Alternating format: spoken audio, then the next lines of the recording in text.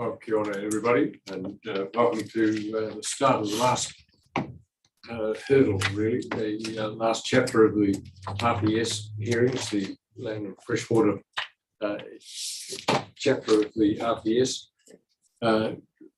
Small piece of housekeeping, the health and safety, just that if we do have an emergency, the doors that you've entered in are those that you go out through, and then we would assemble outside the straight tail house if anything occurred. Toilets and other facilities are out back, the same doorways that you came in. And the only other thing I would ask is that everybody make sure their cell phones are off. You'll see us, or some, at least myself, and I'm not sure about others, accessing a cell phone. It's not because we're texting, it's because we're actually, I would be looking at the RMA on the phone. So otherwise, though, if everybody can ensure the phones are off. And just later, I understand that Felicity Boyd might be held up in Christchurch. Yes, Mr. Chair, that's correct. Courtesy of New Zealand, she's stranded in Christchurch and will be appearing by ABL this morning to present her evidence. Right. Okay. Thank you. So we're in your hands, Mr. Logan. Thank you.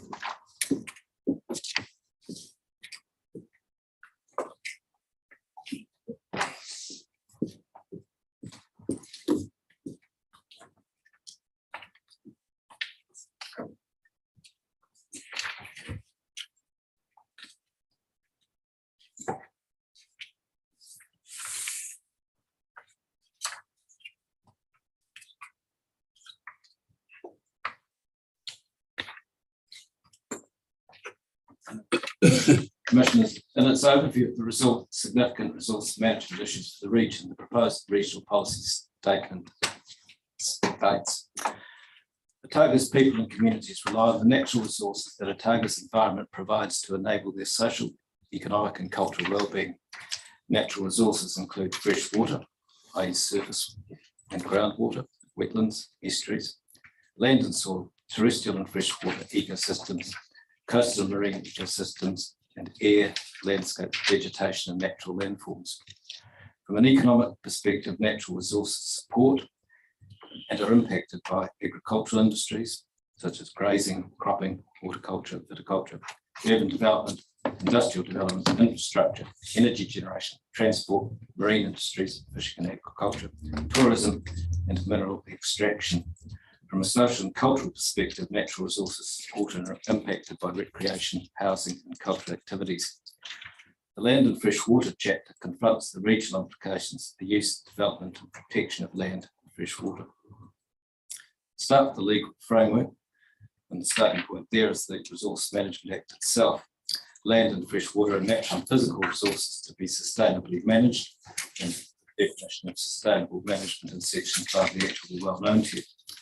The Supreme Court noted in King 7 this purpose as the guiding principle and stated that the obligations of those who perform functions under the Act to comply with the statutory objective is clear. Sustainable management is to be promoted in all decision-making under the Act. While Section 5 includes the use and development of natural and physical resources to provide for the social, economic and cultural well-being of people and communities and their health and safety, such use and development must be reconciled with the intergenerational and environmental interests in Section 5(2)(a), B and C. Sorry, B is dropped out there.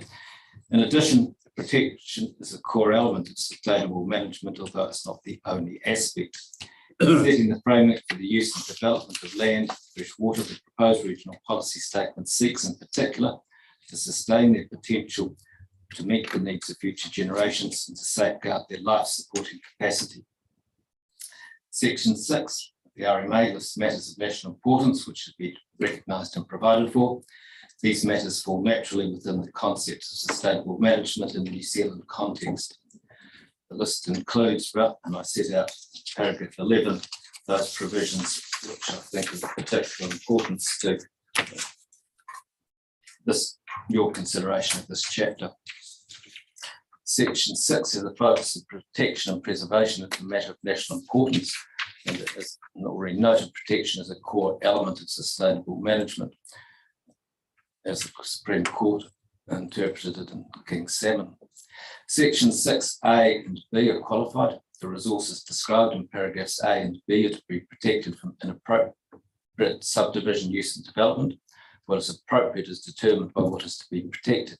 To put it another way, subdivision use and development must be consistent with protection of those resources. In contrast, sections 6D and E are not qualified and are much more absolute statements. It's necessary to have particular regard to the matters in section 7. I set those out. And section 8 requires decision makers to take account of the principles of the Treaty by Tangi. A regional policy statement must be prepared in accordance with the Regional Council's functions under section 30, and I set out those which I submit are relevant to your consideration of this chapter. National policies, the regional policy statement must give effect to the national policy statement. The national policy statements flesh out part 2, including section 5, with greater detail and specificity. There are 3 national policy statements which must be applied in the land and freshwater provisions of the RPS. That is the National Policy Statement for Freshwater Management, the National Policy Statement for Highly Productive Land, and the National Policy Statement for Renewable Electricity Generation. The national policy statements have limited application in this hearing, which is confined to the non-freshwater parts of the proposed regional policy statement. The regional policy statement must also be prepared in accordance with any regulations, national environmental standards and regulations.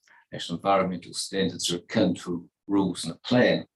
There is no RMA direction to give effect to regulations in a regional policy statement. However, there's no point in including objectives, policies, and methods in a regional policy statement that conflict with a national environmental standard, because those objectives, policies, and methods cannot be given effect to in lower order regional and district plans, except to the extent, if any, provided for in the national environmental standards themselves. The framing of RPS provisions relating to land and freshwater must also take into account the default regulatory settings in the RMA itself. The use of land is permitted unless regulated or prohibited by a rule or national environmental standard. In contrast, activities on the beds of lakes and rivers or affecting water or discharges of water or contaminants are prohibited unless permitted by resource consent or rule or national environmental standards. National environmental standards and plans may impose additional controls on discharges and water. Statutory water regime starts from the perspective of protection, therefore. Turning now to the National Policy Statement for Freshwater Management. As I've noted, the application of this policy statement is limited because the proposed regional policy statement has been split into 2 parts, and this hearing is concerned with parts that do not constitute a freshwater planning instrument.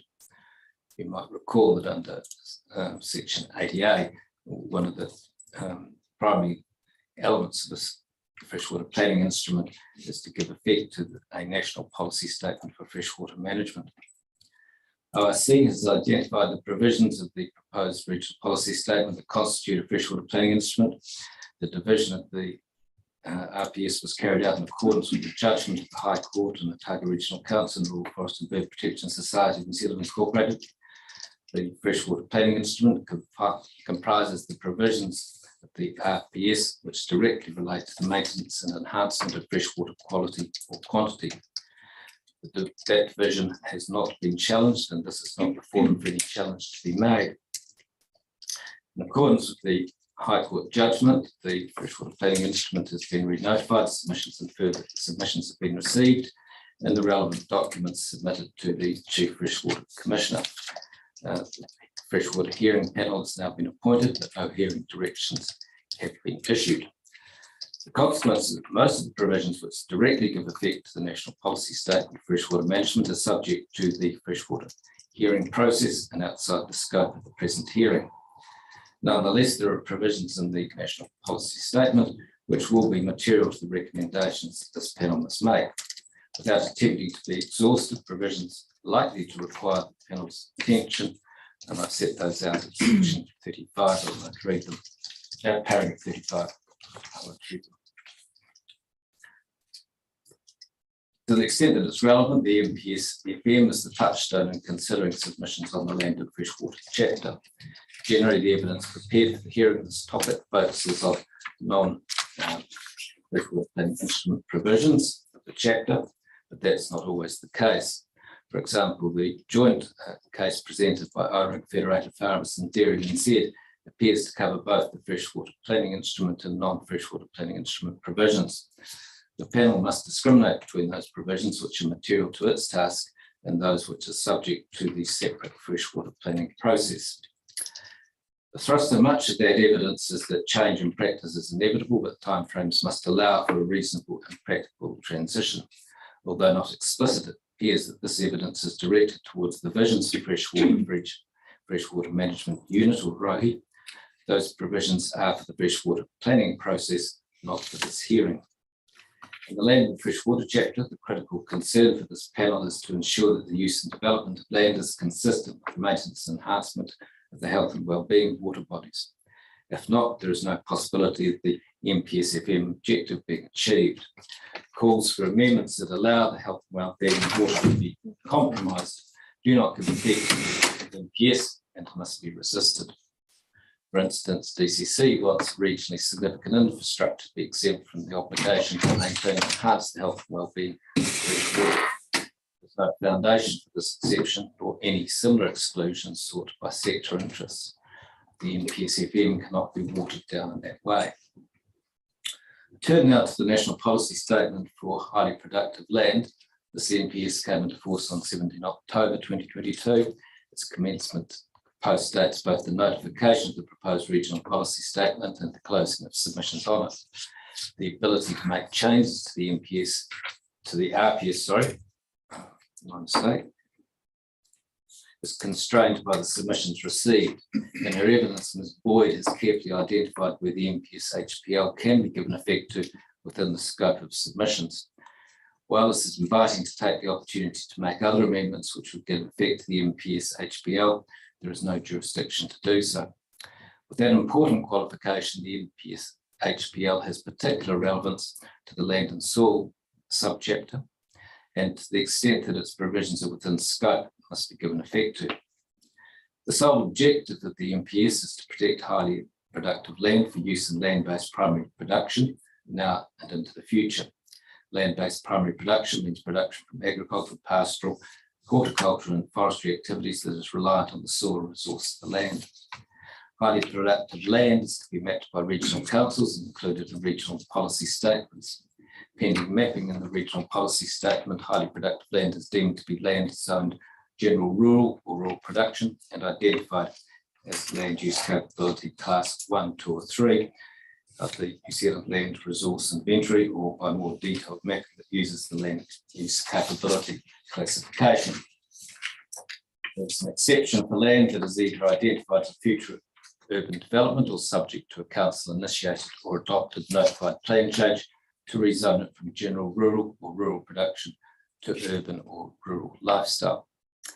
Clause 3.4 specifies how mapping is to be carried out and may include land which is not LUC 1, 2 or 3 land if the land is or has the potential to be highly productive for land-based primary production in regard to soil type, physical characteristics and climate. The maps must be prepared in collaboration with territorial authorities and in consultation with tangata whenua. Maps are open to submission and appeal in the first scheduled process. The evidence from Horticulture New Zealand proposes that land other than LUC 1, 2 or 3 land be identified as highly productive land until such time as the mapping required by the MPS HPL is undertaken. That approach cuts across the transitional classification of highly productive land in the MPS. It would therefore not give effect to the MPS. Such an approach is not open to the panel. Finally, turning to the MPS for renewable electricity generation. This MPS acknowledges and gives effect to the government's commitment to renewable electricity generation by reducing greenhouse gases emissions caused by production use of energy. The MPS seeks to deliver clean, secure, affordable energy while treating the environment responsibly. The MPS does not apply to the allocation and the prioritisation of fresh water. Those matters are to be addressed by regional councils at a catchment or regional level separately. The NPS recognises that renewable electricity generation can have adverse environmental effects, in fact, at a local level. The infrastructure chapter provides for renewable electricity generation generally. Hydroelectric power is a form of renewable electricity generation and interacts with this chapter. The MPS requires management of adverse effects. Where adverse effects cannot be avoided, remedied, or mitigated, then decision makers must consider offsets and compensation which benefit the local environment or community affected. The effects management regime has been refined by the 2022 amendments to the MPS-FM, where the adverse effects of hydroelectricity power facilities impinge on the values and extent of natural inland wetlands or rivers, then the effects management hierarchy in the MPS-FM applies. Those provisions are mandatory. They apply to specified infrastructure, which includes, for present purposes, renewable electricity generation facilities. These later specific directive provisions take priority over the more open textured provisions of the MPS REG. In her evidence, Ms. Boyd has reviewed the 2022 amendments to the MPS-FM, which include the the effects management hierarchy. Her recommended amendments to the land and freshwater subchapter adopt, where it applies the effects management hierarchy introduced by the 2022 amendments. Turning to pest species, issue 3 of the proposed regional policy statement is pest species pose an ongoing threat to Indigenous biodiversity, economic activities and landscapes. Wilding conifers are identified in the elaboration of the issue as such a pest species. Wilding conifer in the proposed RPS has the same meaning as in the NES for plantation forestry. I won't read that out. The NES for plantation forestry regulates wilding tree spread from plantation forestry. The plan rules may not be more stringent than the NES unless the rule gives effect to an objective developed to give effect to the MPS-FM, gives effect to any of the policies 11, 13, 15, 22 of the New Zealand Coastal Policy Statement, provides protection of outstanding natural features and landscapes from inappropriate use and development, protects a significant natural area, regulates activities conducted within 1 kilometre upstream of the abstraction point of a drinking water supply for more than 25 people, or regulates forestry quarrying activities conducted over a shallow water table less than 30 metres below ground level that is above an aquifer used for human drinking water supply. The Director General of Conservation brings one of the proposed additions to the land and soil subject to control the spread of wilding conifers. OSC is sympathetic. It has drafted the amendments appear to establish policies which conflict with the NES. For that reason, Ms. Boyd has refrained from endorsing them. To conclude, the split of the proposed regional policy statement creates practical problems. These are outlined in paragraphs 3 to 33, inclusive of Ms. Boyd's opening statement, which you may have the opportunity to read and which she'll present shortly. Hearings on the non-freshwater part are scheduled to be completed before the freshwater planning instrument hearings will commence. There are, as Ms. Boyd outlines, interactions between the two sections. At some point, the two parts need to be stitched seamlessly together. Because the timing of this different processes, the best way of achieving that goal is for this panel to adjourn the hearings on the non-freshwater part after the Council's reply. The panel should refrain from reporting or making any recommendations on submissions for this process. Once the freshwater panel has reported, the non-freshwater hearings can then be reopened to enable the Council and submitters to address the implications of the freshwater planning instrument recommendations for the non-freshwater section of the proposed RPS. Those are my open submissions. Happy to take questions before you hear from Ms. Boyd. Thanks, Logan. Commissioner Kelly.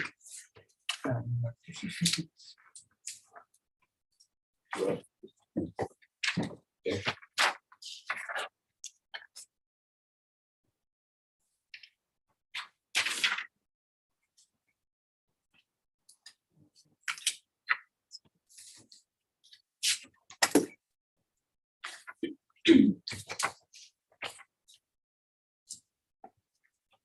probably spoke so fast, Mr. Logan, that nobody's been able to think ahead of you. Oh, you're onto my cunning thing. Indeed. But I do have a few points that I noted as I went through, if I could. Just by way of information, that your paragraph 32, and it's really public information as much as anything, you made the observation the freshwater hearing panel has now been appointed, and for those who aren't aware, it now will comprise the same personnel who are sitting before you at present.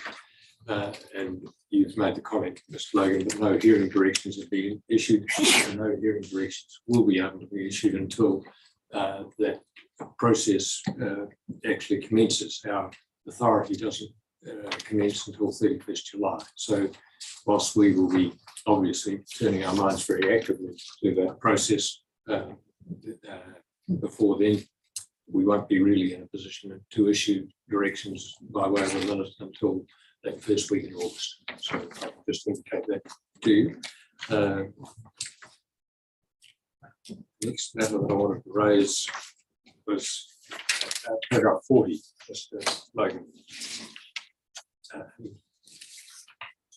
And you made the statement that although not explicit, it appears that the, if I use the acronym, I'm not sure whether I'm right, Mr. Page, but ORAG, am I pronouncing that right? No. Indeed. Okay.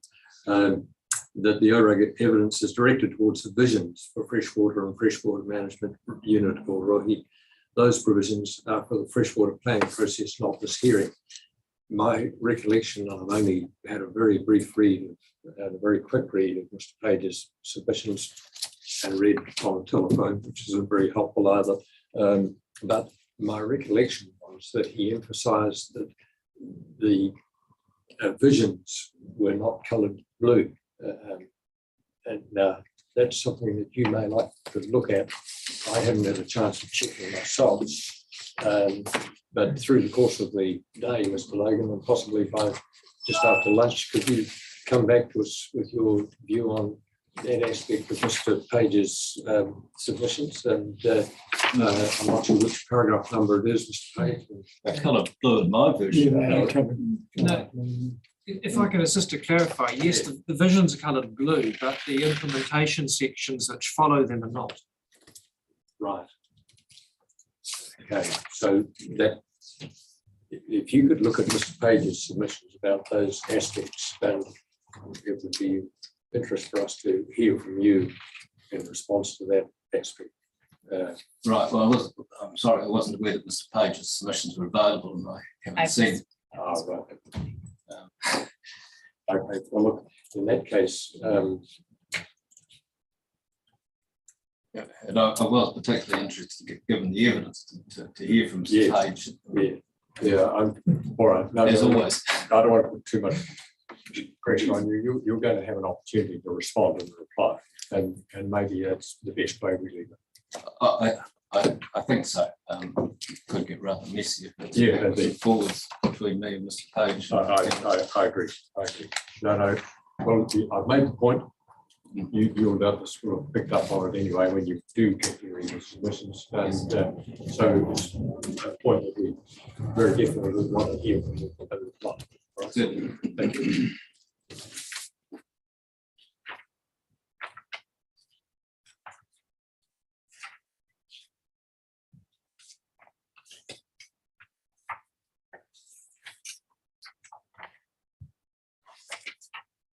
Just the submissions at the end there, Mr. Logan.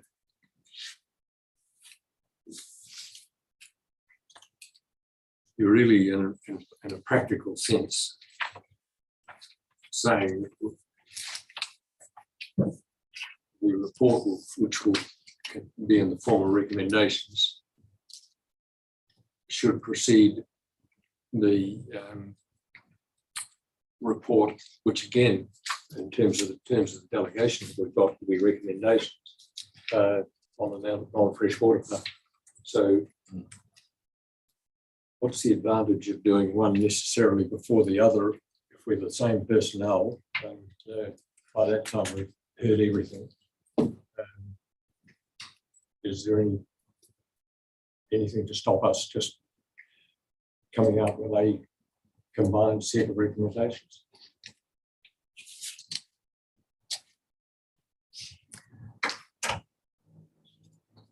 Probably not.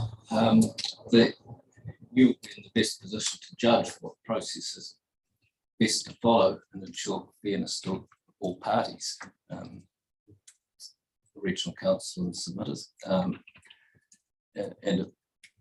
But it may be that in order to have the two parts of the RPS match up, there are matters that, in terms of fairness and natural justice, need to come back to the non-fresh water collection of parties before you finalise your recommendations.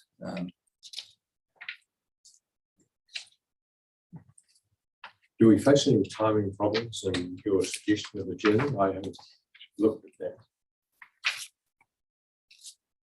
Well, there may be timing problems that depend on the duration of the freshwater process. Mm. My understanding is that in relation to the non-freshwater part, the ORCs have to seek some sort of dispensation from the Minister at the moment. Yes, that's correct. And so where is that process at? I don't know that a decision has come back from the Minister. I'm not aware of one at this stage. I know it's being sought. There's no, at this point, because of the re-notification process for the freshwater planning instrument, there are no issues as to timing there, meeting the statutory timeframes, but it is a live issue in the non-statutory freshwater process, on-freshwater process. But in order to get a coherent document, I would like to think any minister would be sympathetic to appropriate extensions to enable this non-freshwater process to be properly completed. And I suppose the thing we've got to bear in mind is that there are different appeal rights apply to the two different processes. So we've Correct, but we've probably got to have two separate decisions to do that. Because you'll need two separate reports to the council. The Yeah. council makes the decisions, and the decisions trigger the respective appeal rights. What I'm really suggesting is that this panel, as a non-freshwater panel, keeps the options open by not completing the hearing and not making a report until it's completed, and it's wearing its other hat as a freshwater hearings panel. That process to ensure that there is alignment between the two parts of the RPS, and that there is an opportunity to reconvene this hearing if fairness requires.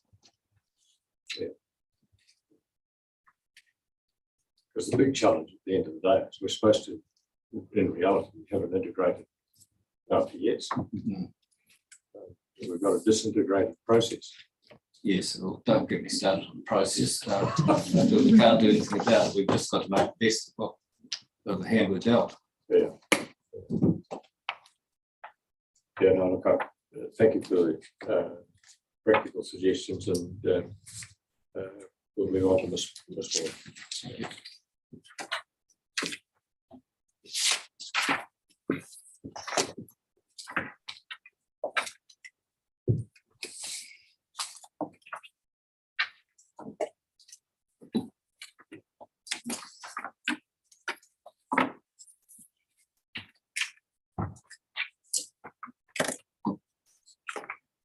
Brenda, Ms. Boyd, and sorry that you haven't been able to make it here. Morena koutou. Yes, apologies from me for that. Spent a reasonable amount of time at the airport yesterday, but the fog in both cities has conspired against me. Right. Well, we're in your hands now, so you just carry on. Thank you. I prepared an opening statement which is reasonably comprehensive, and I did provide it in advance to the panel and the parties. I had intended to still read through it. Just wanted to check that you're happy for me to do that. I am, although whatever opportunities you can take, if there are quotes, for example, that you can skip over, do so. And if you feel there are paragraphs where you can just summarise and move on, then obviously do that as well. All right. Sure. Thank you. This statement provides an update on my understanding of the issues in contention since I prepared my Section 42A report and supplementary evidence. Parts of this chapter are relevant to this hearing and others are part of the freshwater planning instrument part. So my statement addresses the links with the FPI, my revised recommendations on non-freshwater planning instrument provisions, which are the focus of this hearing, and briefly the additional evidence filed on mineral extraction and the amendments to the NPSFM. As Mr. Logan has outlined, there are many links between the FPI and the non-FPI parts in this chapter, and I've provided an overview of the process to date. I won't read through that in detail, but suffice to say the FPI was notified last year, submissions and further submissions have been received, and as you... Can I just interrupt you? I think you could move to paragraph 7. Thanks. Sure. So, as you'd expect, because the non-FPI parts have progressed ahead, there is some difficulty with integrating their provisions. I am the primary author of the FPI Section 42A report, along with Mr. James Adams for the RMIA and Ms. Jackie Todd for SRMR, who have those roles in the non-FPI part. Although no timetabling instructions have been issued, I considered it was necessary to progress the Section 42A report anyway, so that I could provide informed and integrated advice to this panel. That report is in its final stages and will be publicly available shortly, although I wasn't aware of the restriction on the panel's ability to issue timetabling instructions. So we may need to reconsider that. There are many interactions between the two parts. Some are minor, for example, consistent terminology, others are more significant. The statement highlights the recommendations in that report that I consider to be the most relevant and significant for the non-FPI parts, including implications for process and the panel's recommendations. The focus of my discussion is primarily on the objectives and policies. There may also be additional changes required to methods, etc., but I've generally not canvassed those types of consequential amendments. And for those of you who have a hard copy or an electronic copy of my statement, you'll note that I have used blue shading to indicate FPI provisions and yellow to identify non-FPI provisions.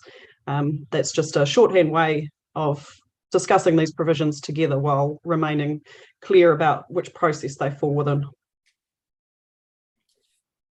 So turning to the LFY, Te Mana Ota Wai section, the only objective is an FPI provision, as is the first policy, but the remaining 3 policies are non-FPI provisions and are therefore subject to this hearing. Policy set out the course of action to achieve an objective, therefore it's important that any amendments to the objective or part of the suite of policies are considered in light of their impacts on the other policies.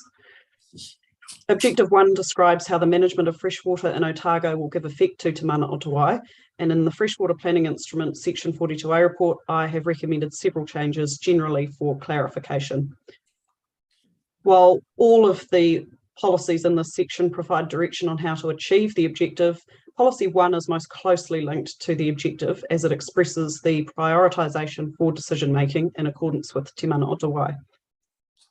I consider that policies 2 and 3 provide direction around concepts that support Te Mana Ota Wai, but relate more to how management should occur to achieve Objective 1 rather than what that management is. I consider my recommended changes to Objective 1 are unlikely to affect the content of policies 2 and 3. Policy 4 is a procedural policy and describes the relationship between this section of the LF chapter and the remaining sections. Given the nature of this policy, I consider the direction it provides will not be affected by changes to Objective 1. In the FPI Section 42A report, I've recommended several changes to Policy 1 to clarify the hierarchy of priorities. Several submitters have sought to explicitly include or exclude particular activities from either the second or third priorities, for example, food production and hydroelectricity generation, which I have generally not recommended accepting, retaining the focus on ingestion and immersion in the second priority. While I do not consider this requires any amendments to non-FPI provisions, interpretation of the hierarchy of obligations will inform the application of most of the Land and Freshwater chapter provisions and is a matter the panel should be aware of.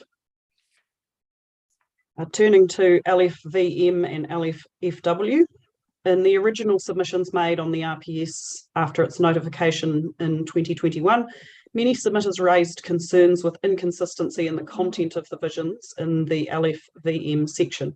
Several sought a region-wide vision to address this. The same concerns have been raised in the FPI submissions, including concerns about the relationship between the objectives in the VM section, including the visions, and the objectives in LFFW, which apply on a region-wide basis.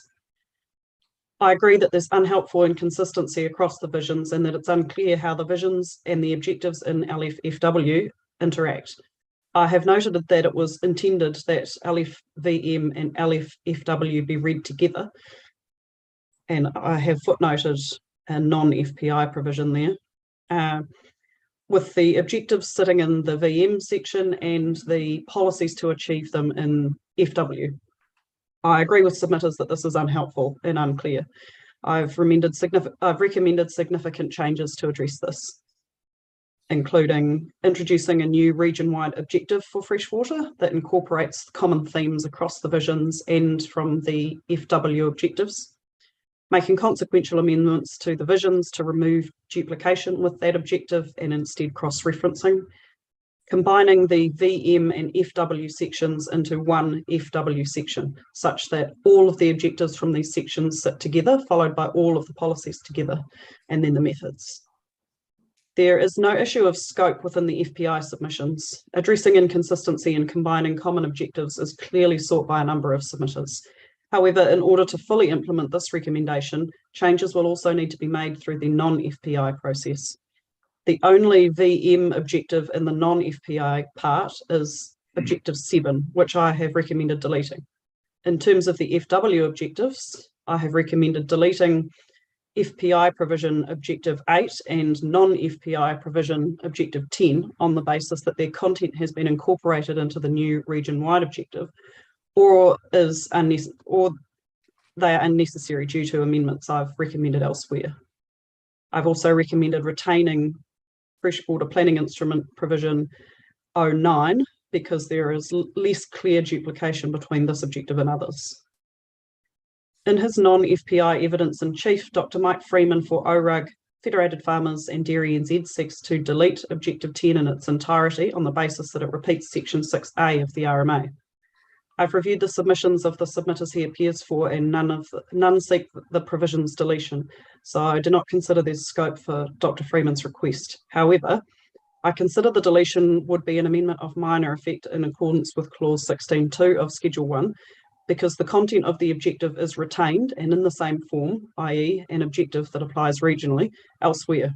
I recommend this amendment to avoid duplication between the two parts. I've included a table showing the notified structure compared to my recommended structure as Appendix 2 to the statement. Despite recommending their move, I have retained the existing numbering of the provisions in these sections in order to make it easier for parties to reference. And I'll skip to 22. I consider that the impacts on the non-freshwater planning instrument provisions as a result of my recommendations are minimal. Simply moving provisions does not alter their intent, and I consider that amendment could be made in accordance with Clause 16.2. I have recommended retaining the content of provisions being moved and just locating their content under one heading in a logical order. In the remainder of the FW section, objectives 8 and 9 and policies 7, 9, 10 and 15 are FPI provisions, but the provisions relating to natural character, wetland identification and outstanding water bodies are non-FPI provisions. The majority of the explanatory provisions are also in the FPI, with only Method 5, Method 9 and Method 10, and some paragraphs of the explanation being non-FPI provisions. I've also recommended changes to Policy 7 and 15, including splitting Policy 15 into 2 to more clearly set out the expectations for the different types of discharges that policy manages. And I don't consider my recommendations require any amendment to non-FPI provisions. Objective 9, Policy 8, Policy 9 and Policy 10, supported by the definition of natural wetland, are a suite of provisions addressing natural wetlands, which I've discussed in detail in my supplementary evidence on the amendments to the NPSFM. I have made recommendations to the recommended amendments to the FPI provisions, but I don't consider these alter the application of those provisions. Policy 8 is a procedural policy that implements the NPSFM, and I don't consider that the changes in the FPI that I recommend necessitate any changes to Policy 8. 3 of the methods in the freshwater section are in the FPI. Method 6 for the regional plan, Method 7 for district plans, and Method 8 for action plans. They may require consequential amendments as a result of the recommendations on the non-freshwater planning instrument provisions. However, given the FPI is on a slower track, I consider this can be addressed through the Section 42A report and hearing process. LFLS. In this section, the majority of provisions are non-FPI, including all of the objectives. The only FPI provisions are 2 policies, 18 and 21, 1 method, M11, and 1 anticipated environmental result. I've recommended changes to policies 18 and 21, but I don't consider that they change the effectiveness of the policies in achieving the objectives, which are in the non-FPI section. I've recommended minor changes to M11 that don't materially change its content, but in the same way as for the freshwater section, this is the only method in the LFLS section providing direction for regional plan content, and as such, it will need to incorporate direction on how the full suite of policies, which are mostly in this process, are implemented in the regional plan. There are a range of other more general matters that span the 2 processes, and I've given a couple of examples here about consistency of Te Reo Māori place names and the use of deadlines and methods. I will raise these matters in the non-FPI reply reports to the extent that I can, but I consider it as likely that similar types of consistency issues might arise through hearing. Mr. Logan has addressed you on the procedural implications, so I will skip to 34. There have now been 7 weeks of hearings and a series of supplementary statements prepared on behalf of some submitters, which I have been considering as they have been made available.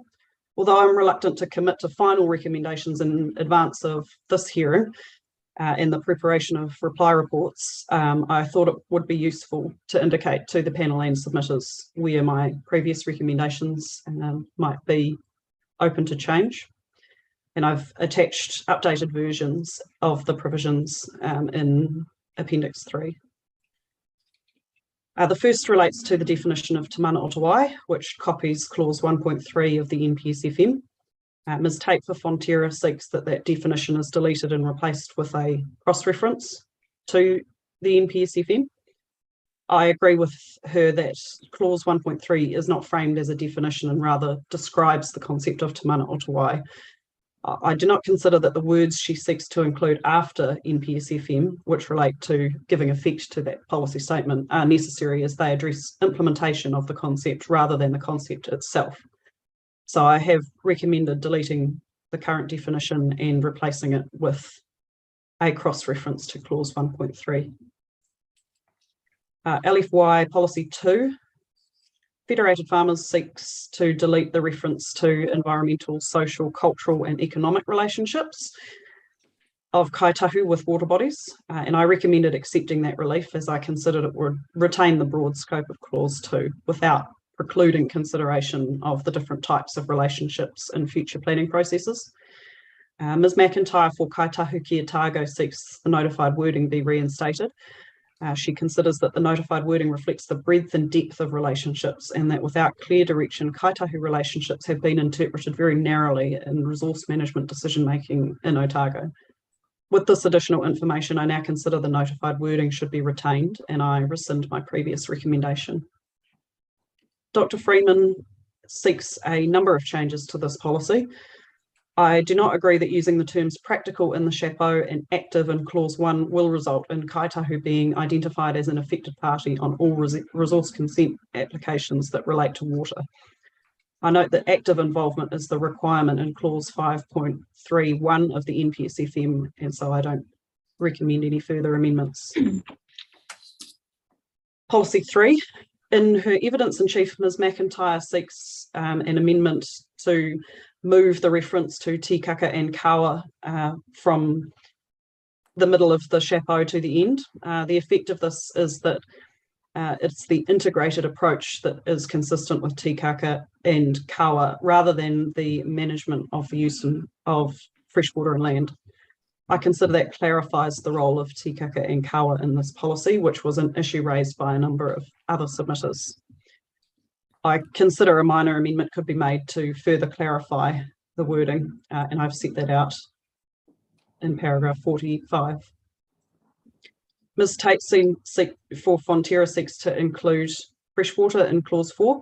She considers that it's an incomplete picture not to acknowledge that the use of land and freshwater is necessary to maintain and enhance the health and well-being of freshwater. This policy sets out the principles for an integrated approach to managing the use of freshwater and land. It's not a management policy per se, instead it's a policy about management. Managing the impacts of land use on water has been a historic downfall of Otago's regional planning framework, and I consider this policy as clearly highlighting that particular link and its importance for taking an integrated approach to management. So I maintain my previous recommendations. Ms Tate also seeks to include reference to IMP6, which sets out the precautionary approach and to align with the drafting of other provisions in the RPS. She hasn't stated where she would include it. However, I assume it would be in Clause 8 in a manner that's consistent with similar references in the coastal environment and ecosystems and Indigenous biodiversity chapters.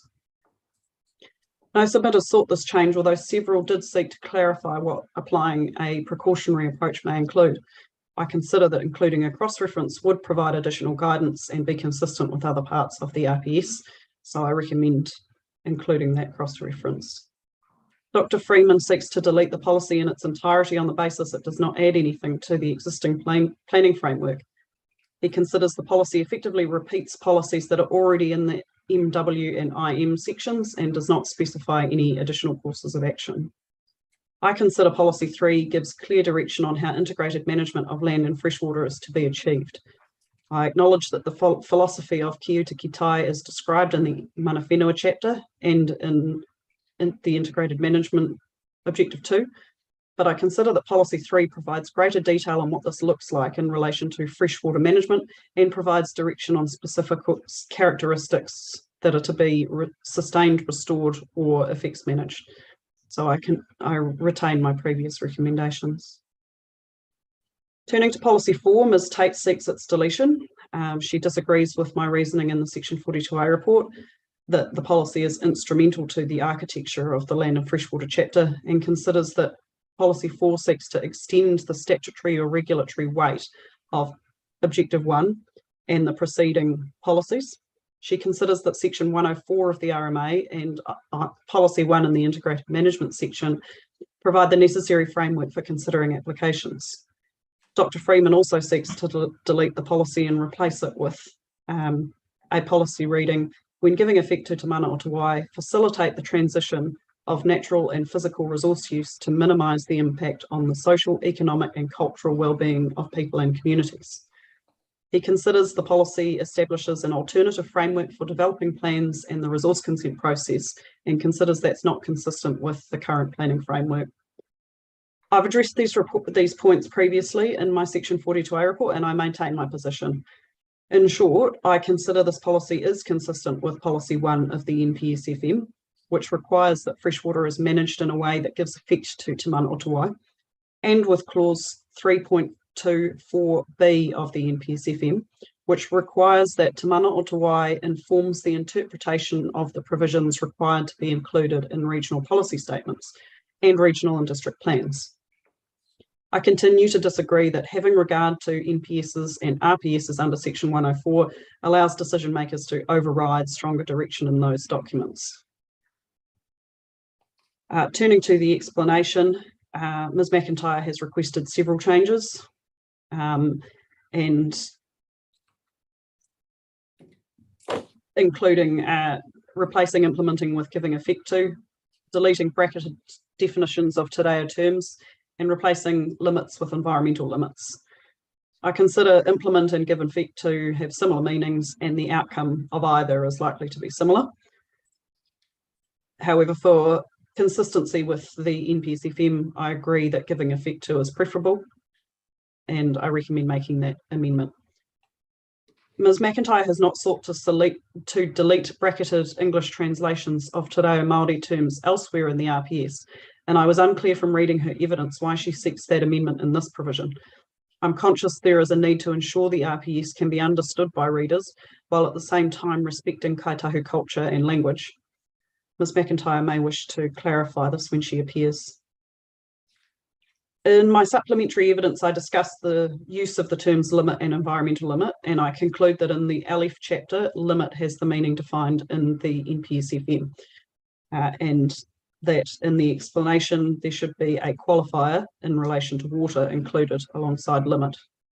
I note this qualifier was not included in the track change version of the RPS, and so I recommend making that amendment.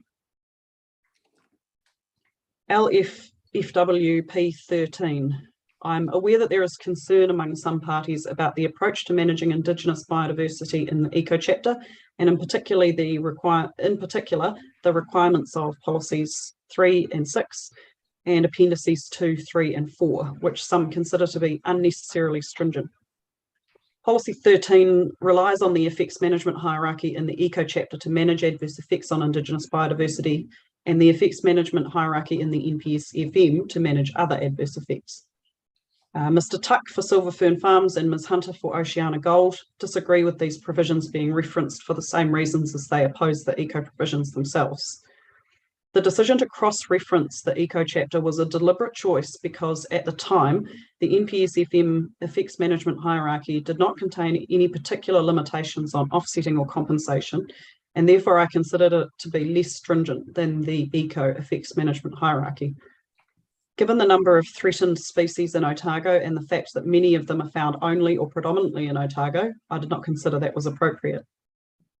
The NPSFM hierarchy was amended in December, and the appendices setting out principles for offsetting and compensation included. I'm no longer certain that this hierarchy is more stringent than the eco chapter. I'm aware that some submitters on the eco chapter now seek to align the two hierarchies by adopting the hierarchy in the NPSFM. This is a matter that Ms. Hardiman and I will need to discuss as we prepare our reply reports. I note it here simply to confirm that I'm cognizant of those discussions and that it is a live issue for both chapters. Contact seeks the deletion of clause 4 of this policy relating to the form and function of water bodies, which I recommended rejecting. However, in light of recommendations I've made on the freshwater planning instrument section 42A report, and particularly the implications arising from the new objective I now recommend amending that clause for consistency, which is set out there, and I consider that addresses the relief sought by a number of other submitters. Ms. Tate for Fonterra requests changes to clause 3 to more correctly reflect the NOF process. She contends the term water quality standards is not used in the NPSFM, and Dr. Freeman also seeks to delete this clause.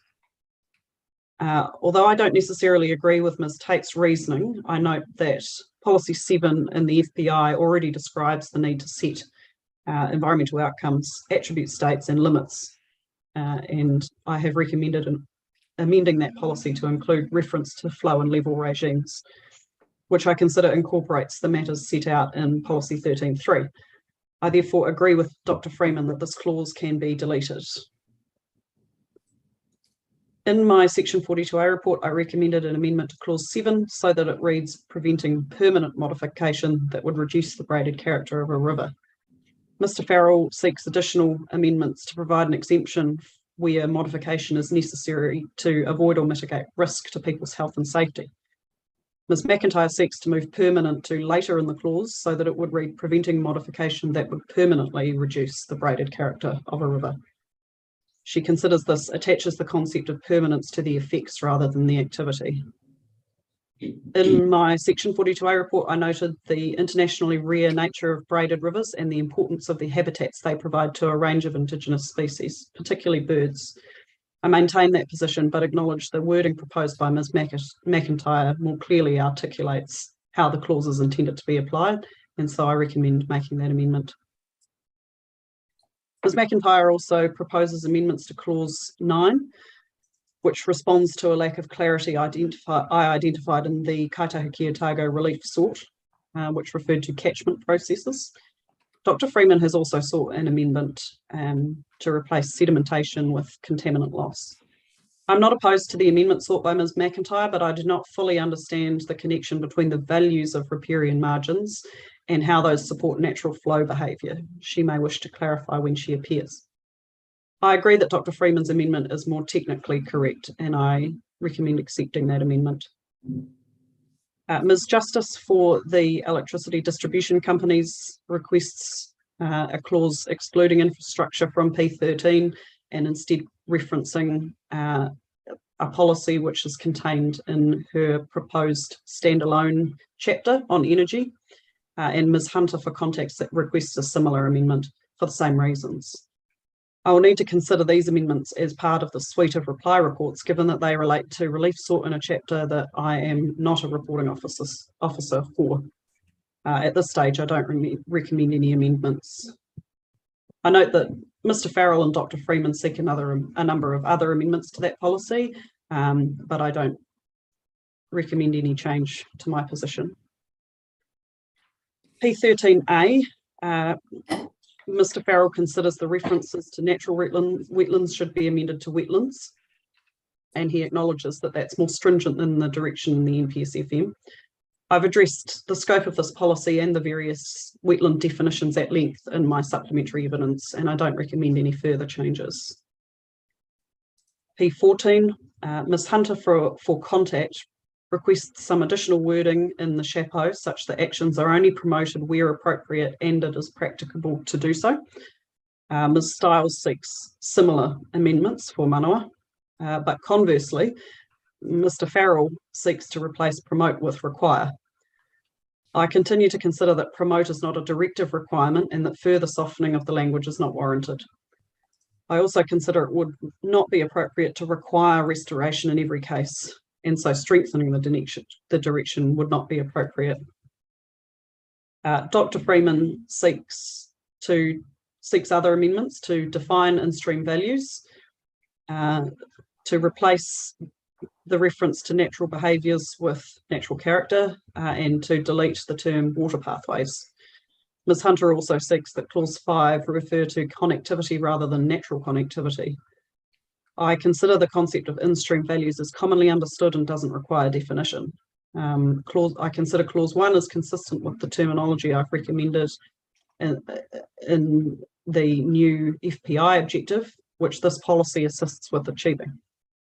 I agree water pathways is open to interpretation and could be deleted without altering the application of policy 5. I disagree with Ms. Hunter's proposed deletion of natural connectivity, as water bodies can be connected through artificial means, which is unlikely to contribute to restoring degraded or lost natural character. Dr. Richardson for DOC seeks an amendment to clause 3 to clarify the role of fish barriers, which I consider as clearer than the wording I had recommended in my section 42A report. I do consider, I have recommended another minor amendment just to reorder the words that Dr. Richardson seeks for clarity. Method 8A. In my supplementary evidence, I recommended a new method to address the interaction between Indigenous species and trout and salmon. Dr. Richardson seeks a number of general amendments to the method, and Mr. Brass has set out how those amendments should be made to the method. Mr. Brass notes this is a complex topic and he's open to other wording. I've discussed this method with ORC's freshwater ecologists and they agree with Dr. Richardson's evidence.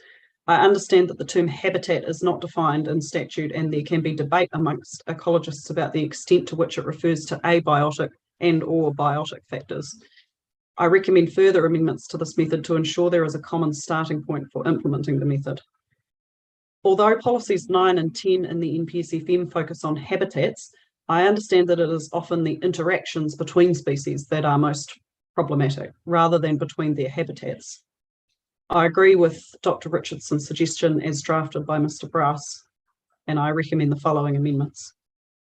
The key change there is to AA, to identify the physical habitats and biological conditions, and that is really a precursor to, if you are trying to determine where protection is consistent or inconsistent, you need a common understanding of what that habitat contains or doesn't contain, i.e. whether it's focused only on physical attributes of the environment or whether it includes, for example, the presence of other species.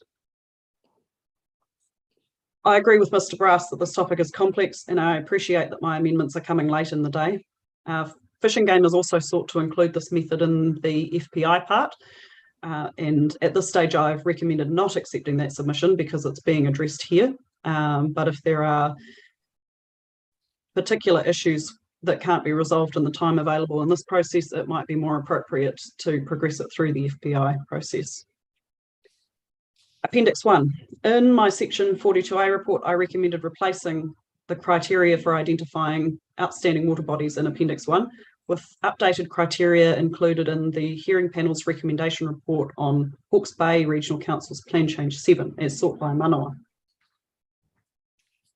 Around the time I made that recommendation, ORC commissioned a group of experts to identify outstanding water bodies using the APP1 criteria.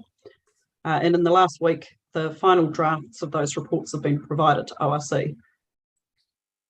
Given the progress of that identification work, I'm not sure there is benefit in revising the criteria. I have not been able to discuss this matter with ORC prior to this hearing and am reluctant to revise my recommendations at this stage. However, it may assist the panel and submitters to know this context and that I am considering rescinding that recommendation.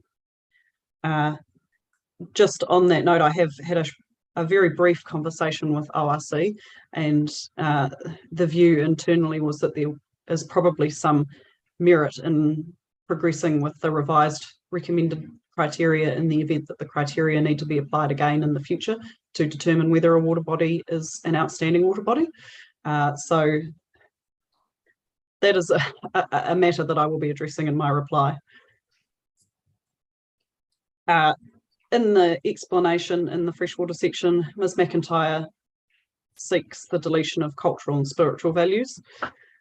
Even if I recommend rescinding my previous recommendation to replace APP1, given the submissions by Kaitahuki Otago and Ngaitahuki Mirahuku, I retain my recommendation to delete that part of the criteria, and therefore I agree with Ms. McIntyre's amendment to the explanation. LF-LS, new provisions. The scope of the LS section has been subject to some debate, and a number of submitters seek either new objectives or new policies to address additional matters related to land. I acknowledge this section has a relatively limited scope and I'm not fundamentally opposed to broadening it. I do have concerns about the extent to which the provisions sought potentially duplicate direction elsewhere in the RPS and whether the new provisions are appropriately supported within the policy framework of the chapter. For example, if a new objective is included, does the suite of policies and methods collectively work to achieve that new objective? I've grouped this section into 3 themes of provisions sought, and I'll turn to rural land first. Mr. Ensor has requested a new objective, but I consider this has effectively been included in recommended objective 11A. He also requests a new policy prioritising primary production on rural land ahead of urban land uses, which I don't consider as necessary because that direction is already in the UFD chapter. Resource use and mineral extraction. In her evidence, Ms. Hunter for OGL proposed a new objective 013 to recognise the role of resource use and development. I responded to this proposal and noted my concerns about this objective, which haven't been addressed further by Ms. Hunter. However, in his legal submissions on the eco chapter, Mr. Stephen Christensen stated that OGL is not opposed to including the objective somewhere else in the RPS. The same issue I raised in my evidence, which is that the scope of the objective is broader than the scope of the chapter, arises in most other chapters of the RPS because of the topic-based structure mandated by the planning standards. A broad objective of this type would be best located in an overarching chapter such as integrated management. Objective 1 of that chapter already states, and I won't read that out, but it is the content of Objective 1. I consider that it encapsulates the core philosophy of the RPS, that a healthy environment is the foundation for the well-being of present and future generations. I also note there the content of Objective 3, which is focused on how communities provide for their social, economic and cultural well-being. I continue to disagree with Ms. Hunter and Mr. Christensen about the need for that new objective. Land environments. Mr. Brass for DOC seeks the addition of 2 new objectives, one on land environments supporting healthy habitats for Indigenous species, and another focused on the management of land use activities that protect terrestrial, freshwater and coastal values. I didn't recommend including these because I consider in my Section 42A report because I considered the eco chapter manages ecosystems and biodiversity, and that it was not clear what the terrestrial, freshwater or coastal values sought to be protected by the second objective were. Mr. Brass acknowledged that recommendation, but continues to consider that those other provisions don't relate directly to the management of land. I still consider the second objective as unclear. I'm less opposed to the first objective sought, although I do consider it has the potential to overlap with the eco chapter. One of my concerns with introducing a new objective is the extent to which that objective can be achieved by the rest of the policy framework. And I note Mr. Brass and Ernst Law 1 also seek new policies in this section, which affects my consideration of objectives. Expanding on the content of DOC's submission and the evidence of Mr. Bruce McKinlay regarding wilding conifers, Mr. Brass seeks a new policy related to pest species, which I have set out there and focuses on seeking to reduce the impact of pest species, including wilding conifers, but also other species. Similarly, Ms. Lynette Bache for Ernst Law 1 seeks a new policy that is specifically focused on wilding conifers. Mr. McKinlay addresses wilding conifers in his evidence, and I take the point that the impacts of wilding conifers are broader than only Indigenous biodiversity, which is addressed in Eco P9, and natural features and landscapes, which is addressed by NFL P5. As notified, those policies were limited to managing the planting of plantation forestry and were therefore drafted to be consistent with the limited exceptions provided in Regulation 6 of the NES. I note that in relation to both of those policies, submitters have sought to expand their scope so they apply to permanent forests as well. I'm aware that QLDC has sought to apply Eco P9 to broader areas at risk from wild and conifer spread. The policy proposed by Mr. Brass is broad but contains little direction for managing pest species other than wild and conifers. I'm concerned about the potential for duplication with the Biosecurity Act, under which ORC's regional pest management plan is prepared. To me, wilding conifers are a different type of pest as a large part of their impact arises from land being used in particular ways that can be controlled under the RMA, unlike, for example, the introduction of mammalian pests. I prefer the drafting of Ms. Bache's policy, which focuses on wilding conifers, but I have concerns that some of its content may impose greater restrictions on afforestation of plantation forestry that is allowable under the NES. At this stage, I'm minded to incorporate a policy like that suggested by Ms. Bache, but more clearly separating the additional controls on plantation forestry, which need to be consistent with Regulation 6, from controls on other activities such as permanent forestry and shelter belts, where there is more flexibility in approach. In light of that, I consider there's merit in Mr. Brass's proposal to include an additional objective on land environments supporting healthy habitats, and the current suite of 3 objectives in the LES chapter does not provide a particularly clear link to a policy on wilding conifers. I'm not certain whether there needs to be a standalone new objective or whether the content proposed by Mr. Brass could be incorporated into one of the other objectives, and I'm still concerned about the potential for duplication with the eco chapter, although I agree with Mr. Brass and Mr. McKinlay that wilding conifers impact more than just Indigenous biodiversity, and therefore the land and soils chapter is a more appropriate home. I haven't put forward any drafting for these because I consider it would be more helpful to hear first from those relevant submitters and their response to my discussion here. Objective 11A, Mr. Taylor for Dunedin City Council requests a change to protect highly productive land from inappropriate development rather than the current wording. I've set out the objective of the NPS for highly productive land there, and I note that the wording sought by Mr. Taylor aligns with policy 8 of that NPS.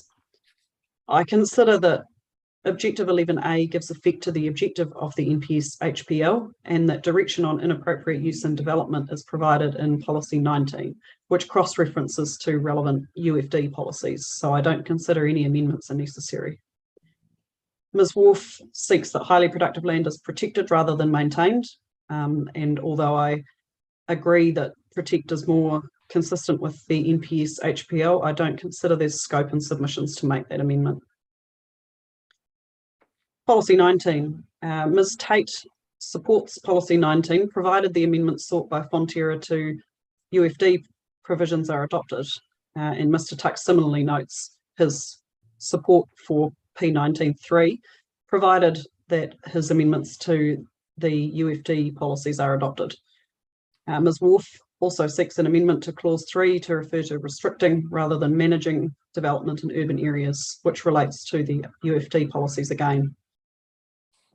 Ms. White has circulated a redrafted UFD chapter, and a number of responses to that evidence were received by parties. I understand Ms. White is still considering those responses, and it will be necessary for us to prepare our reply reports and final recommendations, and then discuss the links between our chapters and reconsider the submission points above once we have clarity on our final recommendations. So at this stage, I don't recommend any further amendments.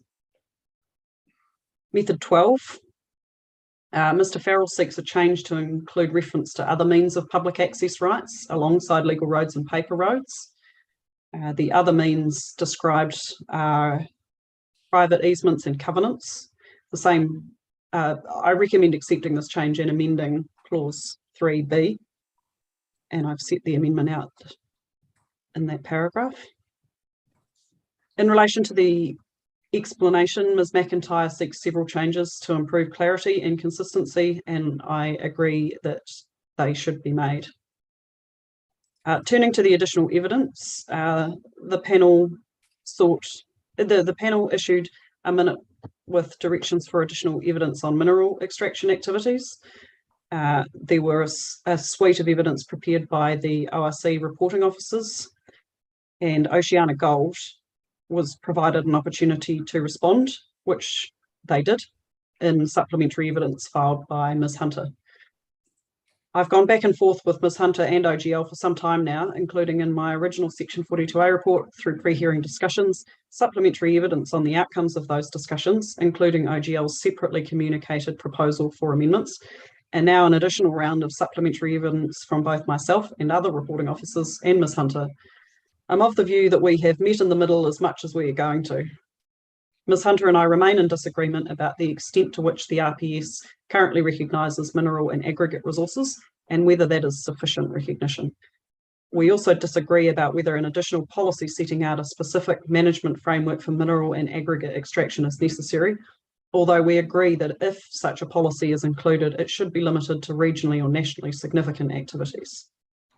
Finally, there are unresolved issues relating to the interaction between the effects management hierarchies, which I've discussed previously.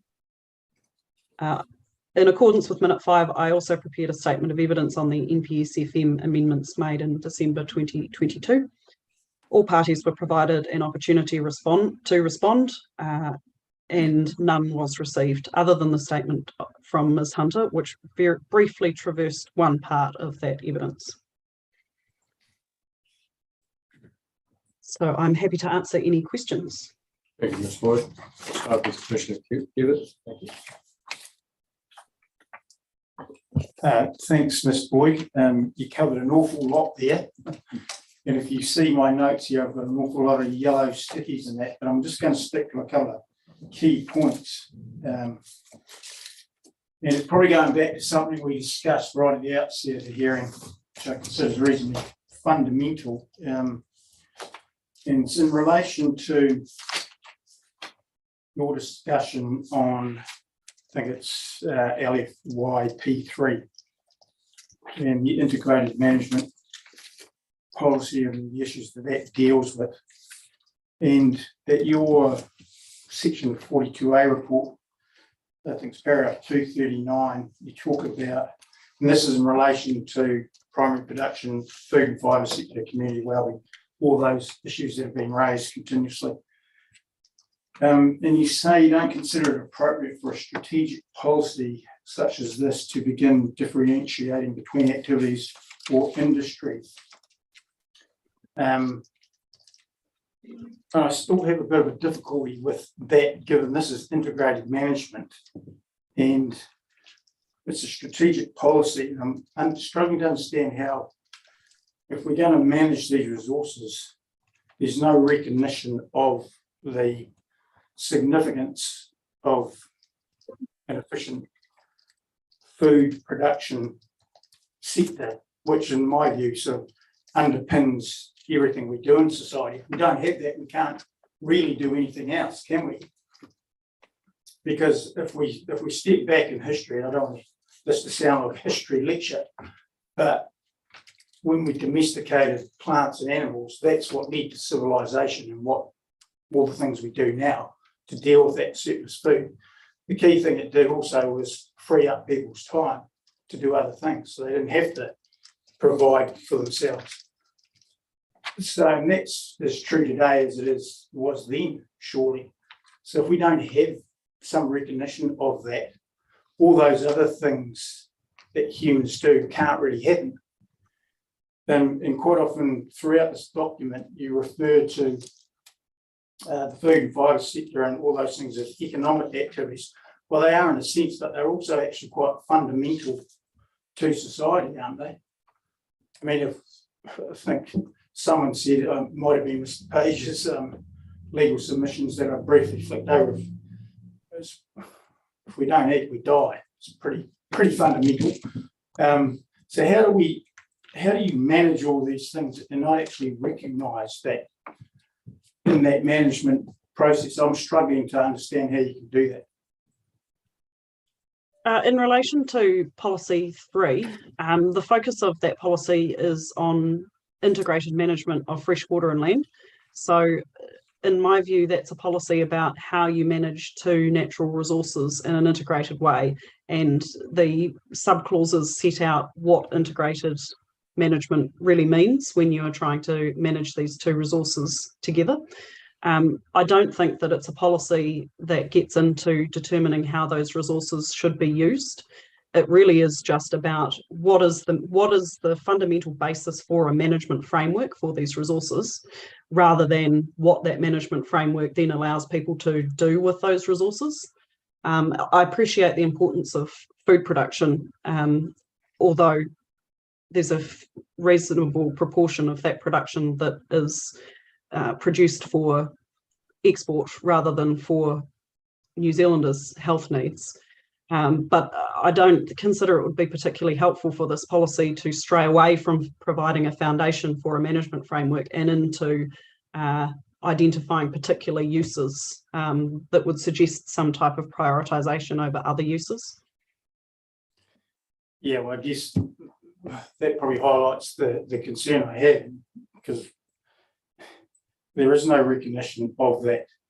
Forget about this policy, it's throughout the whole document, and it's been raised a lot of times. But that policy 3 does recognise some human use values. You recognise Mahika Kai, you talk about regional and urban growth, which are all human use values and priorities you've put in there in that policy. But I mean, this goes further than that. We can't have any of that if we don't actually have the ability to eat. I don't think your answer quite takes me to where I think understand. It's like you've talked about in one section, I think I wrote submission mentioned this, and you said that they haven't referred to other resources that use water, such as tourism. I mean, tourism doesn't happen unless we actually have a thriving society that doesn't have to worry about producing their own food, because someone else does that for us. And you mentioned our exports. Well, we're a global community, so I'm not sure that really carries any weight either. I think we have a difference of opinion about the extent to which food production should be recognised and managed in the RPS, and I'm not sure I can give you an answer that resolves your concerns. My view really is that, and it's consistent with the way the RPS more broadly has been drafted, that if you get the environment right, the natural environment and the natural and physical resources that comprise that environment, then the use is available to whatever people want to do with it. The really important part is ensuring that we have that healthy environment so that in the future people have the same opportunities to make use of those resources, whether it continues to be for food production in the same way that it is currently, or whether those uses evolve over time in response to changing markets and climates. I'm a bit agnostic about future uses, I guess.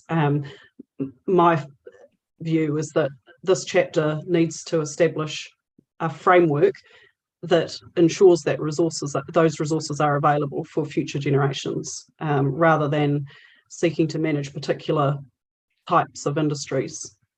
I understand all that and accept all that, but that can't happen in a vacuum, and it just doesn't make sense to me for integrated management that those, and we're not talking about an economic use, we're talking about a fundamental of human society.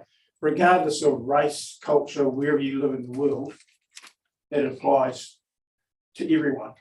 And you can't get away from that fact, unfortunately. So it's not about prioritising uses in my sense in this context. That's a fundamental. Everything else happens after that. It's not a nice to have. You actually have to have it. So, and I understand everything you said before then, but I don't think you can divorce the two, which this appears to be doing. I think my interpretation of Te Mana o Te Wai is that we must first prioritise the health and well-being of water bodies, and it's those water bodies which provide for the range of uses that occur.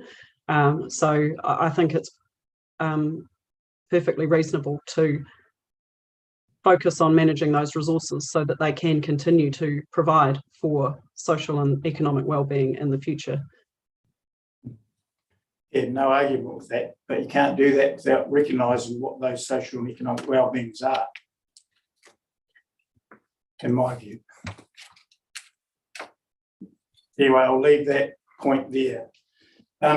Also, in relation to that policy, the natural connections issue in subclause 1, you talk about restore the natural connections, and I think there was a submission that sought to remove natural. I'm just trying to understand that in context of a lot of Otago's rivers where natural connections are probably gone. in your view, would the hydro scheme on the Clutha be a natural connection, the water passing through turbines or not? How do you see that? I don't think that is, I mean, the location of dams, the construction of dams is not a natural activity.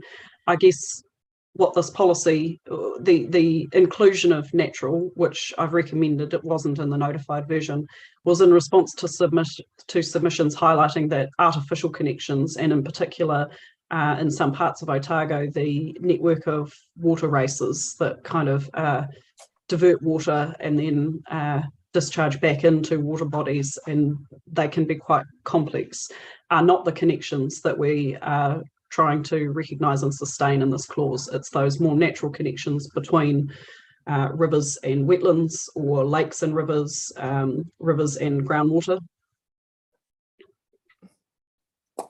Okay, so those existing sort of artificial connections are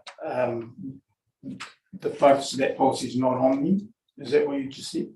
That's what the amendment I've recommended to include natural is trying to address. Yes, I think as notified, it does sort of inadvertently focus on any connection. And it wasn't the intent that we would be seeking to recognise those artificial connections between water bodies.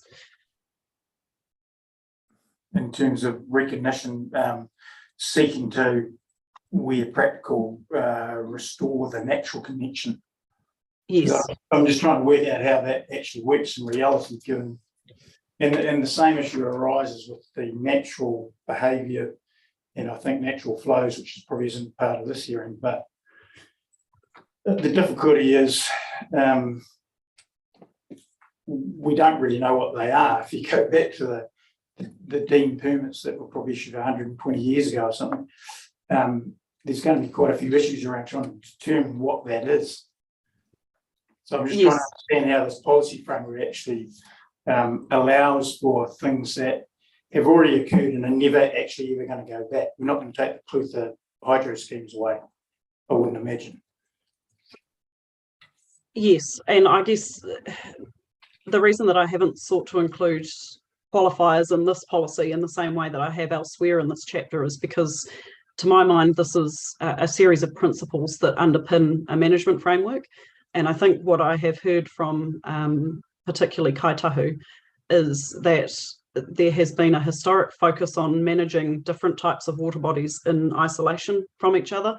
You know, fresh water separately from coastal water, surface water separately from groundwater, wetlands separately again. And really that's not a particularly accurate representation of how those water bodies interact. And where they have become cut off from each other and that's affecting their health, then we should be looking to restore those connections and to sustain connections where they do still exist. Yeah, understand all that, but there is a reality that's slightly different to that. Okay, just moving on to highly productive land. And to some degree, I guess, hands are tied here in terms of what the NPS says. And you set out a process here identifying highly productive land. The issue that arises for me with this is the mapping of the class 1, 2 and 3 land. Now, most of that occurred decades ago, probably in the 50s and I think 1976 or something like that.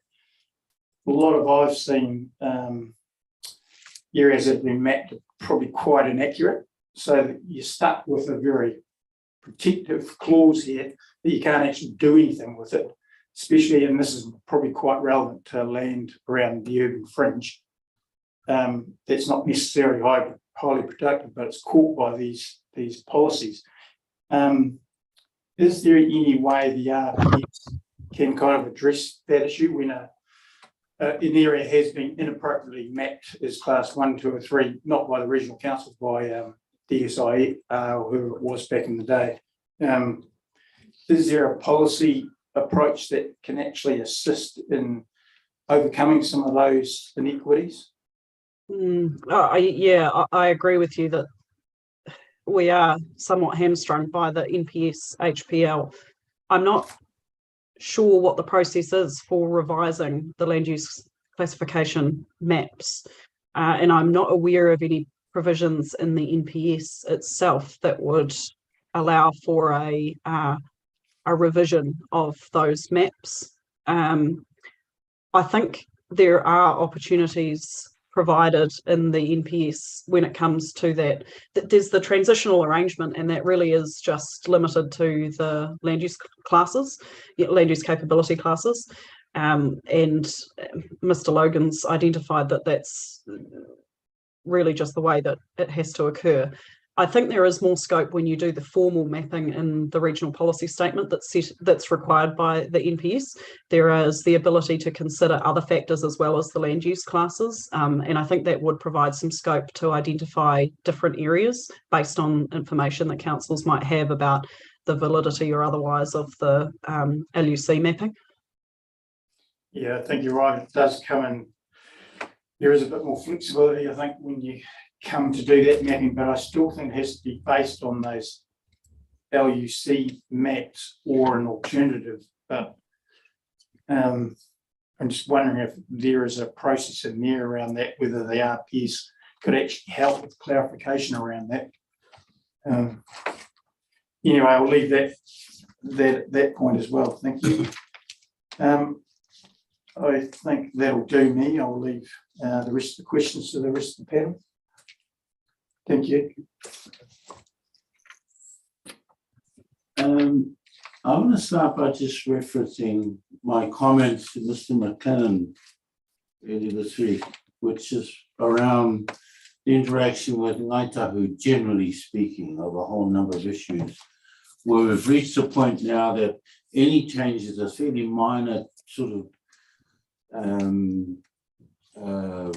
grammatical changes, as you've demonstrated here, the number of things that you've been discussing with Ms. McIntyre. Unfortunately, you make a couple of points here about Ms. McIntyre may wish to elaborate on some of the things that you've been discussing with her. I'm not sure that we're going to see her again between now and the end to clarify that, but be that as it may, the point I'm making, I suppose, is that the continued exchange between yourself and Ngāi Tahu over the issues that have cropped up, particularly around Te Mana o Te Wai, I suppose is what I'm really getting at, and how the changes have either been nuanced or quite almost spectacular, I guess,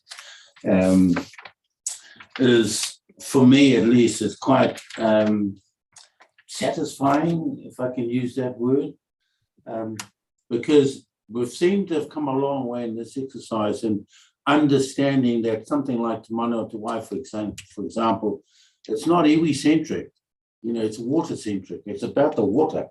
And we sort of got hung up, I think some people have got hung up in terms of, well, Te Mana o Te Wai, just because most of it's in Te Reo Māori, kind of gives the sense that it's iwi-centric. So I'm actually quite relieved to see that direction now coming out, or focus, I guess, more clearly. And I'm going back to your Section 42A reporting in particular, which I went over again last night and sat and reread it again, just to be sure that I understood where, the initial statements around whakapapa and water being connected, along whakapapa lines and that sort of thing.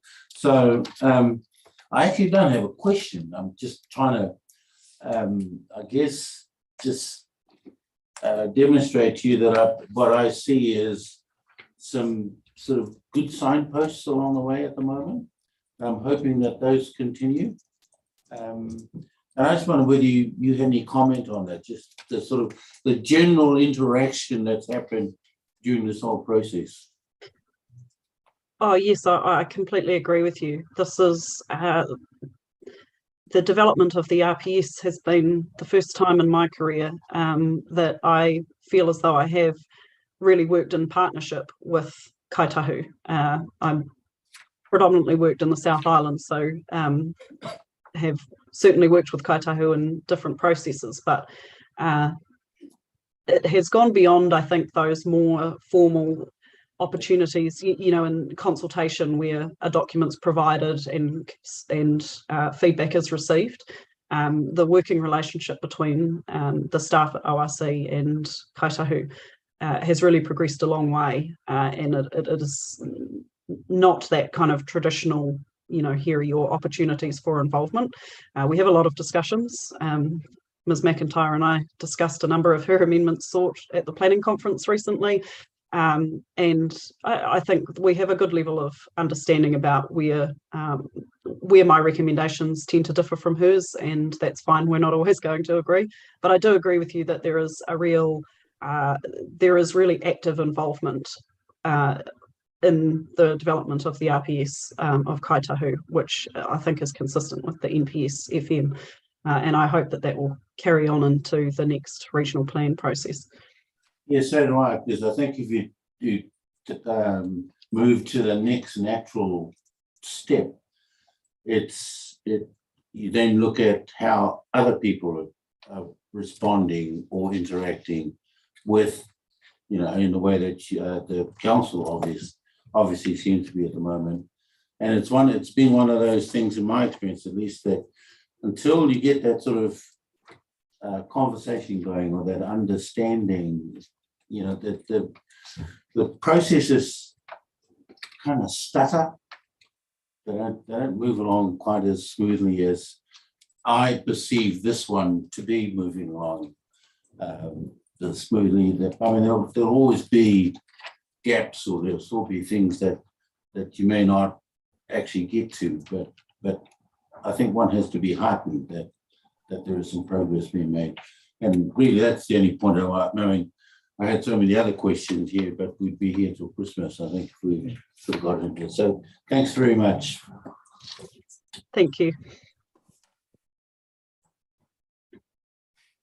Yeah, no, thanks, Ms. Boyd. I'll just stick to a couple of sort of larger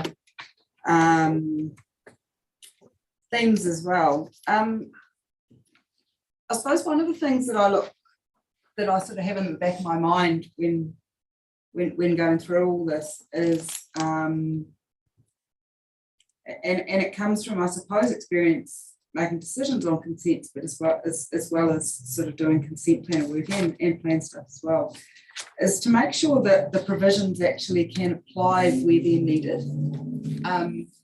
And often, I suppose, through consent processes, you end up, there's provisions in a plan or an RPS that you'd like to think would apply, but they only apply to plan making, or they're non-regulatory or something like that. So it's making sure that, I suppose, that the provisions are worded in a way that they're broad enough that they can apply to plan processes, they can apply to consents and the like. And so when I look at things like, I suppose you've raised FWP 13.3. Whoops, I've got the NPS HPL open. Yes. And I'll just pull that up. And I think you were talking about in your section 42 report, but also in your opening statement around how it feeds in with one of the other provisions as well. And I'll just find that point. I suppose it was one of those instances where I was thinking, oh, is this starting to stray into a situation where you're talking about minimum flows and the like, and flow regimes that need to be set.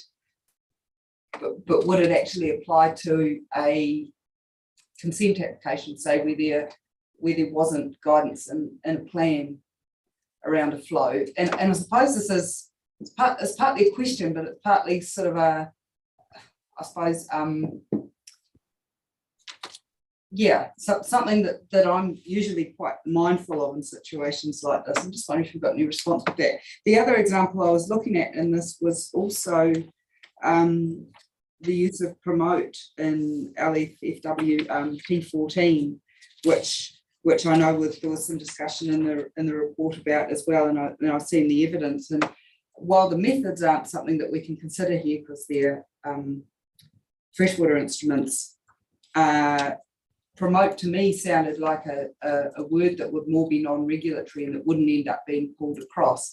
But some of the stuff that was in that policy actually seemed really important. Just wondering if you've got a response on that garbled question.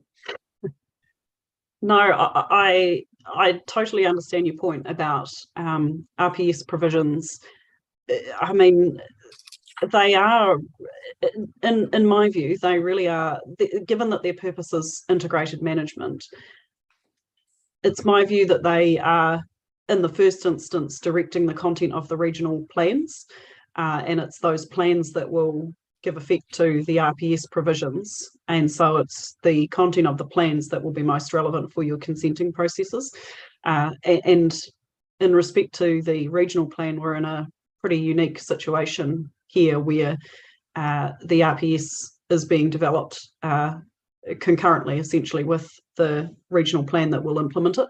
So I think in comparison to other planning processes where you might do an RPS, but you've got a series of existing documents that are going to have to implement it. I think there has been a bit of a focus in the RPS provisions on directing the content of the plan, because we know that it is imminent and will be notified essentially within a year. But I take your point that plans aren't foolproof, and there are times in consent processes where you need to refer back up to a regional policy statement for additional clarity. I have tried. Yeah, that happens a lot generally, and I think that may be partly to do with the quality of plans that we've had, and that often the plans are sort of a lot of the provisions in the plans are directing themselves, you know, to have an appendix about this or do that, and again aren't really talking about consent. So I think it's just something to be mindful of, that often you can't necessarily rely on the plans to be providing the direction either in some instances, and the RPS is an important backstop for everything. Yes, yeah, I agree with that. I am involved in the development of Otago's land and water plan, and I can certainly say that the drafting approach is not to include those types of self-directing policies that plans have often incorporated in the past, including the existing water plan. There is quite a deliberate focus in the drafting of that plan on decision making and providing interpreting and applying the direction in the RPS and the NPS in particular, in terms of how decisions on consent applications should be made. So I'm hopeful that there will be less need to refer back up to the RPS, given what I know about the drafting of that plan. But yes, you're right, there will always be a need in certain circumstances to refer back up.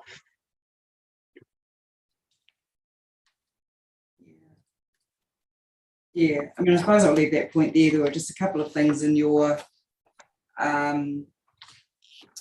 where I think you were recommending that certain points be deleted because they're covered, and I think, oh, the way it's covered isn't necessarily going to apply in the same way.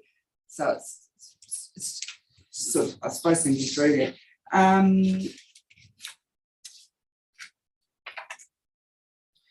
Just around the outstanding water bodies, while I'm finding my other question,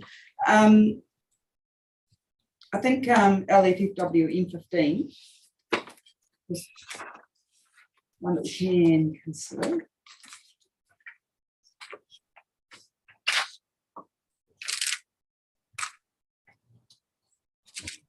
Yeah, pretty sure we can consider the outstanding water body method, can't we?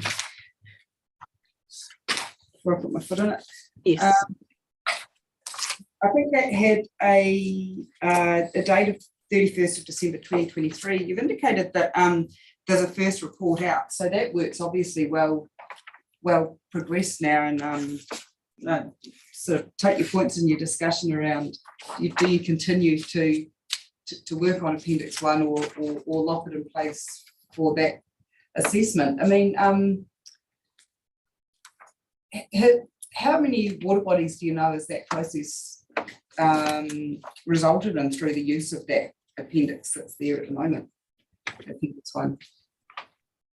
I couldn't confirm a number, but I think it has identified a larger number than anticipated, and that is partly the reason that I need to read all of those reports in a lot more detail than I've been able to at this stage. And I would also like to check with and I know that the experts involved in undertaking the identification were aware of the revised criteria that I was proposing. And I would like to discuss with those experts the extent to which there would be a need to reapply the criteria should I continue to recommend replacing it, or whether the assessment that's undertaken is similar enough that it wouldn't need to be redone. So that date may then be revisited if there's agreement that that process may need to be refined with a different set of criteria. Yes, so the date in that method was linked to the notification of the Land and Water Plan, which has now been extended to June 2024. So that date, notwithstanding the broader issues that have been raised about whether it's appropriate to include dates or not, I think that date should be June because of clause 5 and 4 and 5, which have specific requirements for plan provisions.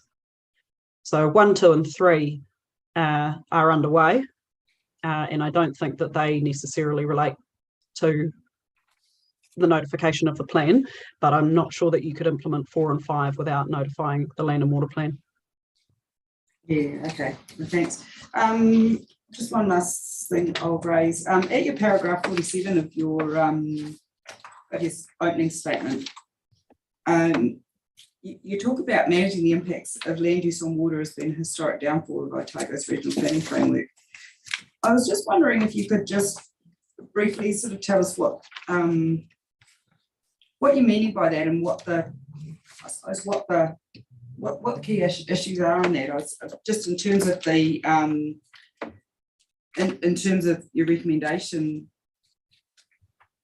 there, just wondering sort of how that fits in. And I know that you did go into that a little bit in your 42 hours report as well, but I'm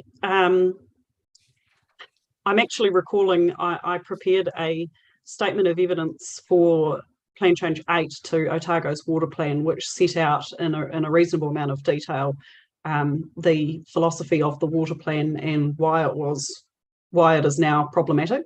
And I'm happy to provide that written description if it would be helpful. But to summarise that, there was a strategy developed some time ago by ORC about rural water quality. And that strategy essentially set out that ORC's preferred approach to managing water quality in rural areas was to place the responsibility for managing water quality on individual property owners. And that informed the development of the provisions in the water plan, and in particular Plan Change 6A, which introduced some rules that sought to essentially require individual property owners to monitor water quality at various points on their property, and the monitoring results would determine whether those activities were permitted or not. That was really the extent of land use management in the water plan. It has really not focused on managing uses of land separately. It's managed discharges that come from land uses, but it has sought to do that in a way that doesn't restrict the activities that happen on land. Plan Change 6A, the provisions were very problematic because you couldn't determine whether you were permitted or consented. It depended on the day and the time that you monitored the water, the quality of the water coming off your land, which was obviously problematic. And so Plan Change 6A was progressed to essentially to push the timeframe for implementing those provisions out so far that they would cease to have effect. So that's really what I'm talking about, is that the water plan has really retained a focus on managing discharges, and trying to manage those discharges at the point at which the discharge is made, rather than by managing the activities occurring on land that result in that discharge. And I understand that has been a particular issue for Kaitahu, because it is not a very integrated way of managing those two resources. Yeah, okay, no, that's interesting. Just wondering in terms of the request that's been stated there, I'm sort of, because I was wondering if it was something along those lines, in which case it's a sort of a mix of the, and dare I say it, freshwater taking use, because we're not talking about that, but it's around the land use which incorporates some element of freshwater use to enable it to happen, and whether excluding freshwater there would actually be flipping it from the focus on freshwater to just the focus on the land without being able to pull the freshwater in. When I was reading your discussion around that, I was sort of wondering if, you know, if to some extent you might be shooting yourself in the foot there, so to speak, if you're trying to then flip it back the other way again. Yeah, I can see what you mean. And I don't think I have a strong opposition to that inclusion. I didn't think that it was necessary, and I guess I was having the background that I do with Otago's planning framework. I did have a particular interest in highlighting that connection of land, but I do see your point that it may be inadvertently non-integrating integrated management by only referencing one.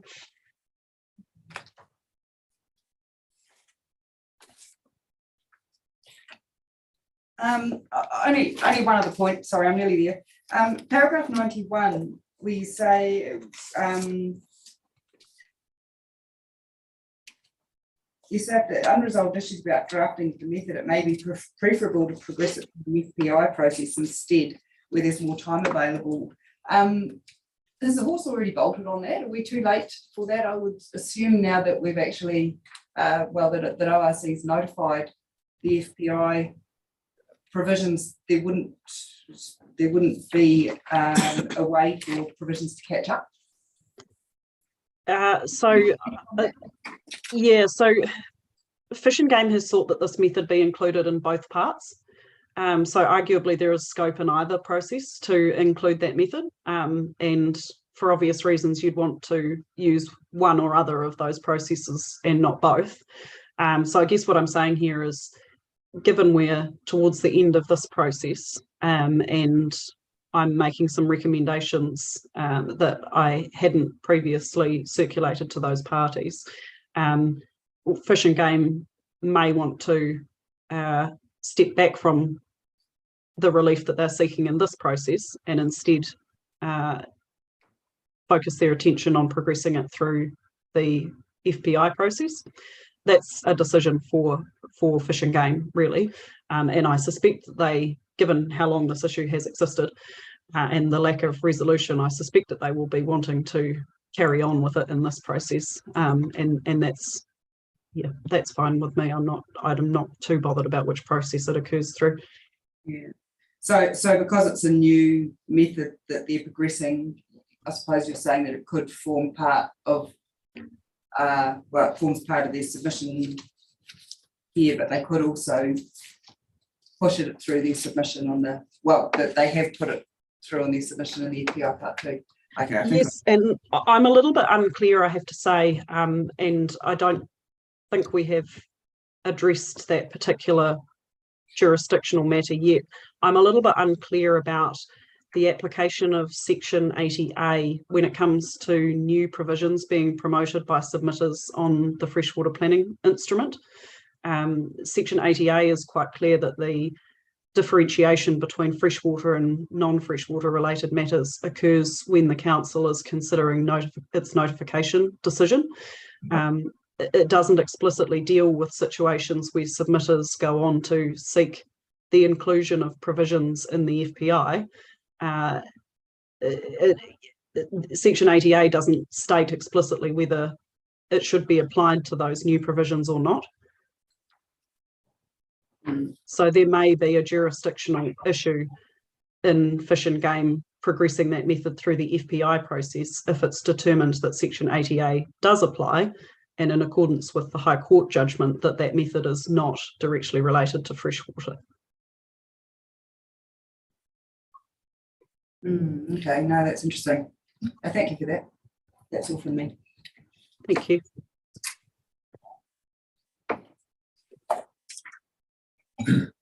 I just really just need a little bit of clarity on just a few issues arising out of the statement that you made this morning. But before I go on to that, I also just wanted to follow up the line of discussion that Mr. Cubitt opened with you about how we address or don't address the food and fibre, if I put it that way, approaches that have been made by way of submission to us. The essence, it seems to me there's a bit of a spectrum in a way, in that at the one end, food and fibre, both submissions and evidence, seems to assert very strongly that there's a failure or a fundamental failure in the RPS if there is no recognition, although they put it probably at a higher level than that, no recognition of the significance of those sorts of activities. If you look at the NPS FM and look at those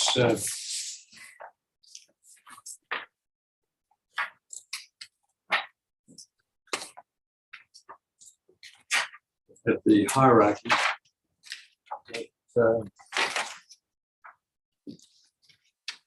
in terms of the fundamental concept under clause 1.3, it's at 5.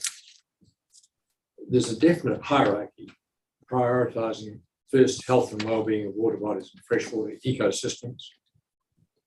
And in my sort of assessment of the way the RMA addresses that, that really generates protect or preserve or protect from an appropriate type of use or development approach. Then there's the health needs of people, such as drinking water. And that really, in an RMA general terminology, is a maintenance or an ensuring that something is maintained, i.e. the ability of people to address their health needs. And then the third is the ability of people and communities to provide for their social, economic and cultural well-being now and in the future. And to me, in RMA terminology, that's really the enable side of the RMA. And what I suppose is being levelled is a criticism that the preserve or protect, the first of the priority of that hierarchy is clearly met by the RPS provisions. That the health and needs, either the ensure, the maintain, in terms of the environment, that's definitely met. But that there's a lacuna really in terms of the recognition of the enabling function for economic, social and cultural well-being and now and in the future. And it's really that issue of recognition. And if you look at it in the sense that I've just been describing to you and stand back from all of the detail, do you feel comfortable that there is sufficient objective and policy recognition in the RPS as it stands at the moment for those enabling type of activities?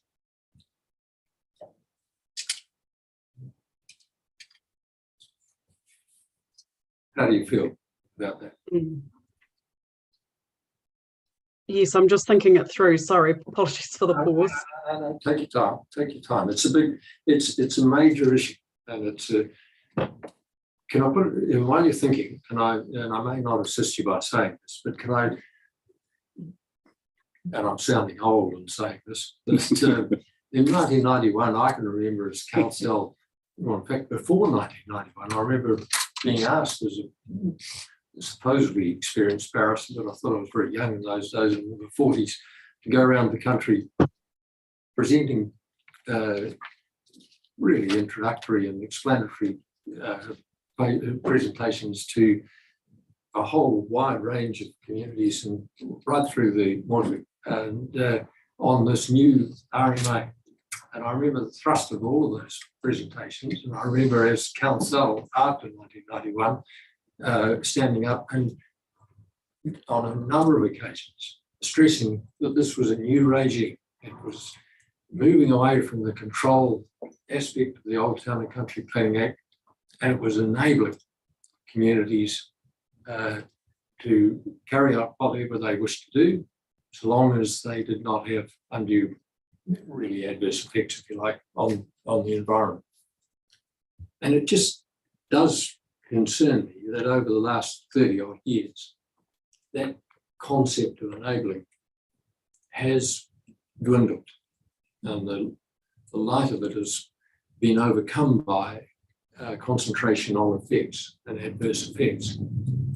And that's really what the sense I'm gathering from the evidence and submissions being made, seeking a greater recognition of that enabling of people and communities to be able to do their thing, if you like.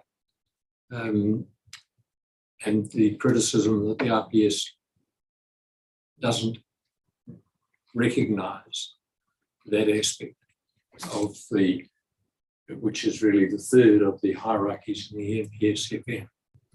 So what I'm really just putting to you as a challenge, if you stand back from all the detail, and I admire your grasp of the detail, but if you stand back from that, do you, hand on heart, think that the RPS provides that recognition that the third hierarchy is seeking to be achieved? I think my view is, or one of the questions for me is whether there needs to be that recognition in the RPS. My view has been that this RPS needs to set the framework for integrated management, and that's focused on the natural and physical resources. And if you can get that part right, then there's nothing in my view, I don't think that the RPS is intending to not enable use. It's just focused on providing the environmental platform on which use occurs. And so it has generally not sought to manage particular industries or activities aside from the infrastructure chapter, because it is focused on getting things right at the foundation. And then it's sort of a bit agnostic on the types of uses that then occur. When it comes to freshwater, I think my reluctance to specifically refer to industries and uses of freshwater is that most of the implementation of the NPS-FM occurs in regional plans. It is the setting of environmental outcomes and the setting of target attribute states, the establishment of flow and level regimes and limits on resource use that really set about determining how much resource there is available for people to use for commercial or other purposes. And my concern is that that work hasn't been undertaken at this point. So is it problematic to enable use of resources that are not actually available? I'm conscious that the land and water plan is under development and will be hot on the heels of this RPS, and that document will include those essentially environmental bottom lines that determine where there is over allocation, where there is allocation available, how much of the resource is available for use, and what types of restrictions need to be placed on that use. So I think that's part of my hesitation, is to get too far into promoting the use of these resources before we know what their state is currently and whether they are in fact available or not in the future. Thank you for that. We're doubtless going to get a very different argument addressed to us by Mr. Page and others, and I wanted to give you the opportunity of elucidating what is the base philosophy behind the RPS, and so you've done that, but we have to grapple with where we go, and so thank you for the response. Can I just move on to get away from base principle to some detail, in particular in relation to these visions, part of the chapter, because I am intrigued as to why, and just to pluck one out, the anticipated environmental outcome, AER3, the freshwater visions in this section implement Manaroa according to the particular characteristics of freshwater management units and rohi, and the outcomes they seek are achieved within the timeframe specified.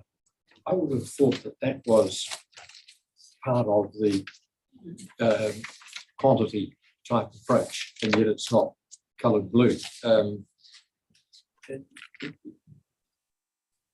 Why is it? Why are those sort of provisions on that?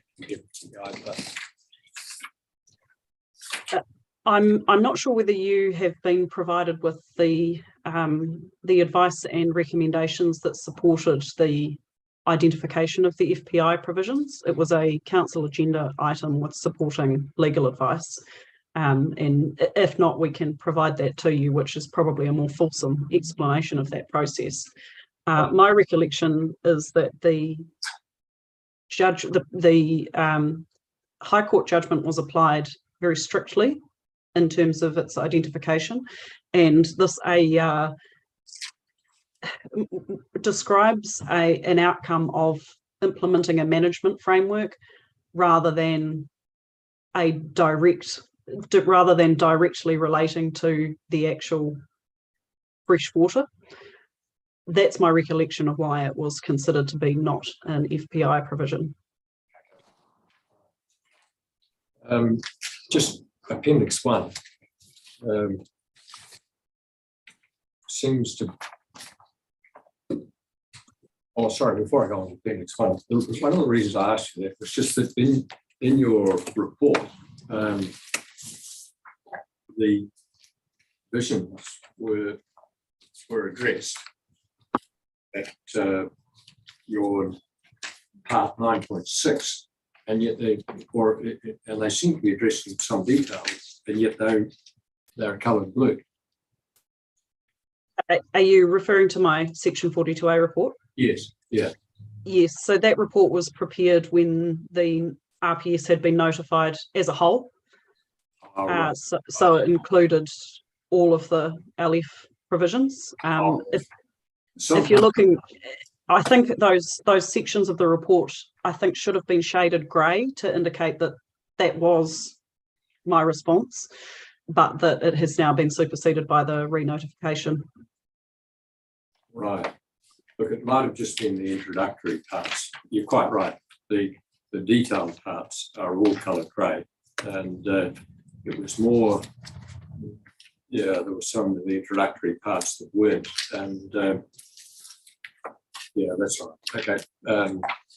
Moving on though to Appendix 1, it definitely appears to me to be shaded blue. So, am I right on that? Yes, I addressed that in one of my many supplementary statements of evidence. That table had always been coloured blue when the RPS was notified, and that was not to indicate that it was a freshwater planning instrument provision. It was just the colour that was chosen for that table. And I had there should be a revised version of that table with grey shading instead to clarify that it's not a freshwater planning instrument provision.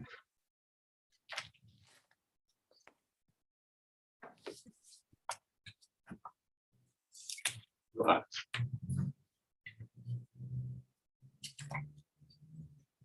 Okay.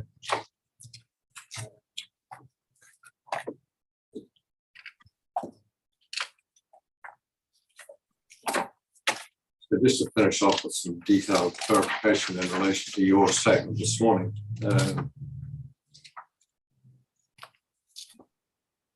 At paragraph 8, when you're talking about your section 42A report on the FBI part process, you I think orally indicated that you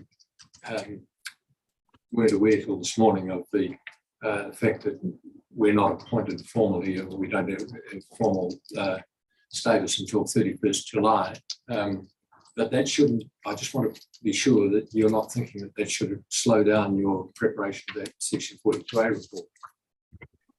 Well, I would appreciate some clarity on that. I had been, I've been working. Mr. Logan will doubtless consider it and give you advice, but I would have thought that the council has instructed you to do the section 42A report. Our status shouldn't affect that. But Mr. Logan, if he disagrees with me, will doubtless discuss that with you. But I would have thought that that's a direction by the council, and it would be beneficial for everybody, I would think, for that 42A report to be concluded as soon as it reasonably can. The reason I say that is because as soon as 31 July comes, one of the first things we've got to do is try and lay down a timetable for evidence. And we've got to be reasonable to the parties in terms of when they get your 42A report and how long they have to be able to prepare their evidence. So the earlier it goes out to them, the better as far as we're concerned, and the better as far as timing is concerned. Yes, I have been advised by ORC that their discussion with the Chief Freshwater Commissioner's office was that the hearing should not commence before the 31st of July, but that there was not intended to be a restriction on the ability of timetabling instructions to be set out before that date. So I might just need to discuss with Alice, with Mr. Logan and with ORC where that, what that date means. Right, and given what you've just said, I better go back and go back and look at our terms of reference. In general, though, I completely agree, and the reason that, although it hasn't been commissioned by the panel formally, I did think that there was no reason to delay on the section 42A report, and in fact it could only be beneficial to have clarity on what that report is recommending when we are considering our reply on this part. And I have been advised by Mr. Logan that despite the lack of timetabling instructions, there's no legal impediment preventing the section 42A report from being published as soon as it's able to be. Excellent, thank you. We will look again at our terms of reference. I may have misinterpreted those, but we'll look at that. Thank you.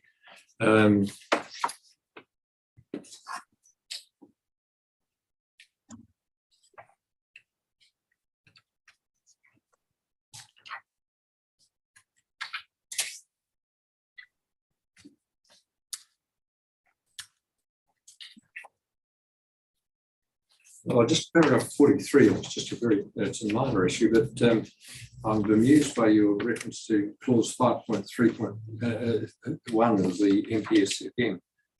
I just can't find it goes up, only goes up to clause 4.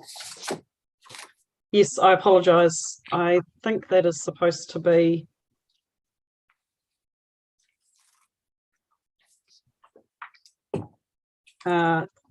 I'm just finding it in my copy now. Well, rather than hold everybody up, can you just make a note of that and come back? Yes, absolutely. Yep. Administrator, please, with an accurate reference. Thank you. Yep.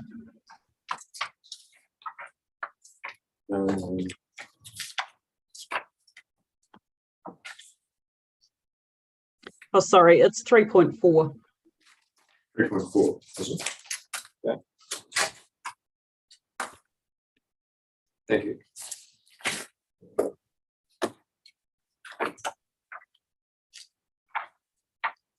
At paragraph 76, this is the discussion where you say that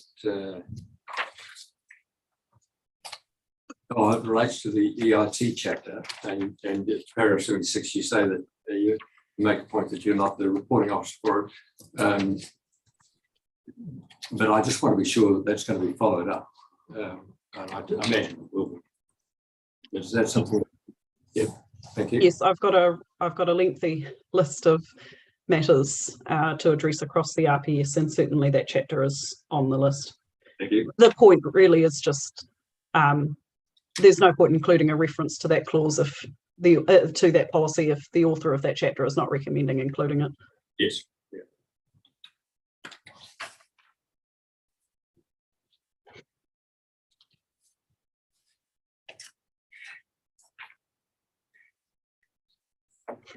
Similarly, in respect of the wilding conifers at paragraph 114, that's on your list. Come back to the reply. Good. Thank you. Yes.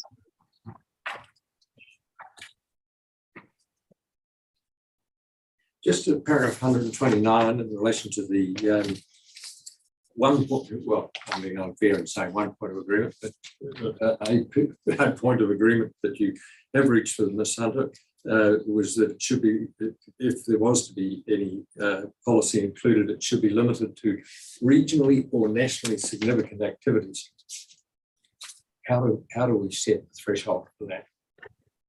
Yes, and I am aware of the discussion that occurred in the eco hearing on the wording that Ms. Hardiman had proposed for, I think it was policy 4, which provided a pathway for mineral and aggregate extraction activities. And I think that she used the wording from the NPS highly productive land, whereas Mr. Christensen was arguing that the wording from the NPS-FM should be used. And those, I'm not sure why those two NPSs use slightly different words to describe what appears to be more or less the same thing. I'm aware of the issues that arise from the NPS HPL wording in relation to aggregate resources, which could arguably, I think that has the wording of that could not be achieved domestically otherwise. And there's some difficulty with the reference to aggregates in that context.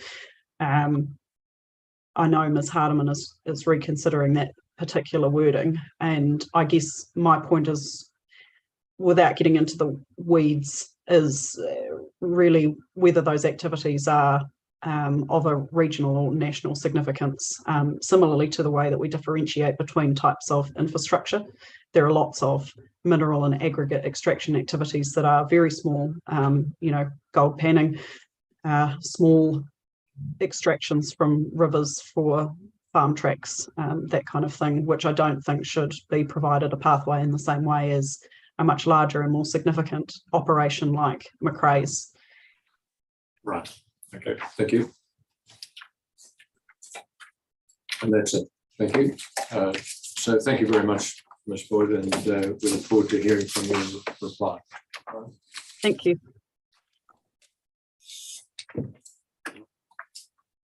We'll take a break for a very late morning tea and come back at 11:30. Thank you.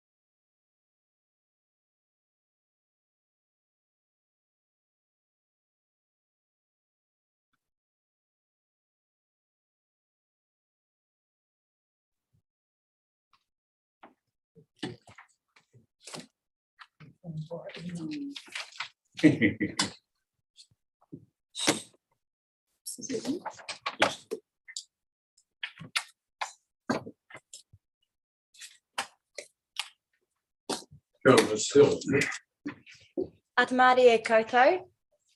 Just hearing you can check me, hear me okay? Yes, we can indeed. Thank you. Okay, thank you. Kei te tāhuna aho I tēnei wā, ko Rosie Hill tōku ingoa. My name's Rosie Hill, and this morning I'm going to present submissions on behalf of Derby Planning Limited and others, and Mount Cardrona Station Limited. Firstly, I just wanted to acknowledge commissioners and say thank you for accommodating a change of date for our appearance this week. That has been gratefully received. And just to recap, my clients had sought and been granted leave to present the entirety of our case in one hearing session across the RPS.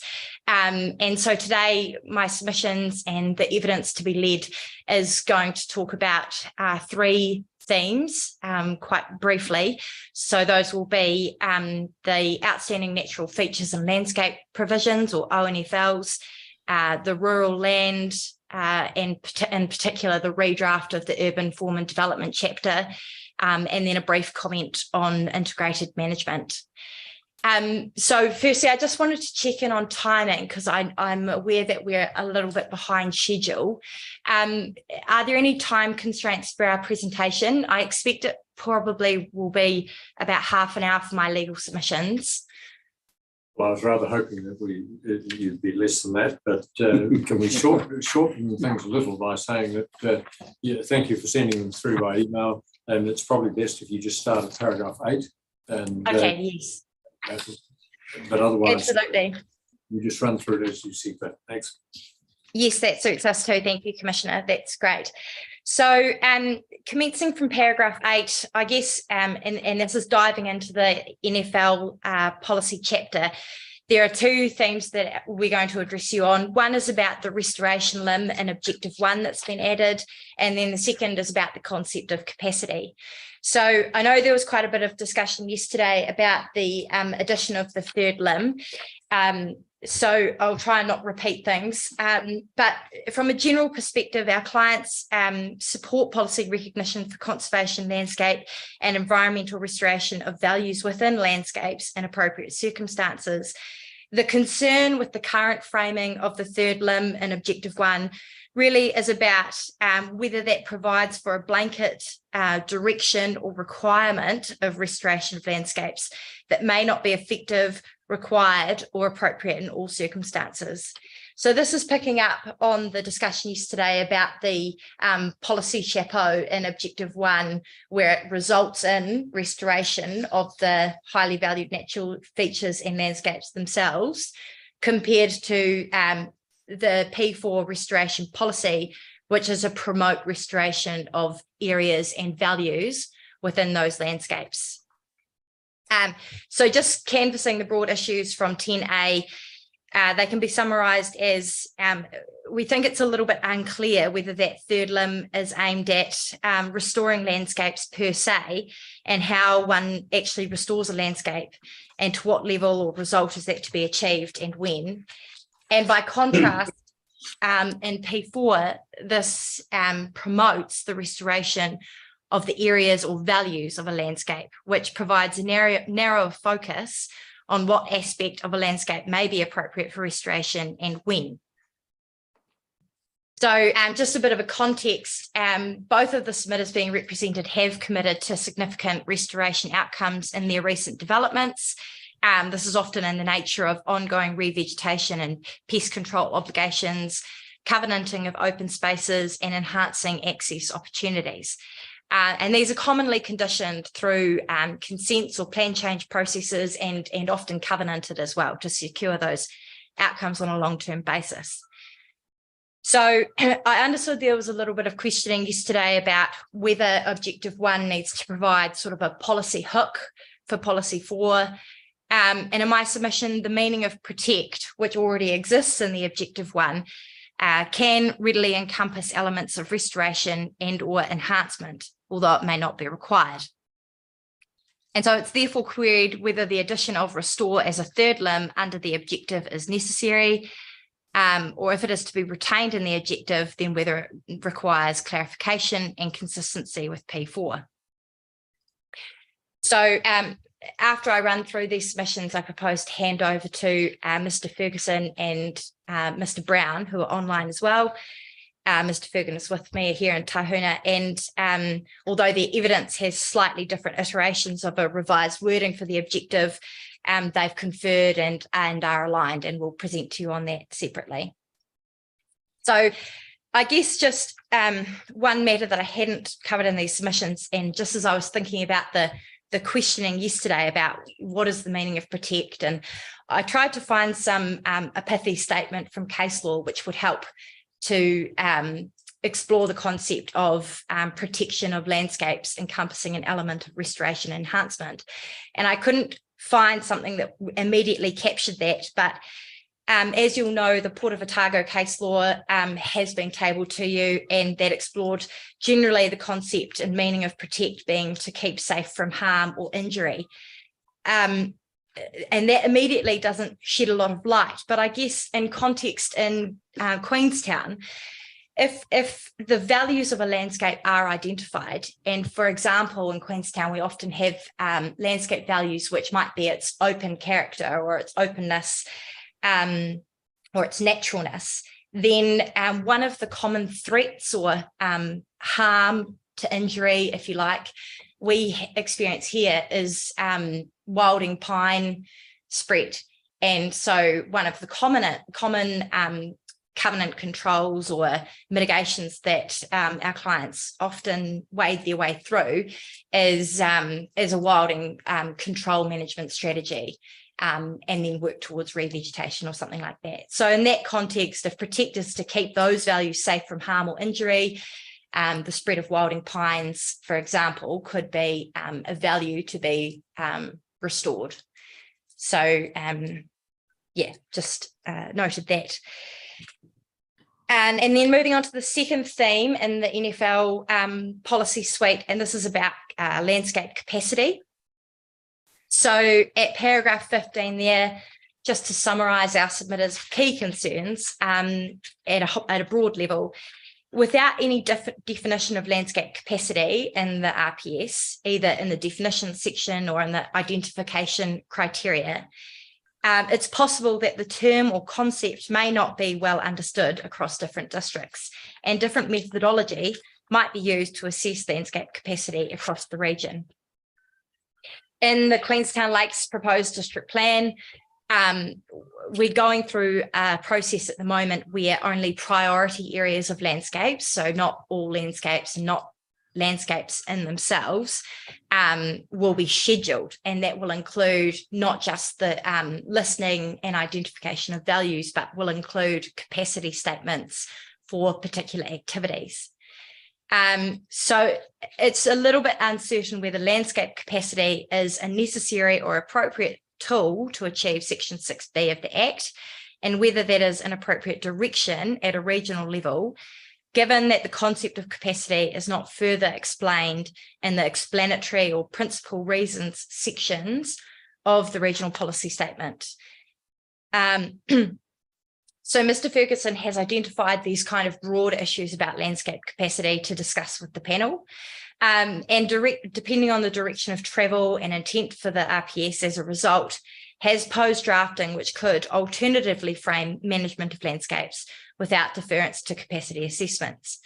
So his redraft of that policy suite takes heed of Judge Jackson's sign off, I guess, of the 2019 RPS process, which was a product of a long-winded mediation that we were involved in and culminated in a judicial settlement conference before Judge Jackson. So that's one option, I guess, depending on if capacity for landscapes is to be a concept to be run with, then there's alternative framing that Mr. Brown and Mr. Ferguson will explore as well. And if capacity is something that is maybe of broader concern at a fundamental level, we've provided some assistance which could go down that pathway as well. So just taking you to paragraph 19 of my submissions, a little bit more context I thought might be helpful in how Queenstown Lakes is going about landscape capacity in its PDP. We have a specific definition of what landscape capacity is for both ONFLs and for Section 7 landscapes. And recently I just touched on the landscape schedules, which is a plan change at a relatively early stage of the Schedule 1 process, includes what's called a methodology statement. So that's essentially part of the Section 32 report for that plan change.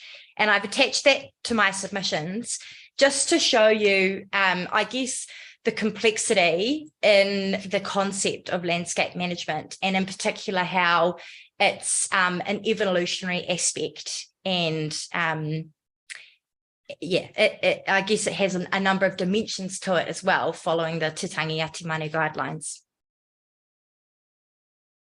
So just one aspect of that attachment I've copied into my submissions there at paragraph 22 is that the current framework is to split the types of capacity into 4 tiers, from some landscape capacity down to no landscape capacity.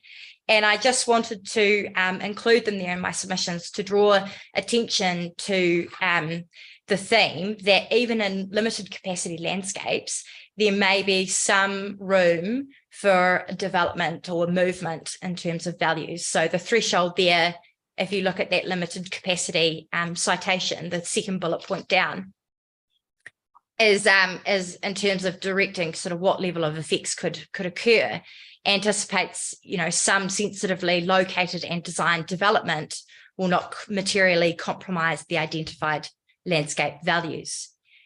Now, this is relevant to the second or the first limb of policy 2 in particular. And in my submission, as I say, at paragraph 23, if you compare those tiers of landscape capacity from our Queenstown schedules and the description therein, it seems that there's an immediate kind of inconsistency with policy 2, limb 1, where the RPS requires the avoidance of adverse effects on values in limited and no capacity scenarios, whereas the landscape schedules for the Queenstown PDP require not to materially compromise those identified landscape values. So I don't think I need to take you through paragraph 24, which you'll be very well versed in the meaning of avoidance provisions and the consequences that follow in terms of rule frameworks generally being sort of a prohibited or non-complying status as a result. But in the context of the Queenstown district, where 7% of the land is identified as Section 6 landscape ONFLs, it's interesting to note that almost all subdivision and development activities are at most a discretionary status.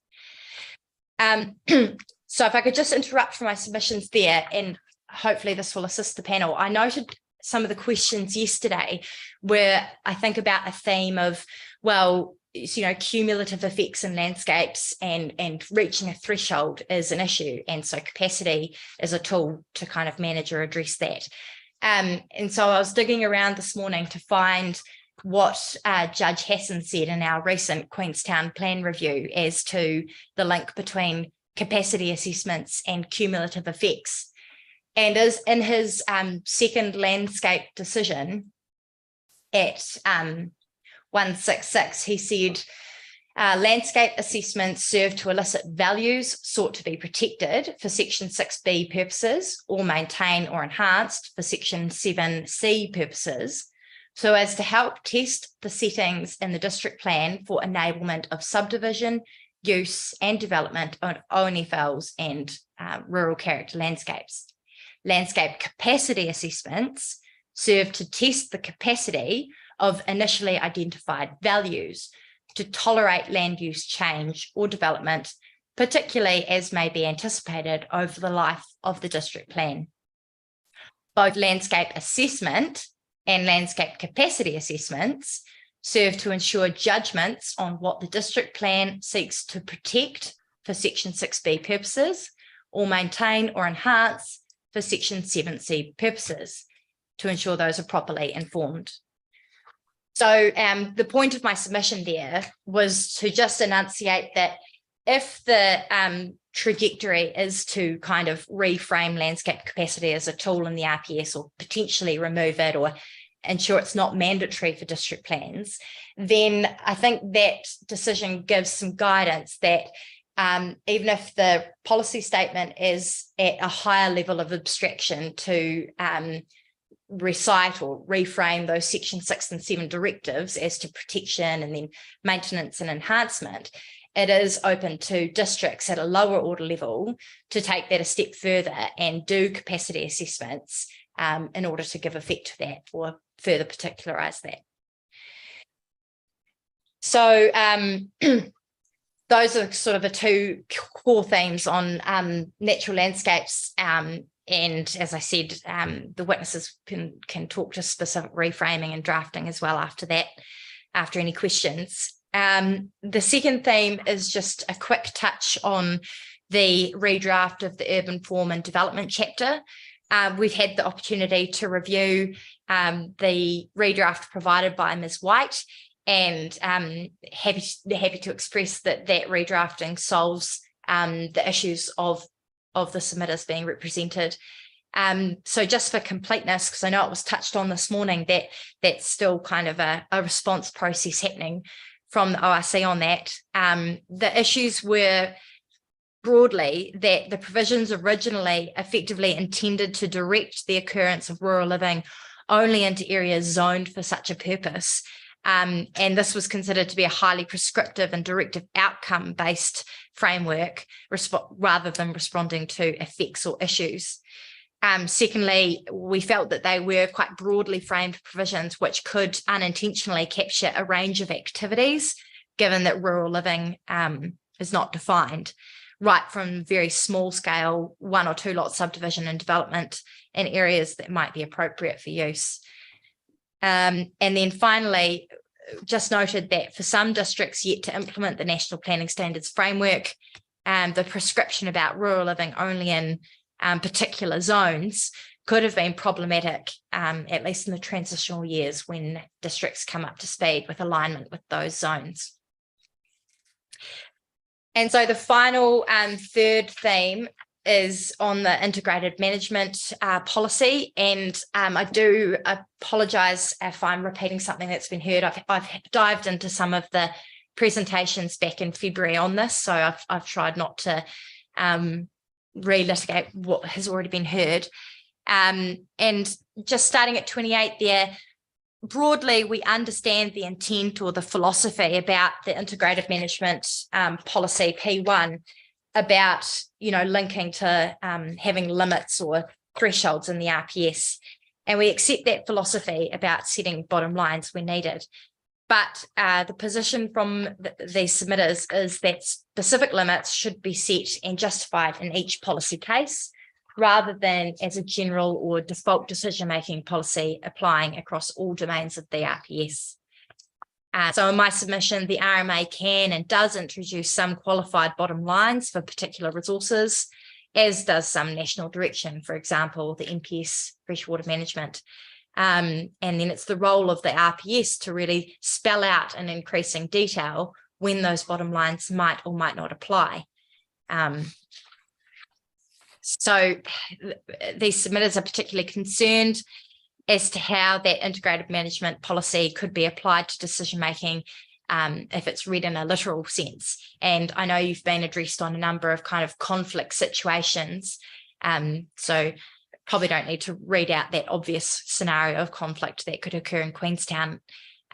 So turning to paragraph 31, in my submission, the adoption of the priority list, well, it's only 2 limbs, in policy 1 essentially provides for default bottom lines or limits across the entire RPS, and that potentially runs contrary to the intent of the RMA as expressed through its section 5 purpose statement. The purpose statement undoubtedly provides for the jurisdiction for plans and policy statements to set resource limits or bottom lines in some cases, but it doesn't provide for a rewrite of the purpose of the Act generally. In other words, in my submission, the RMA contemplates the setting of priorities through bottom lines, but it doesn't require those across all domains.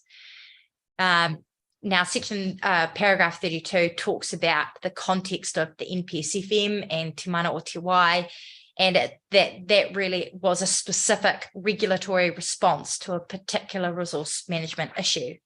It's highly directive and targeted, and in a framework where it sets specific qualitative and quantitative limits for national water quality outcomes. I submit that no similarly targeted resource management or policy issue is being assessed and responded to in the RPS context, as was in that freshwater management policy framing. And then paragraphs 33 and 34 really provide sort of a distinction between section 30 regional council functions and section 31 territorial authority functions. The latter being essentially a more discretionary framework rather than setting any qualified bottom lines. Only specific bottom lines are set in relation to, for example, natural hazards, contaminated land, and Indigenous biodiversity. So I guess the point of that submission in those paragraphs is that the RPS obviously is going to apply across both regional and territorial authority functions, and so the difference in those is potentially important. 6 and 37, the submitters prefer an approach to policy evaluation in situations of conflict that would be guided by the Supreme Court's discussion as to weighting and balancing policies, where at a practical sense, more prescriptive policies would be given more weight than those worded at a higher level of abstraction. So in this way, the specific resources requiring bottom lines or limits are captured, evaluated and tested through this hearings process, rather than what potentially the current default priorities have could unintentionally minimise the significance of the resource issues which actually warrant legitimate and specific limits to be set. So thank you, Commissioners. That is the summary of my submissions. I did run through those quite quickly. So happy to answer any questions and do that collaboratively with the witnesses if that assists, or otherwise to hand over to them. Thank you. Well, I'll just see whether any commissioners have any questions. Yes, thank you for that, myself. I understood what you were saying around the restoration issue in the landscapes, and what you did refer to our discussions yesterday. I have to admit that I've probably forgotten those already, given what we're dealing with now. But we did have a discussion with some parties around what that meant, and it possibly could include remediation. But what you're all saying effectively is protect actually encompasses that stuff. And really, I think you've given some practical examples. Restoration in this context, in my experience, has always probably been a management tool when people want to do something in these landscapes, and they promote sort of site-specific, sort of more ecological restoration. But that's not necessarily required in all cases. I guess that's what you're saying. Yes, that's an accurate summary, Commissioner. Yeah, you've probably said it a bit more succinctly than I did, but that's right. The policy, promotes the restoration in particular scenarios, and it is directed towards the values and areas of a landscape rather than restoration of a landscape as a whole, which is a little bit uncertain about, how that could be carried out. And in my submission, it's commonplace that, as for example, a development proposal would come hand in hand with some sort of restoration element when you're in a landscape. So, yeah, I gave a couple of examples, but commonly, and Mr. Ferguson might have some examples to share as well, but commonly our clients, often propose a pest management strategy or reduction strategy, some sort of revegetation element to that as well. And the other common aspect is often covenanting open space and access opportunities too. Yeah, all those things seem to be more remediation and enhancement, because restore is quite the definition of that word would suggest you go, and you've made the comment, go back to what it used to be, and that in those wide spatial contexts, that'd be virtually impossible in a lot of scenarios. Yeah, I guess a literal reading of the word restore could have that connotation of getting back to something rather than purely a positive effect or a remedial element. Yeah. I probably wasn't as clear on the capacity issue that you discussed, and probably in relation to Judge Hassan's case. We did have a conversation around capacity yesterday. To me, it really is addressing cumulative effects, but I think what you're saying, and when I go back into policy P1 and P2, you're making a distinction there about how you should go about that in terms of, you need to identify the values of those landscapes. So that's an assessment of what makes the landscape important. And in P1, it's got that, but then it also has the capacity. I think you're saying that really should drop down, if you're going to keep it. It really should be how you manage development within those landscapes. So it's more of a management tool. And I'm not quite sure where you got to, whether that should be something that's in an RPS or left to district councils to determine how they might actually address that issue. Because So just to clarify, no, that's an accurate summary again. So just to clarify, there are sort of two propositions that I've put to you. The first is to raise some kind of more broad or philosophical concerns about the RPS directing landscape capacity in the regional context. So I raised some examples about how landscape capacity is actually quite a complex tool to management, and gave some examples about how in the Queenstown Lakes District we are potentially a little bit further out of the starting blocks towards going about landscape capacity. But even in that scenario, it's a highly evolutionary kind of concept and tool. So one, to kind of pose, look, this is actually quite a complex beast. Without definition in the RPS, is it going to be well understood, or is it a necessary tool for all districts to be mandated to go about in their district plans?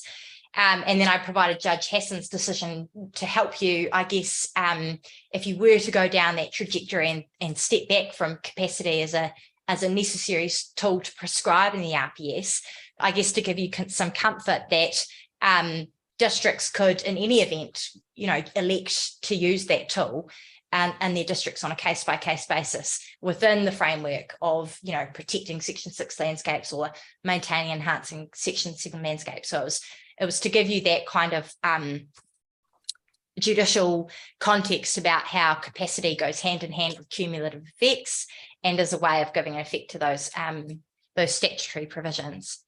And then the second submission I made, I guess, is a default position, and that is, if the RPS is going to run with landscape capacity assessments and directing those occur, then I think we need to just be quite careful about in NFLP2, policy 2, about the prescription or level of effects that are anticipated in particular capacity scenarios. And then I provided a couple of examples about what in Queenstown our capacity statements are currently saying with respect to what level of effects would be anticipated. So I guess there's two routes there that I've tried to assist the panel with, depending on what direction of travel you're looking to take. And the witnesses have conferred and can talk to you about some specific drafting to address each of those routes. Yeah, and I see in your paragraph 23 is where you address your concern around that. And I'm trying to work out what the difference between avoid adverse effects on values as opposed to materially compromise identified landscape values is in a planning context when you refer to king salmon and as I understand in that case, avoid doesn't mean you can't have minor adverse effects. But given the context is on the values of a landscape, is there much difference in those two phrases?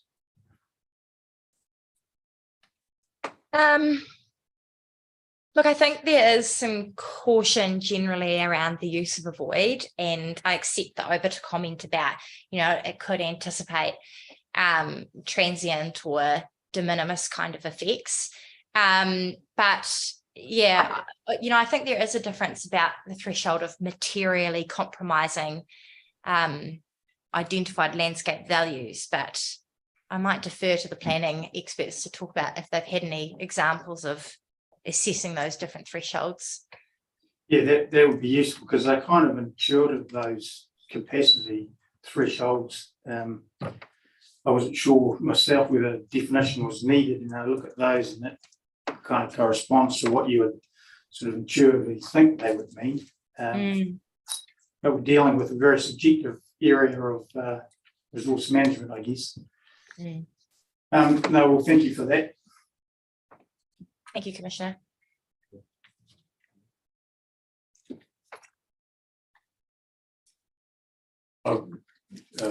Mr. Cubitt's really dealt with what I was wanting to address with you, save for one aspect, and that was when you look at what you've put before us at paragraph 22 and look at those 4 tiers, it just adds a strange complexity, doesn't it? That you've got under some landscape capacity, careful or measured amount, limited landscape, modest amount, very limited landscape capacity, a very small amount. And is there any authority that's addressed those differences? Careful or measured amount, modest amount, small, very small amount?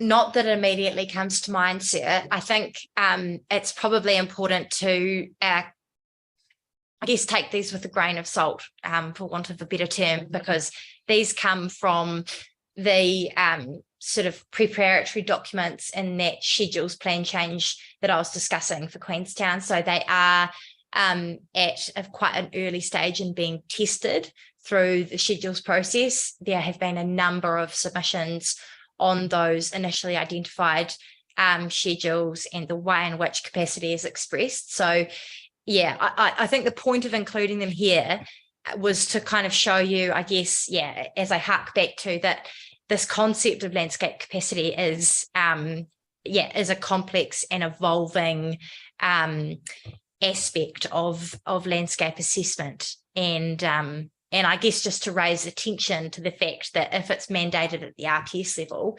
it could, I guess, snowball into how different districts are going to go about that. But for Queenstown, as I say, we're out of the starting blocks a little bit earlier. So we're down the pathway towards assessing landscape capacity in our priority areas. So some landscapes which are facing more development pressure, not others.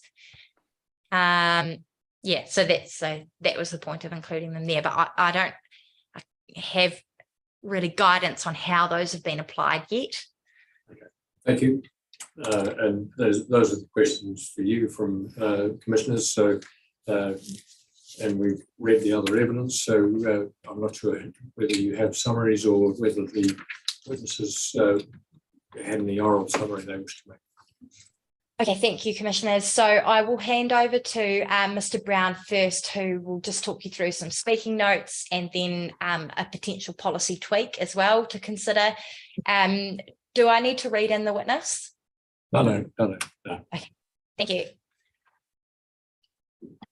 Thank you. Kia ora koutou, members of the panel. I'm Jeff Brown, I'm a planner.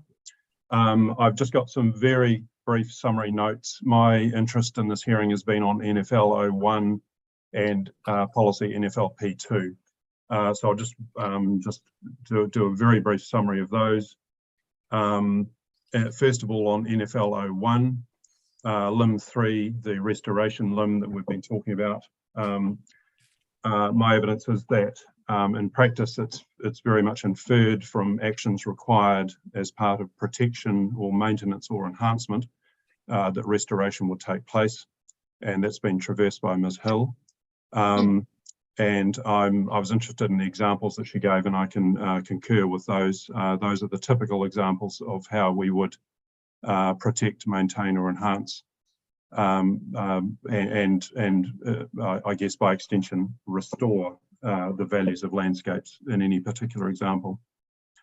Of course, restore is not in itself part of the statutory obligations under Section 7, and it's already, in my view, adequately covered by policy NFL P2 in respect of avoiding, remedying and mitigating effects, and NFL P4, which itself is a suitably qualified policy. If the objective itself, unlike P4, is not qualified, leaving the problematic consenting scenario where landscape values are not being reduced or lost in any particular example, but there is nevertheless an obligation under the policy to restore the landscape values to achieve the objective because of its absolute language. If restoration is included in the objectives, it should be qualified in one way or another. I had thought about just adding where appropriate at the end of clause, the third limb. That doesn't get around the duty in the chapeau, though, where the objective requires the resulting in, whereas the policy for restoration just requires the promotion of. I haven't come up with any particular wording, but the where appropriate for a start would offer at least some qualification. Mr. Ferguson has got some revised wording of that, of Objective 01. I'll let him talk to that, and perhaps we could both answer questions on it after that. But moving now to policy NFL P2, I agree with the recommended changes in the 42A report, other than the retention of the words limited or in limb 1. And that is effectively an unqualified avoid scenario again that would apply in a situation where there is some but not no capacity for use and development. And if there is some capacity but not no capacity, there'll be a spectrum that would lie between inappropriate and appropriate under Section 6B. And there is a role for limb 2 of the policy in this regard, where there is perhaps some capacity in terms of avoiding, remedying or mitigating. Ms. Hill had talked about the landscape schedules from Queenstown, and one of the priority areas is the Cardrona Valley Outstanding Natural Landscape. Basically, the whole valley is in an ONL. And in the fairly lengthy landscape scheduling statement for Cardrona Valley, there is a concluding statement about landscape capacity, and that breaks it down into certain activities and whether there is some or limited or very limited or no capacity for those activities. And just quickly running through the list of activities, just as an example: commercial recreation activities, visitor accommodation and tourism related activities, urban expansion, intensive agriculture, earthworks, farm buildings, mineral extraction, transport infrastructure, utilities and regionally significant infrastructure, renewable energy, production, forestry, rural living, and gondolas, given that there's a lot of snow sports in the Cardrona Valley. They are variously given a rating, whether some limited, very limited, or no. And for those that are at least limited or some, there should be at least some degree of scope for something beyond an absolute avoid type policy. Having said all of that, I think that the Lim 2 of NFLP2 could be improved, and because it's fairly brief at the moment, and to make it more on point about what I'm talking about, it could be revised to read as follows: avoiding, remedying or mitigating adverse effects on the values of the natural features and landscapes where there is capacity for use or development. And that would go with the removal of limited or in Lim 1, so that Lim 1 only refers to where there's no capacity, as defined by the capacity study, and Lim 2 would apply where there is some level of capacity. However, that is expressed in the capacity assessment that the individual districts would do. So that's my summary, Mr. Chairman, and I'm happy to answer any questions. Thank you. Yes, thank you, Mr. Brown. I found your evidence quite useful, particularly 3.4, where you've just mentioned that spectrum between inappropriate and appropriate, which I think is probably a key matter. But just in terms of your experience in Queenstown around the restoration issue, how is it used in Queenstown in this context? Is it used as in situations where there is kind of limited capacity, there's limited capacity in a particular landscape, or is it used as a bit of a sweetener in the consent process, if I can put it like that? So you're creating positive effects that actually go to the benefit of the proposal, as opposed to actually dealing with an actual need to restore a landscape. Yes, a bit of both, really, particularly the latter, but some examples of the former. On the latter, it often is used as, if I could use the term, quid pro quo, or your term, sweetener. There is potentially negative effects arising from whatever the proposal is, but typically the goal would be to completely ameliorate those negative effects and turn the whole thing into a positive effect by changing the landscape in one way or another. Typically that could be ecological restoration of some or large areas, and that may actually then blend also in with mitigation planting of the development proposed. For example, let's say it's a rural living proposal. There could be covenants to protect existing areas of bush. There could be covenants to de-stock and pest manage areas. There could be controls on removing exotic species and resowing in natives. That's a reasonably common occurrence. Those are the typical things that would apply in a sweetener scenario. In a non-sweetener scenario, where it's just an adverse effect that's being mitigated, it could really just be, in any particular case, changing the location of where the development is happening so that the degree of effects on the values are reduced or avoided altogether, or in one way or another mitigating the effects of it so that those effects are at the end of the day, potentially avoided or at least remedied or mitigated. That's not quite a restoration though, is it? It's not No, an no. addition. In that case, in the last circumstance I just talked about, no, but it's certainly in the first scenario I outlined, the sweetener or quid pro quo scenario, where there is a desire for positive effects to offset any negatives. Certainly, restoration would be a significant part of that. Okay, thanks for that. The only other thing was actually the words that you recommended for P2 subclause 2, which I missed, didn't get written down. So I was hoping maybe you could email those to Kate. I will do, yes. Thank you.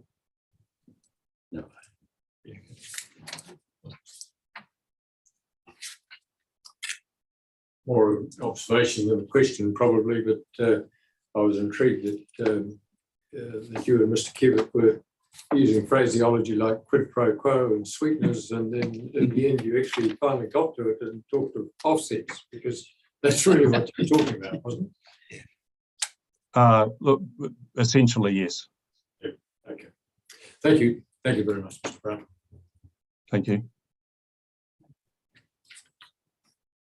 So, where are we now? Thank you, Mr. Brown. Thank you, Commissioners. I'll hand over to Mr. Ferguson now. Kia ora koutou, Commissioners.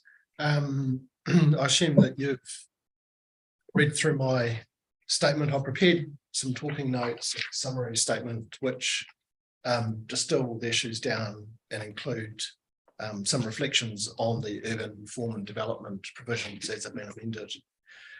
But firstly, I could just talk about NFL 01, and the two main issues that I wanted to talk about on that are related to the restoration and the structure of the drafting. The third, and on the restoration being the third clause, it's the concern I have is that it's been stated as an absolute outcome, and as Mr. Brown has talked about in an unqualified way. It's not restricted in any way to parts of the landscape that have been degraded. And it's not clear whether its purpose is also for that to provide a hook or a mechanism for offsetting. And in my view, the appropriate levels for the qualifications that are required to frame that outcome are best expressed through the policy. The second point I wanted to make was that, and it relates to the policy direction, is that I don't think it needs necessarily a separate objective. I agree that the concept of protection or maintenance or enhancement includes restoration. And so NFLP 4, in my view, can sit quite happily as an independent policy providing that direction under the umbrella of NFL 01 without the third clause. And the final point was just really one to echo Mr. Brown around statutory alignment, whereas the first two clauses can properly refer to and gain support from Part 2 in terms of Section 6B and Section 7C. And that really just a sort of a Section 32 point is that examination of the extent to which an objective is the most appropriate way to achieve the purpose of the Act. And obviously, Clause 1 and Clause 2 draw on that support from the purpose. The structure of the drafting, which puts aside the restoration clause, I have attempted to present a form of a drafting approach that separately identifies the three parts of the objective for the protection, identification, protection, and the maintenance and enhancement. The second point around that is that I think that my drafting has also attempted to embody the protection or the maintenance and enhancement of the identified values. And the concern I have at the moment with the current drafting is just what has been protected, and it's just one attempt to try and better frame the protection around the values that have been identified to be protected. And finally, just the precedent for that approach of having a separate objective for identification is one that's been adopted in Queenstown Lakes. The NFL P1, that's the primary matter or the issue that I'm raising in my evidence is the matter to do with landscape capacity. And I'm on the other end of that spectrum from Ms. Hill's submissions. So my drafting proposal was that to eliminate or get rid of the concept of landscape capacity from policy 1. And that's not to suggest that I'm fundamentally opposed to the use of landscape capacity as a planning tool. It's more of a concern to do with the practical application of landscape capacity. In my view, to be useful, a landscape capacity assessment needs to be related to the types of activities that impact on the landscape being protected. And Mr. Brown has taken you through the components or the activities that were used in the example of the Cardrona Valley priority area in Queenstown. And my summary statement just has included the strategic policy 3338 from the Queenstown Lakes proposed district plan, just to give an example of how that's been adopted in policy through Queenstown. And the second issue really, and it follows on from the activities and the utility of having landscape capacity, is the scale at which that policy applies. And I suppose that the learnings that we're taking from Queenstown and both the Wakatipu Basin Rural Amenity Zone and the schedules that have been developed for the priority areas is that they have been framed very much for parts rather than all of a landscape. And they've been broken down into, in the case of the Wakatipu Basin, into landscape character areas. So you get this sort of granularity or this fine grained sort of approach to an understanding of the values of the landscape, where there's the level of analysis has been able to identify where those cumulative effects have reached at or close to the tipping point.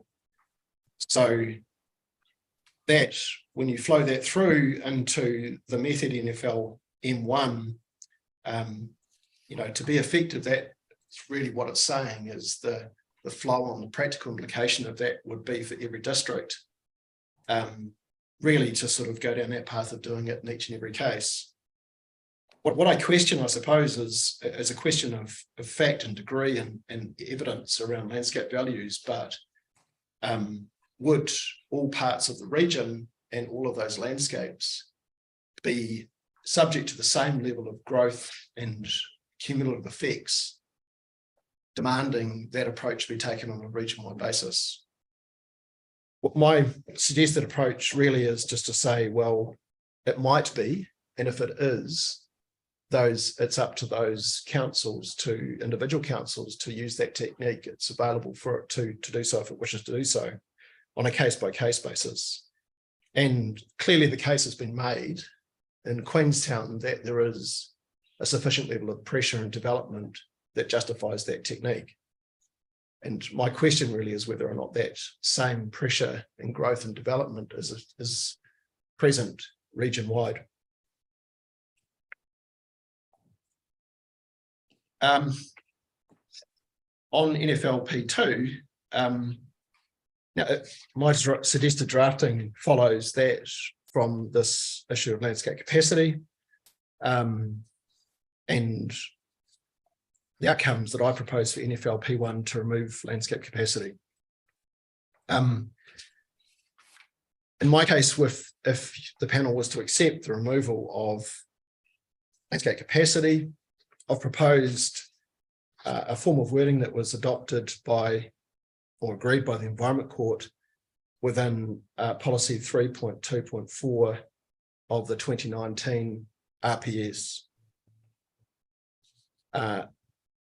If landscape capacity was to be retained, then the drafting that's been proposed by Mr. Brown would alleviate my concerns around the tension between the directive to avoid within areas of having limited capacity within NFLP2.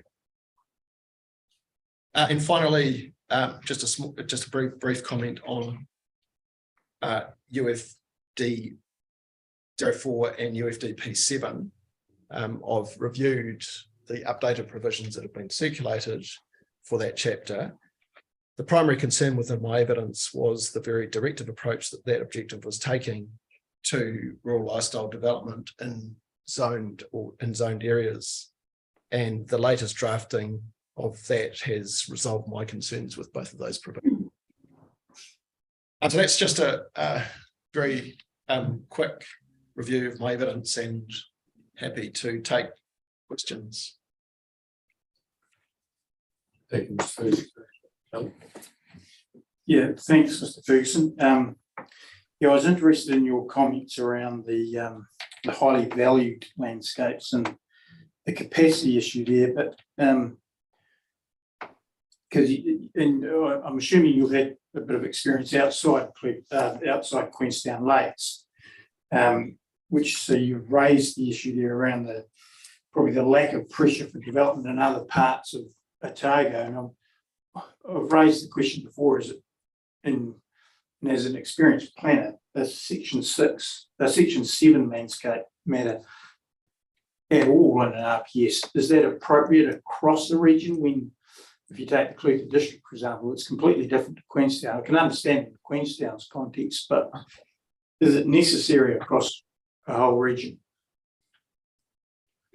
If I might understand the question, I think if you're asking about the identification of landscapes and highly valued landscapes, I would answer that question by saying that I do believe it is. I think that landscape values are important generally to us.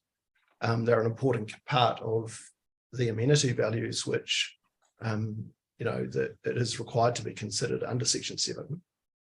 And that it's from a plan drafting perspective, it's useful if plans are to identify the really important landscapes, which are those outstanding landscapes, from the highly valued landscapes, and to understand what those values are that are being managed.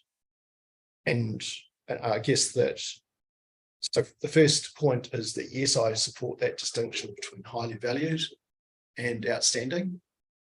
And secondly, within that, I certainly also support the identification of those values that you're trying to manage through that identification process, which has been outlined in policy. Yeah, okay, I understand that. Yeah, I guess my question was around the Section 7 landscape values. You mentioned the Section 32 issue there, and a lot of councils probably just deal with that amenity issue through general policies in their rural zone, as opposed to identifying that second tier landscapes. But I understand your response there. The other question was around your new NFLP2, which reflects, I think, the policy 324 from the current RPS. It's just kind of interesting in terms of the outstanding values. The word maintaining is used as opposed to avoiding the adverse effects. What was the context around that discussion to get to that point? Why was that chosen, I guess, ahead of avoiding adverse effects? Yeah, I think I've readily put my hand up here and say that, the obvious issue here is the verb maintain. It doesn't follow the statutory language of Section 6B. And really, when you're talking about outstanding natural landscapes, it's protecting them from inappropriate development. One way that protection could be expressed is through maintaining those values. And I think that's possibly where people got to, but I don't know that I was in the room when that agreement was hashed out in terms of 324. And perhaps others might be able to speak better to that process of getting there. But yes, I would readily acknowledge that the drafting is one that requires perhaps a sort of understanding that you're trying to maintain the values rather than protecting from inappropriate development. It's just an interesting phase in that context, but It is. that's all I had, so thank you for that.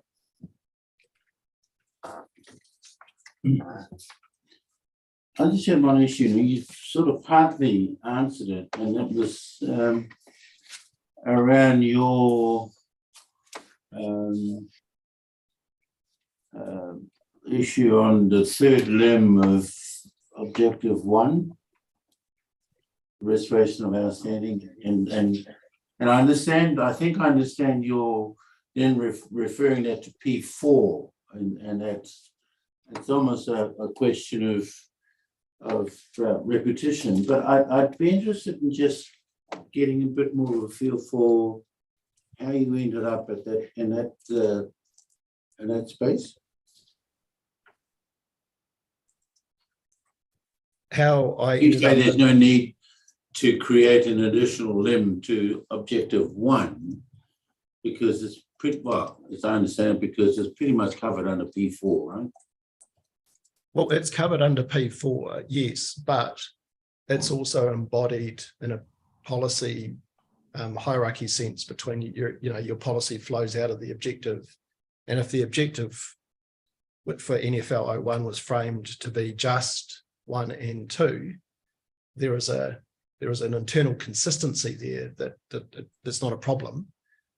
So you don't, if there was a policy consistency that was the motivation behind including clause 3, I don't believe that's necessary because I'm of the view that restoration is really flowing out of protection, one hand for section 6B, or maintenance or enhancement in the case of clause 2.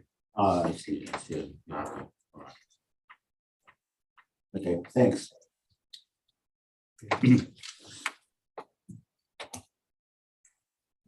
My question really probably involves Mr. Brown as well. Listening to the two of you, in relation to objective 1, concern really seems to arise out of the use of the words results in, and then the use of nouns after that, protection, maintenance, restoration. If that was to be changed, then I don't like that word chapeau, but if I use it in the chapeau to occurs instead of results in, occurs in a way that, and then the verb nouns were changed to verbs. 1, protects outstanding natural features and landscapes. 2, maintains or enhances. 3, restores, and you could add remediate or remediates. Does that overcome that underlying concern that you both have from the proposed insertion of the third clause as to restoration? Maybe I'll go first, Jeff. That it partially doesn't mind for me, but the other issue that I had weighing on my mind was just what does the protection relate to, or the maintenance and enhancement. And I felt perhaps it was better if you're expressing that in a way that provides for the protection of those values of the landscape that's either outstanding or highly valued. So I think that's a bit of a non sequitur, isn't it? Really, if as you look at P4, it's how can you protect values that have been reduced or lost? So the whole point of P4 is to ensure that there's an avenue open in an objective or in a policy sense, rather, for restoration where those values have actually been reduced or lost. No point protecting them then. Yeah, I just think I suppose I'm just talking about the first 2 clauses primarily, and the reference to results in if it was an occur. I still, it just doesn't capture that point around the values that are being protected. But perhaps Mr. Brown might have some further thoughts around how that is prefaced with the occurral results. I would think that results in or occurs in a way that are essentially saying the same thing. It's still after an outcome. It's still mandating an outcome. Like Mr. Ferguson, that's necessary in terms of limbs 1 and 2, because that's fulfilling the statutory obligation, but not necessarily in terms of the third limb. And if the purpose of the third limb is to give some objective, some higher order authority for the policy that follows, i.e. P4 and to some extent P2, I just think it's going a little bit too far to mandate it for the reasons that we've talked about. Right. Look, thank you for that, and thank you both, and you, Ms. Hill, for your presentations. Thank you. Thank you. Thank you. Thank you.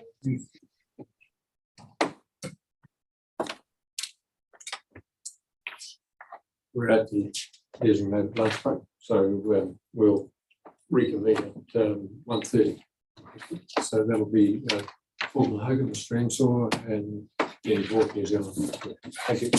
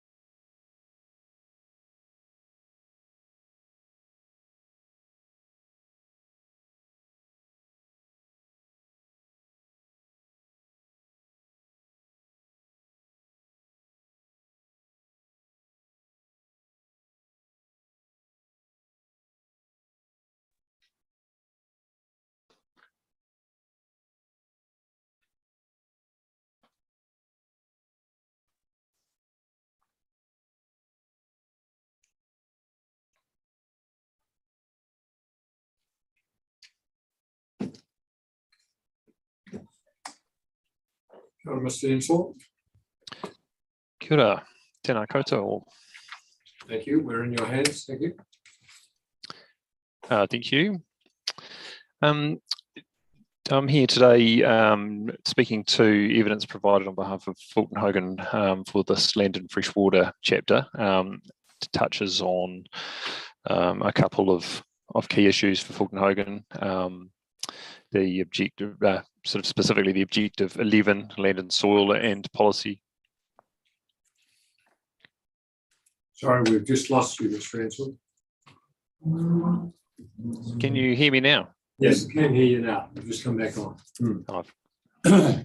So apologies, I've got a delay, which is now repeating my voice back to me with about 7 seconds delay.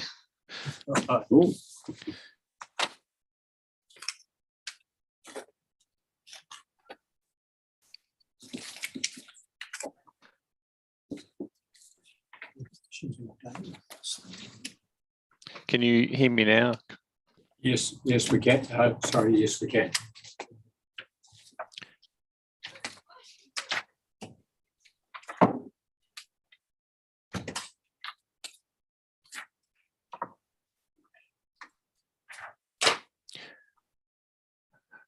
I may just attempt to leave the meeting and jump back in to see if that sorts it out, because it's I'm getting your words repeated too, unfortunately. Right, all right. Try and fix it again.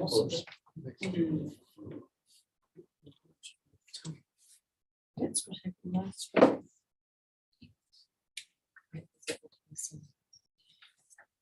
Mr. Logan, just while we're waiting for the screen, so I noticed on the back of your document, you're here to talk about the chapter. Ms. Boyd talked about the chapter, but throughout your body of your submissions, you talked of the subchapter. Just a very minor issue, but in terms of our wording, why did you use subchapter?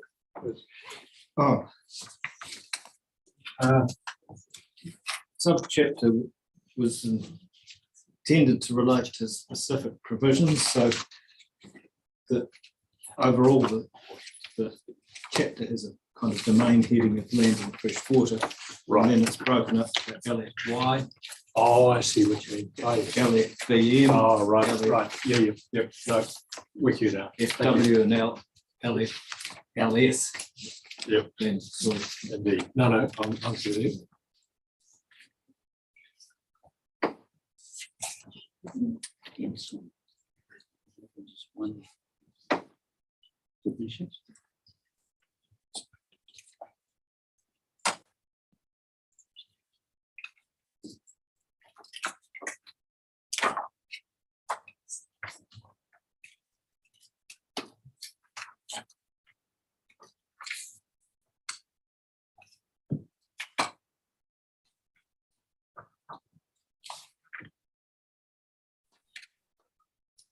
Well, welcome back, Mr. Insall. Good to see you. Can you hear me? Yes, we can. And you're not to us. That's much better. I had a very, very long echo of about 8 seconds. It was quite hard to work out what everybody is saying. So apologies. Look, I'm not sure what you heard before. I'll start afresh. So here today on behalf of Fulton Hogan to discuss the sort of objectives around land and soil and policy around highly productive land. In a previous hearing, you've heard from myself and a colleague about the importance of quarrying. So we won't touch on that again, but needless to say, it sort of underpins the discussion today that we're going to have. So in terms of objective 11, I've just got some a little summary I'd like to talk to here.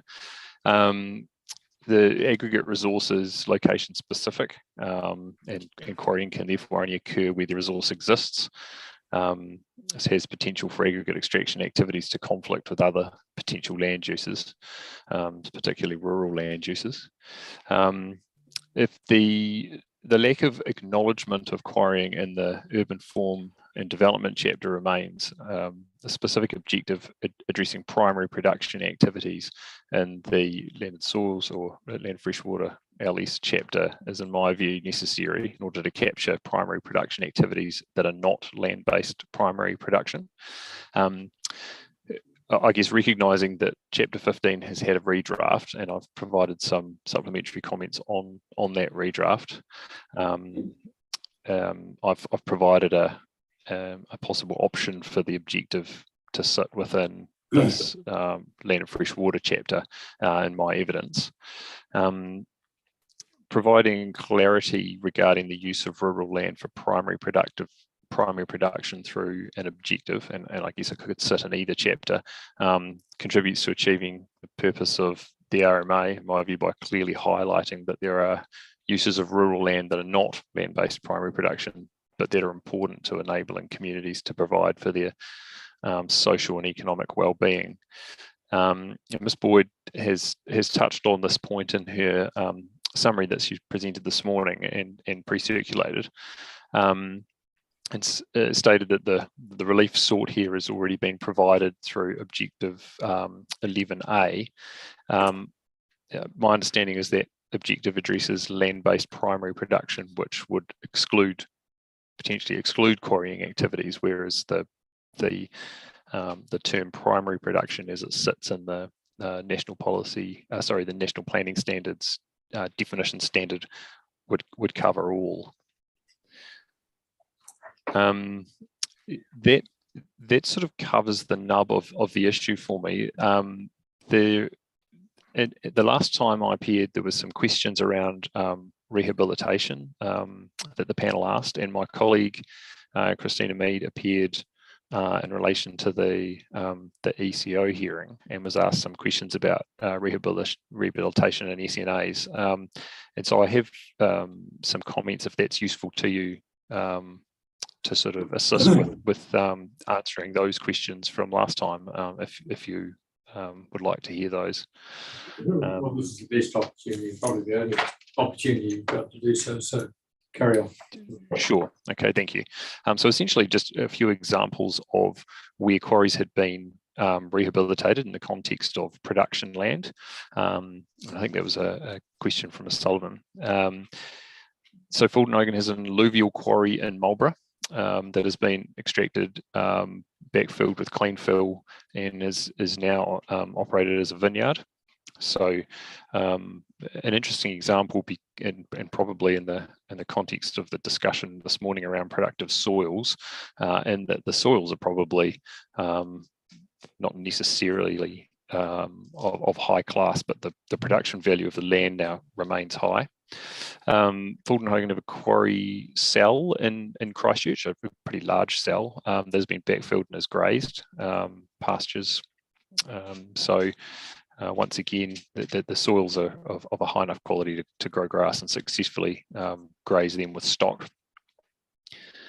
Ms. Mead was asked a question about rehabilitation and significant natural areas. Fulton Hogan have quarries in the North Island, two of them that spring to mind, which actually sit under the Stevenson brand, which is a Fulton Hogan subsidiary. And the Waingaro quarry has been rehabilitated back to have some now significant wetlands on the site. It's probably overall is now an issue for a challenge for Fulton Hogan, but there's been a successful regeneration of wetlands there, and the Tuahei quarry has had some SNA areas established, I suppose is the best way to describe it, as part of a rehabilitation program. So and there are some details of those on the Stevenson's quarry website if you're interested, and I can provide a link. So that's all from me, really. Could you send that link to the hearings administrator? Absolutely. Yeah. Now there may be some questions. Yeah, thank you, Mr. Ainsworth. I'm just trying to get my head around the concern your proposed policies sort of focus on just rural land as opposed to what Ms. Boyd's recommended as an objective.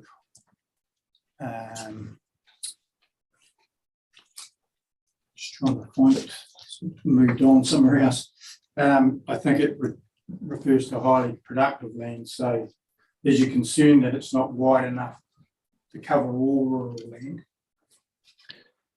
I think the concern is that focusing on highly productive land without the associated discussion of primary production, which is the activities that are going to occur on the land. So my understanding is that drafting talks about highly productive land for land-based primary production. So land-based primary production is a subset of primary production, and would exclude quarrying activities, for example, whereby the National Policy Statement for Highly Productive Land anticipates a pathway for quarrying to occur on highly productive land, subject to some qualifiers. Yeah, okay, yeah. I think Ms. Boyd in the earlier supplementary issue also suggested that the gap that you considered was there, possibly in the urban chapter as well, is probably dealt with through the definition of rural industry. But when I look at that definition, I'm not quite sure how that fits in. Have you considered that? Because it says means an industry or business undertaken in a rural environment that directly supports services or is dependent on primary production, which I don't think a quarry would probably fit within that definition, would it? No, I guess it's adjacent, because the definition of primary production as the planning standards definition standard defines it, includes quarrying activities. So it's yes, so I'd say that's sort of a slightly disjointed way to bring quarrying in. Yeah. Okay, well, thanks for that. There's just understanding how it all fitted together. No problem. Your concerns in the urban chapter as well around how it all works.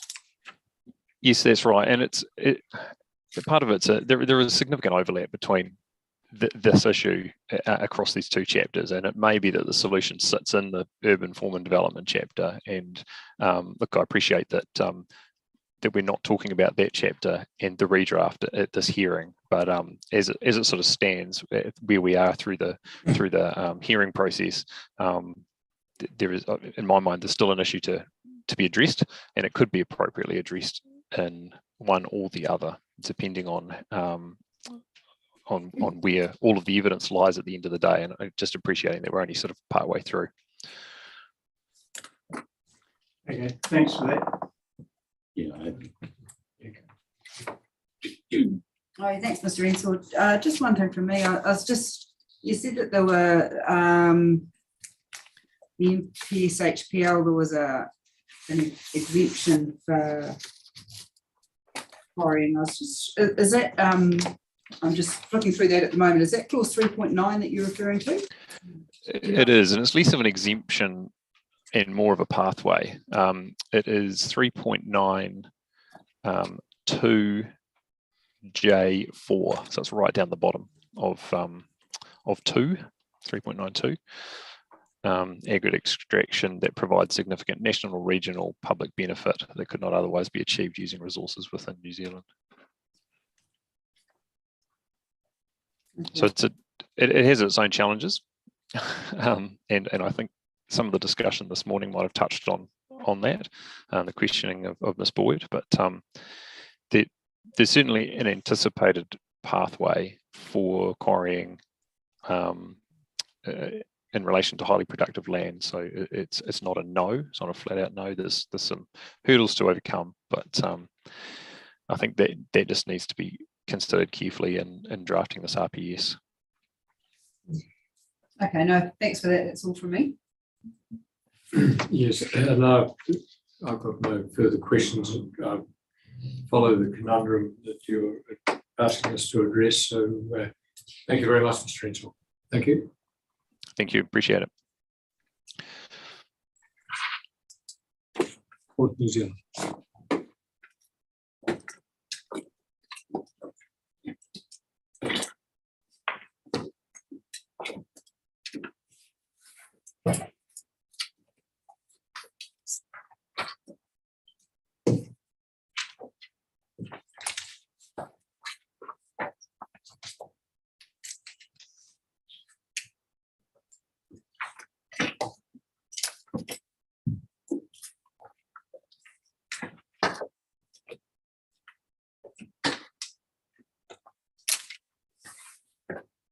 Like watching a rugby team.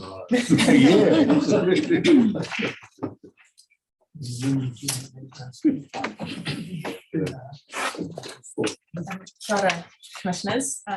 As you know, my name is Ms. Ford, Louise Ford, and I am here with my colleague, Amelia Sharting, and the part of the port team. So we've got Leanne Roberts, Stuart Ford, and Lynette Wharf to present to you today. We will be, hopefully you've got our legal submissions, which we gave to the administrator at lunchtime. So these are really just brief legal submissions, mostly around the implementation of the MPS HPL. So you've heard from us before on how we set out our legal submissions, and we've got these guys to hear from later on as well. At paragraph 6 of the legal submissions, we just reiterate Port NZ's position on the need for a rural chapter, which was set out in our memo and memorandum from Ms. Wharf as well, excuse me, in response to minute 7. So that's just to reiterate our position there, but I don't think that I need to run through that in detail with you today. Moving to across the page to paragraph 10, looking at the National Policy Statement for Highly Productive Land. Horticulture New Zealand's focus on the land and freshwater chapter is the appropriate implementation of the National Policy Statement for Highly Productive Land.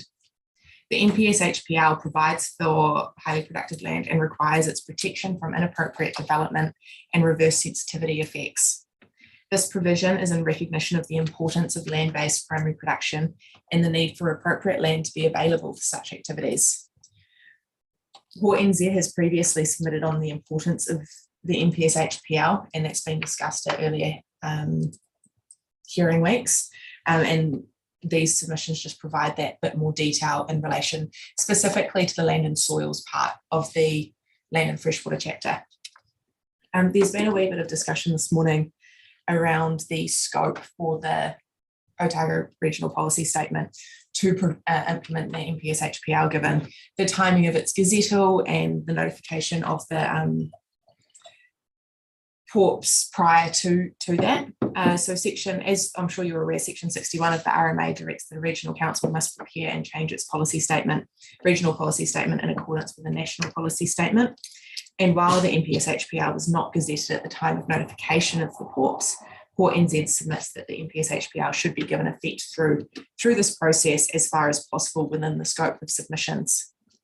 Horticulture New Zealand and a number of other parties have referenced the impending policy statement in submissions and sought the appropriate provision for rural land is consistent with the NPS HPL. It's Port NZ's position that its submission provides the hearing panel with scope to implement the NPS HPL through the pORPS process.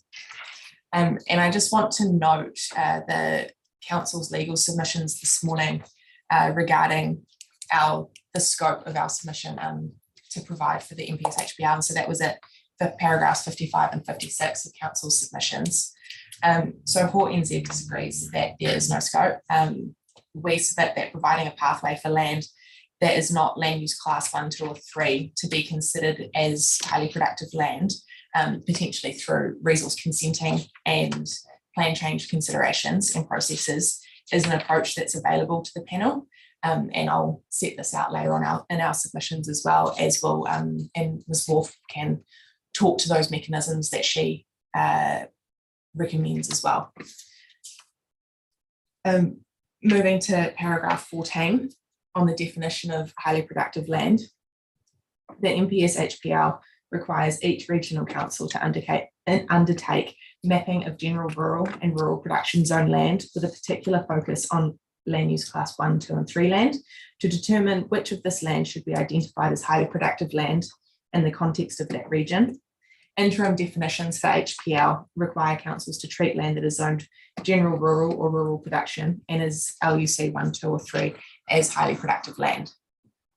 The Ministry for the Environment has provided guidance documentation to aid local authorities in implementing the NPS HPL. And though we recognise that such guidance is not legally binding, it can be helpful in unpacking new policy statements and what central government intended. So Hort NZ considers that the guidance for NPS HPL has utility in understanding how central government envisions highly productive land to be protected, and in particular the acknowledgement that this may differ from region to reflect local circumstances. As drafted, the pORPS includes a transitional definition of highly productive land, which refers to the definition provided in clause 3.57 of the NPS HPL, i.e. that highly productive land is defined as all LUC 1, 2 and 3 land within rural zones that is not already under consideration for development or plan change.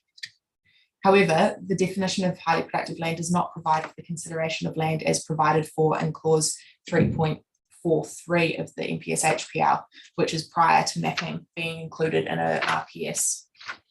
As noted by Ms. Wharf in her evidence, the consequence is that land which may be deemed highly productive through a mapping process has no protection in the interim until mapping has occurred and included in a regional policy statement.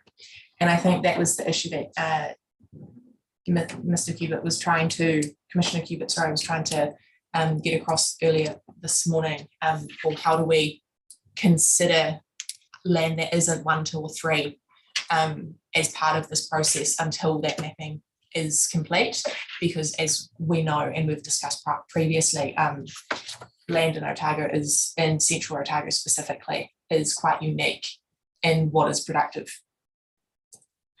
So 18 of these legal submissions, Hort NZ submits that in Otago, there is evidence to look more broadly than just that land use class 1, 2 and 3. And as discussed by Ms. Roberts, the Otago region, and specifically central Otago, is a key region for food production in New Zealand, and that much of the land utilised for land-based primary production within central Otago is classed as LUC 4 or 5. These areas of land are particularly suited to the pit fruit and summer fruit crops, which mainstay in central Otago and a vital component of the region's economy. Hence, in the context of the Otago region, such soils are highly productive. The inclusion of some central Otago land use class 4 and 5 land within highly productive land of the Otago region is expected to occur under the broader powers afforded to local authorities under clause 3.43, which recognise the existing productive use of these areas, and therefore it is appropriate for the transitional definition to recognise and protect these existing areas of land use utilised for land-based primary production. Just as an aside there on that scope point discussed earlier, Hort NZ submits that there is scope for that to be considered as part of the pORPS process. There's nothing in the NPS HPL that restricts the Otago Regional Council from having a stricter definition of highly productive land, and I think that goes towards enabling a pathway for LUC 4 and 5 to be identified through future processes, and that should be signalled in the pORPS. So through Ms. Wharf's evidence, Hort NZ seeks a mechanism, and this is at 20 of the submissions, seeks a mechanism to be included in pORPS that identifies highly productive land sooner than the 3 years provided for council to identify and map land other than LUC 1, 2 and 3. Such an amendment would enable land that is currently highly productive within the context of the Otago region, being LUC 4 and 5 in some areas, to be appropriately recognised and protected as highly productive land. Ms. Wharf considers that this is particularly relevant where there may be private plan changes or development proposals for land that may be identified as highly productive prior to the inclusion of mapping in the regional policy statement. You'll hear from Ms. Roberts today as well, and as I'm sure you're aware, other plan changes in the Otago region have grappled with this question prior to the the pORPS process being undertaken, for example, plan change 13 and 14. And Ms. Roberts has some grower feedback that she's received on similar processes as well. So at 22, I've just set out the two options, two mechanisms that Ms. Worf considered in her evidence that would address this issue. And firstly, it would be to retain the definition of highly productive land recommended in the Section 42A report until the mapping and identification according to the NPS HPL has occurred. Or secondly, to include the definition of highly productive land from the NPS HPL with the additional interim provision included with reference to policy 19. Moving now to paragraph 23, discussing the definition of productive capacity. The second supplementary Section 42A report recommended that the definition for productive capacity used in the NPS HPL should be adopted within the pORPS and applied to all instances of productive capacity. The definition is considered to be consistent with the criteria already set out in LFLS P19.1. However, the definition from the NPS HPL limits productive capacity to land-based primary production. Within the pORPS, there are other references to productive capacity outside of the context of highly productive land or land-based primary production. Adopting the NPS HPL definition and applying it to all instances of productive capacity may inadvertently exclude other activities for which productive capacity is relevant.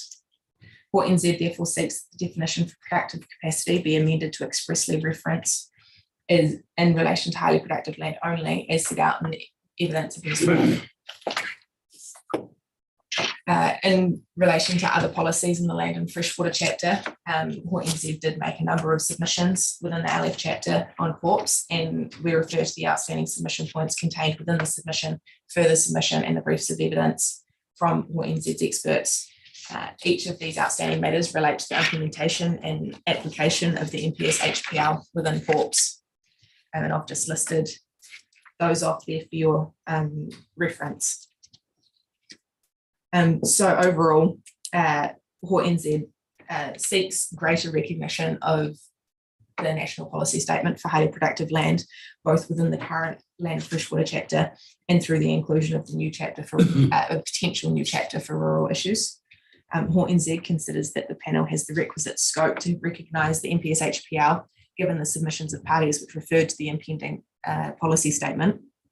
Port NZ seeks to changes to the definition of HPL, which are intended to greater recognise the reality of horticultural production, specifically within the Central Otago area. And additionally, Port NZ seeks changes to the definition of productive capacity to ensure its application in relation to highly productive land only, which will reduce the risk of inadvertently excluding other productive activities outside of highly productive land. And finally, Port NZ continues to seek that separate rural chapter to appropriately address rural issues and provide for rural activities within the pORPS. Happy to take any questions. Thank you.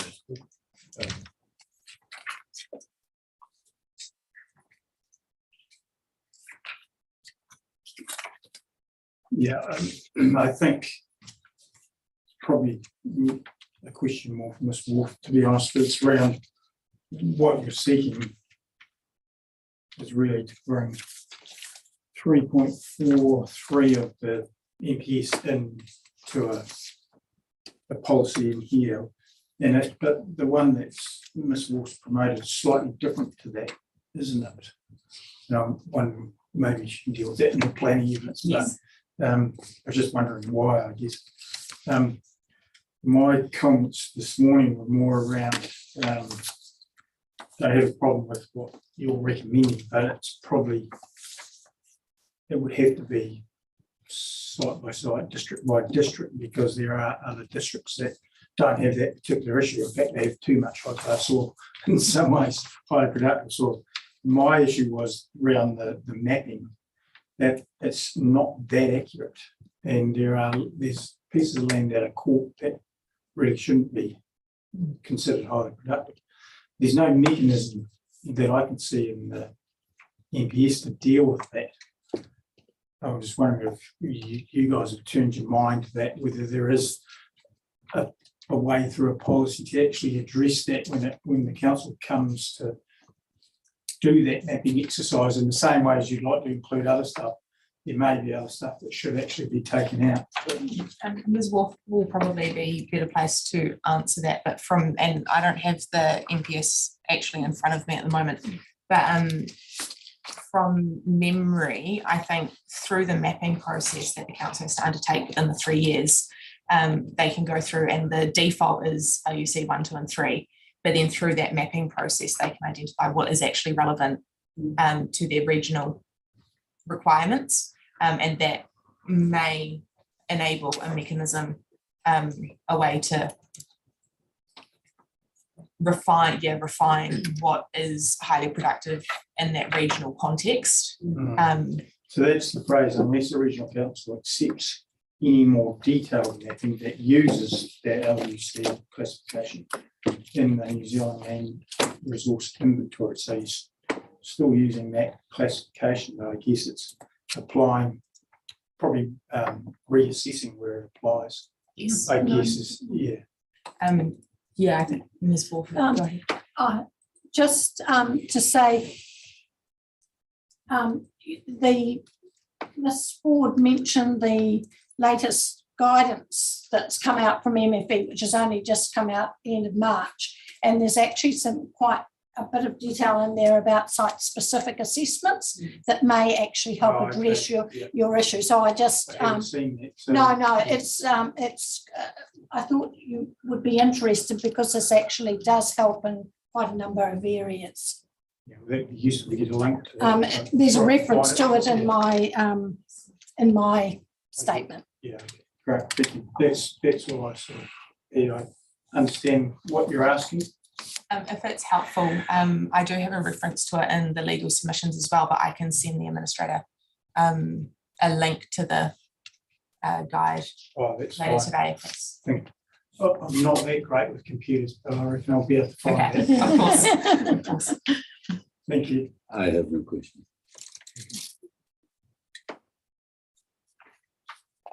The other question I've got relates to your paragraph 25, definition of productive capacity. You're seeking that the definition be amended to expressly reference that it's in relation to highly productive land.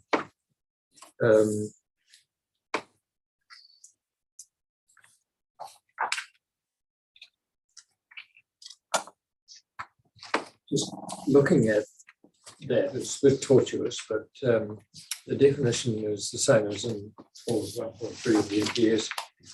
In relation to land means the ability of the land to support land-based primary production. And then when you go to that, no, I see it doesn't specifically refer to highly productive land. It's reliant on the soil resource. I see. Yeah, okay, no, answer myself. I've been wandering through that. Thank you. There's no further questions. Thank you. I'll pass over to Ms. Sharting to introduce our experts. Kia ora, thank you, commissioners. So you'll now be hearing evidence from Ms. Leanne Roberts, who will be providing an industry perspective in this matter. I've acknowledged it's been a wee while since we've been in front of you face to face, so it's quite nice to be able to be here in person. Since I've just prepared something, I'm just going to orally present, but I have had conversations with growers since writing my evidence, and I've had visits to the Otago region, and there is a genuine concern about the pressure to develop orcharding land in special growing areas like Central Otago into housing or lifestyle development. My colleague Lynette Wolf will cover off in more detail specific examples and aspects of plan changes requesting development of orchard sites into housing or lifestyle development. The development pressure is not a perceived risk, it is a real risk, with Plan Change 13 and Plan Change 14 in Central Otago as recent examples of requests to develop orchard land into housing. And at a recent spatial planning workshop I attended in Central Otago last year, growers were very vocal in their concern about orcharding areas being identified for development, citing those particular things in particular, but also what may be indicated to be developed in the future gave them cause for concern. So Central Otago's unique climate in combination with the free draining qualities of the soil classes 4 to 5 makes Central Otago an internationally known area for the production of premium summer fruit and pit fruit. So in particular, the production of cherries. In my evidence, I've referred to Simon Weatherford Kellogg report, which is quite useful in what's required for setting up a summer fruit orchard, and it does speak to why Central Otago in particular is really important, and also publicly available. We have NC Weaver's evidence for Plan Change 13. They cover off really well the climatic requirements. There's real growth in the summer fruit industry, as highlighted in my evidence, which is driven by the export market. Orcharding in particular does have a low environmental impact and high level of water efficiency. And this is touched on in my evidence and the evidence of Mr. Ford. Central Otago fruit production plays an important role in the National Food Supply Network, and the Central Otago growing season complements the Hawke's Bay fruit production season, enabling a longer supply of fresh summer fruit and pipped fruit for the domestic market. Some summer fruit grown in Central Otago is grown exclusively or predominantly for the domestic market, such as nectarines, plums, apricots, peaches, and some is grown for both export and domestic market, such as cherries, apples, pears. Miss Boyd spoke, or in her presentation earlier, touched on Te Manawa Te Wai, and I just wanted to reiterate that we agree with Te Manawa Te Wai in using Ngāi Tahu's approach of immersion or ingestion for a second priority. And we feel there should be consideration towards including fresh fruit and vegetables produced for the domestic market. This is because the water quality needed would be comparable for fresh fruit and vegetables for the domestic market instead of drinking water quality, as the fresh fruit and vegetables will be ingested, unprocessed. And as Commissioner Cubitt pointed out, we do need food to survive. It's a bit of a fundamental. We support mana whenua involvement in freshwater process, and we believe that water bodies are unique and they have their own mauri. And in this aspect, water bodies need to be considered in their own right, and science and research to support best decisions be applied to each unique water body and catchment. We consider that production of fresh fruit and vegetables fits within the principle of manaakitanga, and feel the ability to grow, feed and sustain a community from within its own resources is fundamental to this principle, including the ability to cultivate fresh, healthy produce to feed our local populations. Is there any questions? Okay. I suspect not, but we'll check. Well, just one actually, because we have heard your interesting evidence before, but you touched on, and correct me if I'm wrong, but I think you said you were implying that vegetable and fruit production for the domestic market, you're promoting system priority 2. And you would have probably heard that discussion with Ms. Boyd this morning about food, and I'm probably going to talk to Mr. Ford about this as well, in terms of it's not just an economic resource, it's a fundamental resource. In your evidence, even though you just mentioned the domestic market, you do talk about exporting vegetables, specific islands, etc. We don't produce all our own food needs in New Zealand. We do export a lot, but we bring a lot of stuff in too, which illustrates it's actually a global market, that fundamental requirement for societies to survive. So I just wondered about your comment there, and I'm not asking you to put it in context of Te Manawa Te Wai. That's a debate for another day, if it even needs to be debated, but and it's just sort of concerns me that the fundamental nature of security of food supply just hasn't really been recognised. And it is a global thing. And I think the pandemic and the Ukraine illustrates, you start disrupting distribution inputs into that system, and you create efficiencies issues which flows on everywhere. Did you have a, and I think last time we might have talked about eggs in that sense, because that was another thing. Did you have any comments around that discussion? Because I think Ukraine was a really good example of that global disruption, but even closer to home, Cyclone Gabrielle highlighted that one thing I'm keenly aware of in Otago in particular is that there isn't necessarily the fresh vegetable production in particular to support the local population. So in a sense, Otago is reliant on importing fresh produce from other regions in New Zealand, which means the local population's a little bit more vulnerable to what goes on in other areas than perhaps they may realise.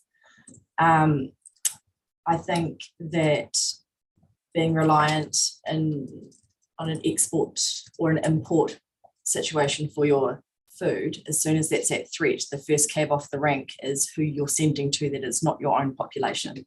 And I think that's where some of those vulnerabilities are highlighted with Cyclone Gabrielle. And if Doc did a really interesting archaeological report on horticulture pre-European, and there was a really well established food network and economy within New Zealand at that time where areas were known for some specialty things, but there was quite a robust trade. So it's not a new concept to be making sure that you have some production in your own areas to feed your population and then have an excess that you use to supplement things that your population might require. So I think it's in that sense important to be prioritising a fundamental for life, and as you put it, like water is, and I think food is as well. As you point out, if you can't eat, you can't really survive.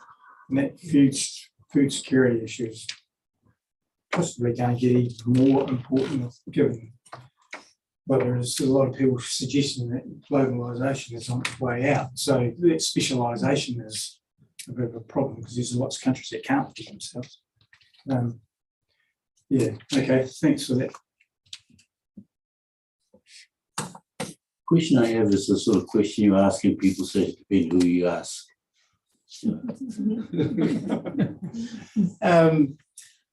I'm really interested in getting a better idea of the extent to which Māori are involved in this whole wider port thing. And you just referred to the fact that pre-European times there was this trade. And there was a huge Māori trade, for example, in food in Australia and everywhere else.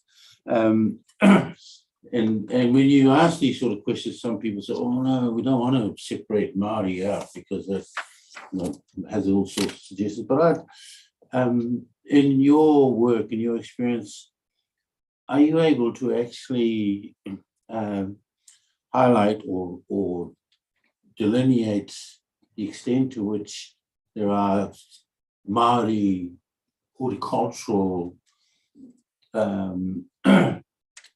endeavours that can be isolated out, and I suppose for me it's what you can then draw from that, that kind of stuff. For you, is that?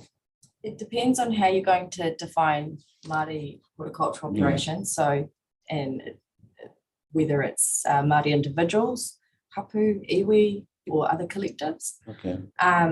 There will be cases where there are whānau who have operations that involve horticulture. To my knowledge, in this area, I don't believe there's any iwi horticultural operations. However, I might be incorrect in that, and also iwi business is not the only form of Māori business that there is around.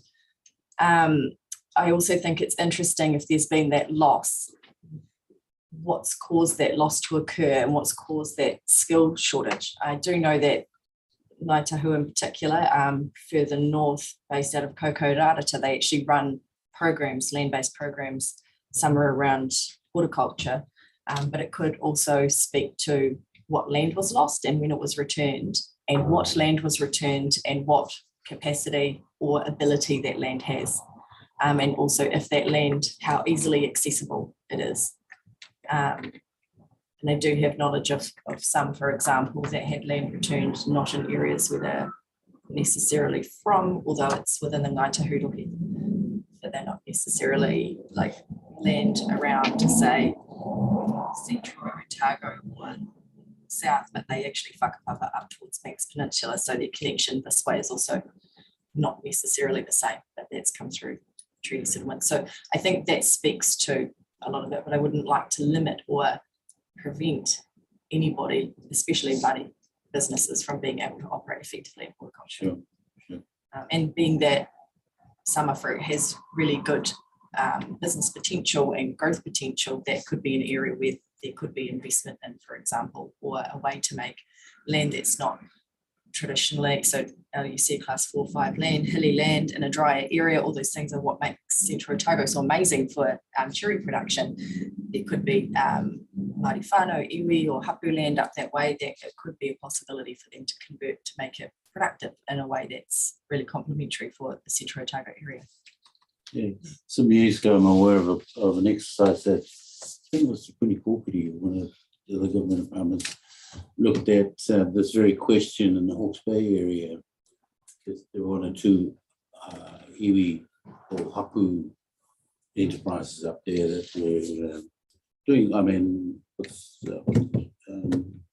we were on his farm, and there was a whole number of others like that who were making some pretty good headway, you know, in terms of, well, more than just being in the horticultural business, but also just giving opportunities for other Māori in the area. And I don't have a feel for that down here. I've never really had the opportunity to ask anybody, and you've been the first person I thought, I'll ask her, see if she could. What did you mention? Yeah,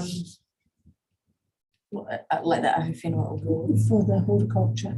Yeah, the Ahu Whenua Awards this year was horticulture, and most of all the finalists have got through, unfortunately, in affected areas up north. And I think I know of one site that was visited that wasn't an orcharding site, and it was the only site that they've visited in the horticulture years. It was outside of the North Island, which was in Marlborough.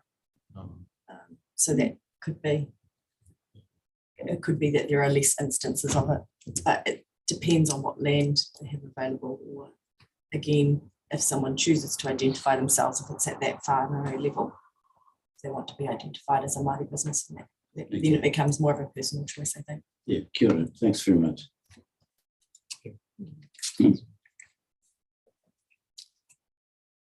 I've actually got a question for you, Ms. Ford, but the exchange that you had with Mr. Cubitt raises a question I want to put to Ms. Ford, really, which is that tomorrow we're going to be hearing a submission from Mr. Page, in which he asserts that the second hierarchy, the health needs of people, does indeed address the issue of food supply overseas, and well encompasses that. And I thought the example Ms. Ford gave just broadened that as a result of the recent cyclone here, the exporting of fresh vegetables to other communities. So when we read second, the health needs of people, is it people, and is that limited, do you think, to a catchment or in the context of the MPSFM, or is it broader than that?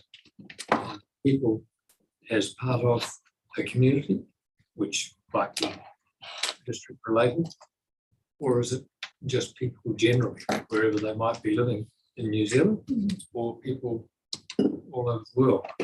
Any views? It's not something that I've actively turned my mind to just yet. That will be something that we consider in a bit more detail in the freshwater process. Initially, though, well, I wouldn't suggest something on the cuff if you're going to. Yeah, as I'm thinking through it, I'm thinking, how would I say this? But right. Yeah, I think I'd rather leave it to. You listen to the challenge and bring it back to us with your response. Yes. In the NPS. All right. Okay. Thank you. All right. Thank you. Thank you, Ms. Ford. That was an interesting example that you gave. Thanks. So next you'll be hearing from Mr. Stuart Ford, who will be presenting his expert economic evidence for you today. Tēnā koutou. So Ms. Ford's sort of explained most of the ins and outs of it, so I'll just relate some of my experience with the NPS HPL and its impact on land. And it would be my impression that as it's written currently, the NPS HPL is quite a blunt instrument.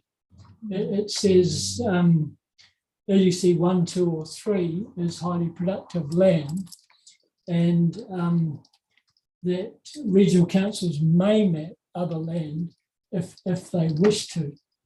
So that, in my opinion, opens up the opportunity in Otago for people that have land which is highly productive, which isn't 1, 2, or 3, to try and rezone it for urban development.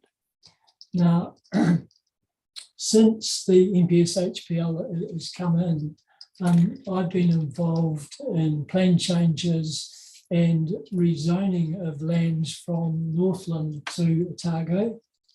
And I've been looking at the NPS HPLs in terms of productive capacity and the impact of HPL on that land.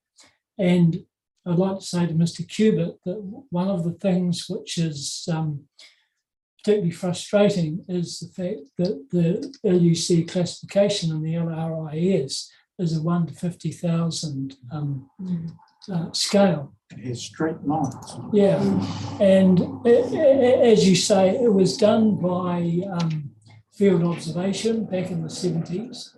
It has been upgraded as a desktop analysis in this century. I'm not sure. I think it was in the early 2000s, and that's when Manukau Whenua developed their online mapping of it.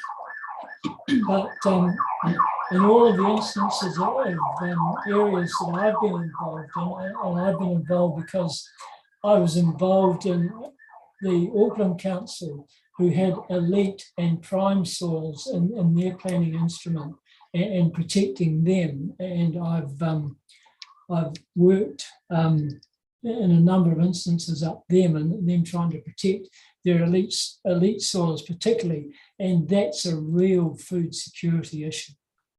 I mean, if we haven't got those soils, there'll be some classes of vegetables we just can't produce over the winter months. And the LUC2, it's a long way to go to produce it in the nearest area. So there's a huge economic consideration in terms of that. So yeah, in all of the cases, I've advocated very strongly that that the land is assessed in terms of its LUC capability on a much finer granular scale. So they've all been done at least 1 to 10,000 compared to the 1 to 50,000. And it's quite amazing how the land use capability can change when it's done at that finer granular stage. So I guess what I'm saying is that as it stands in Otago, all that land which is highly productive in central Otago, which is on the LUC 4 and 5, isn't protected at all from urban rezoning and urban development. And in my evidence in chief, I gave you a couple of maps, which was the 1, 2, and 3, and the 1, 2, 3, 4, 5.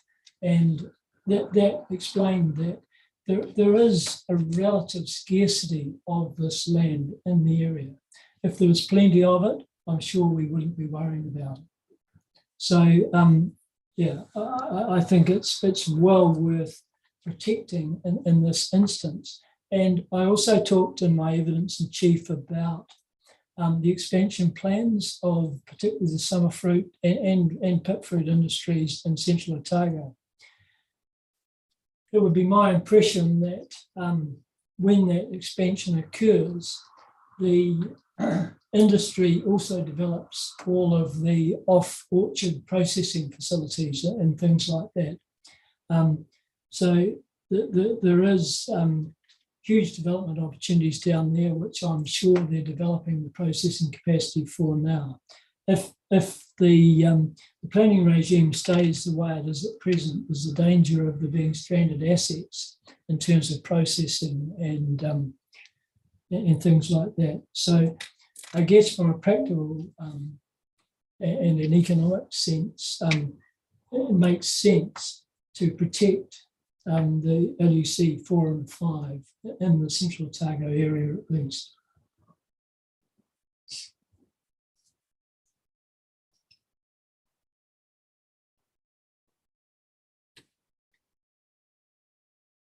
Thank you, Mr. Ford.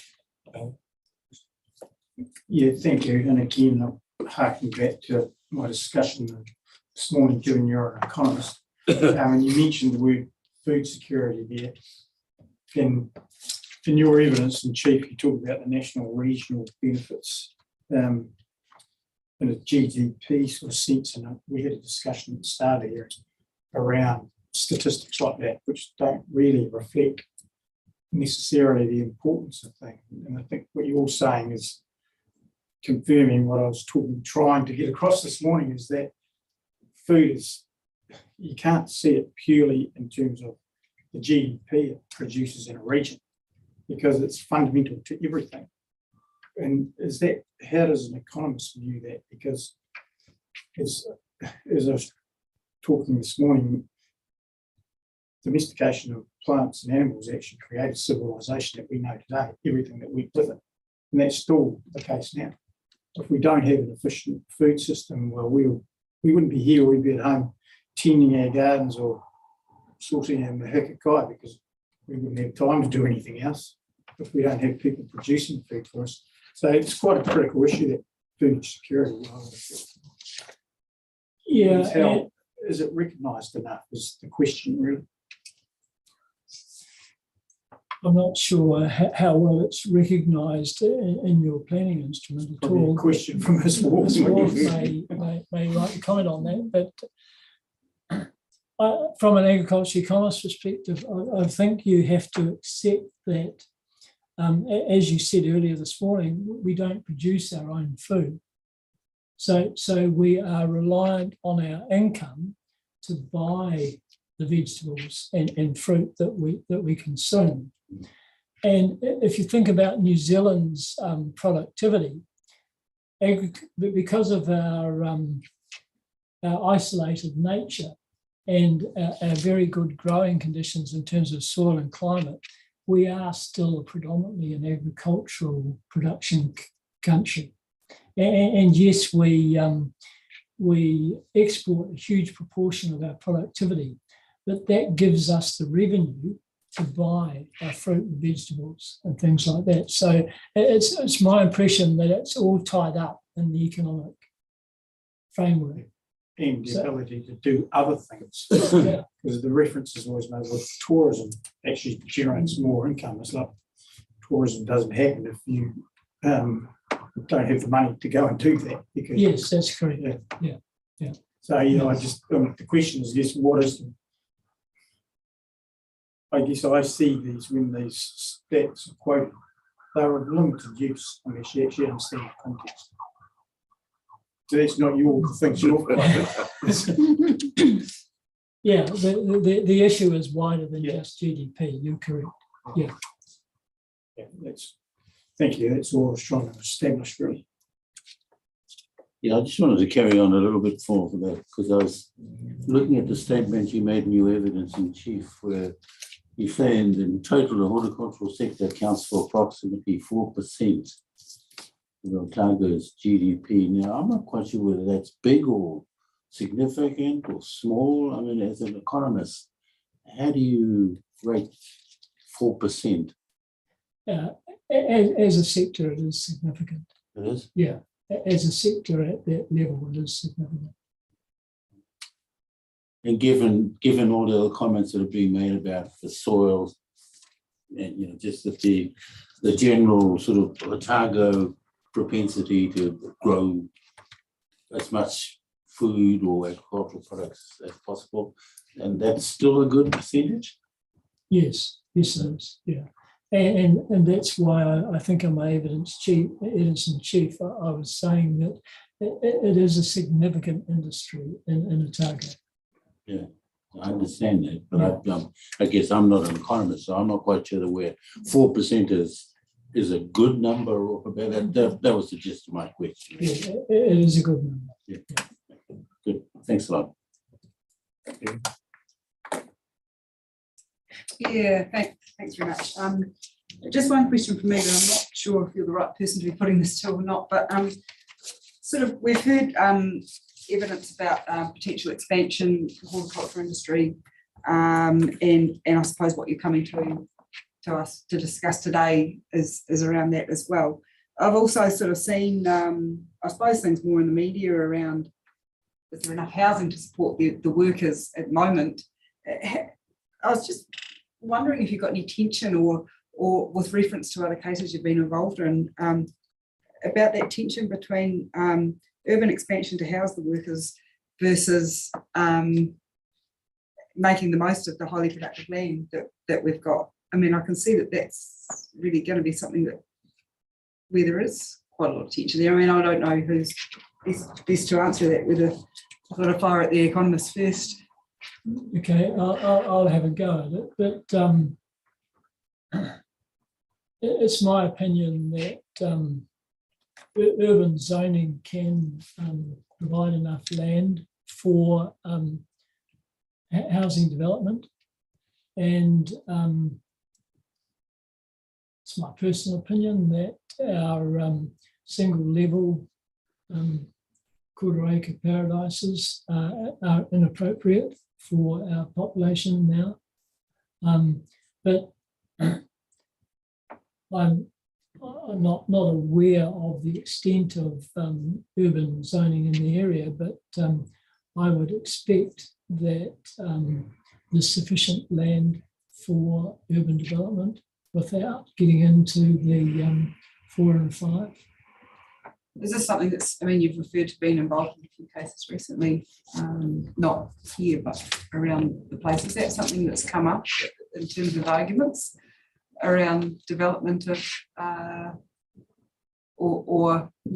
urban development on highly productive land? Is it one of the issues that gets raised, or is it sort of? Yeah, all of the cases I've been involved in have had some sort of economic analysis of the demand for housing in an area. And to be honest, most of that is around the periphery to existing settlements. But I think in Central Otago, particularly, the 4 and 5 land is spread out, and it's still quite attractive for people to establish lifestyle blocks and things like that on.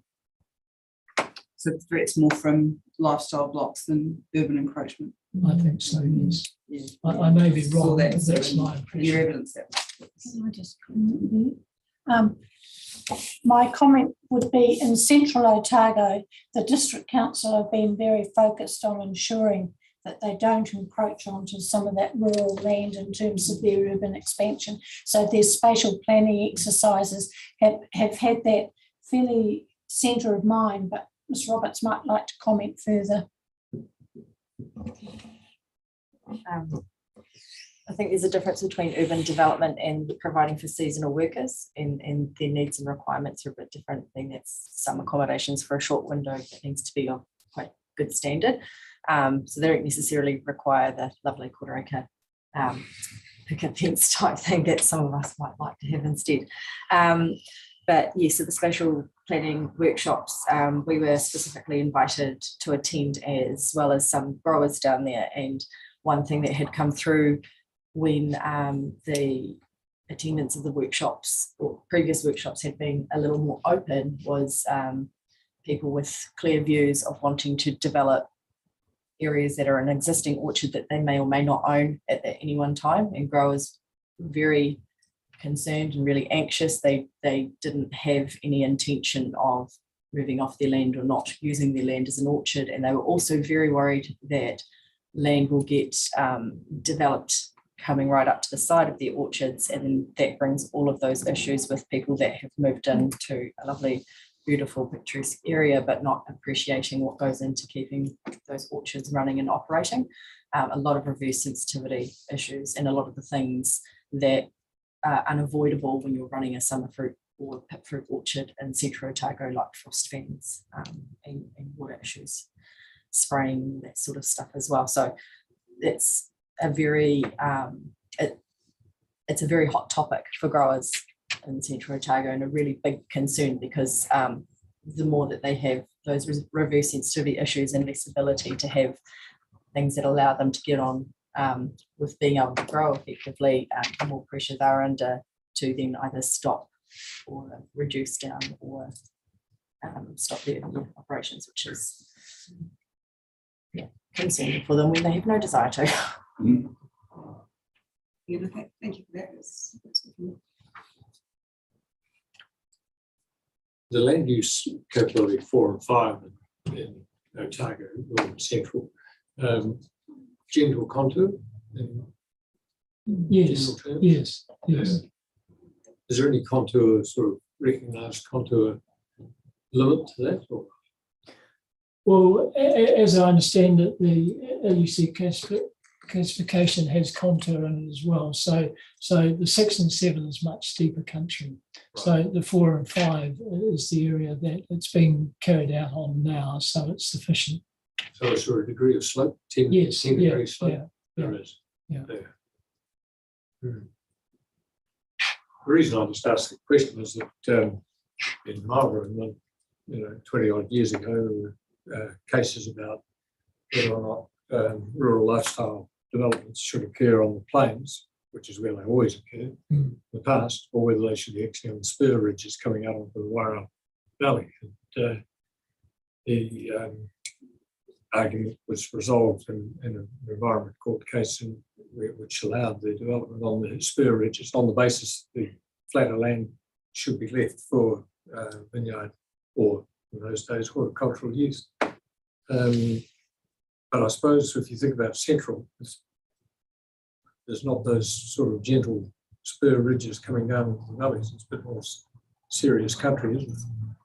Yes, and I think the gentle spurs are the areas that 4 and 5 land and the developments are on anyway. Right. Yeah. Right. And probably in Marlborough, it's now a situation that they want to have vineyards on the gentle spurs as well now. Yeah. Yeah. You're correct. Yes, dead correct. You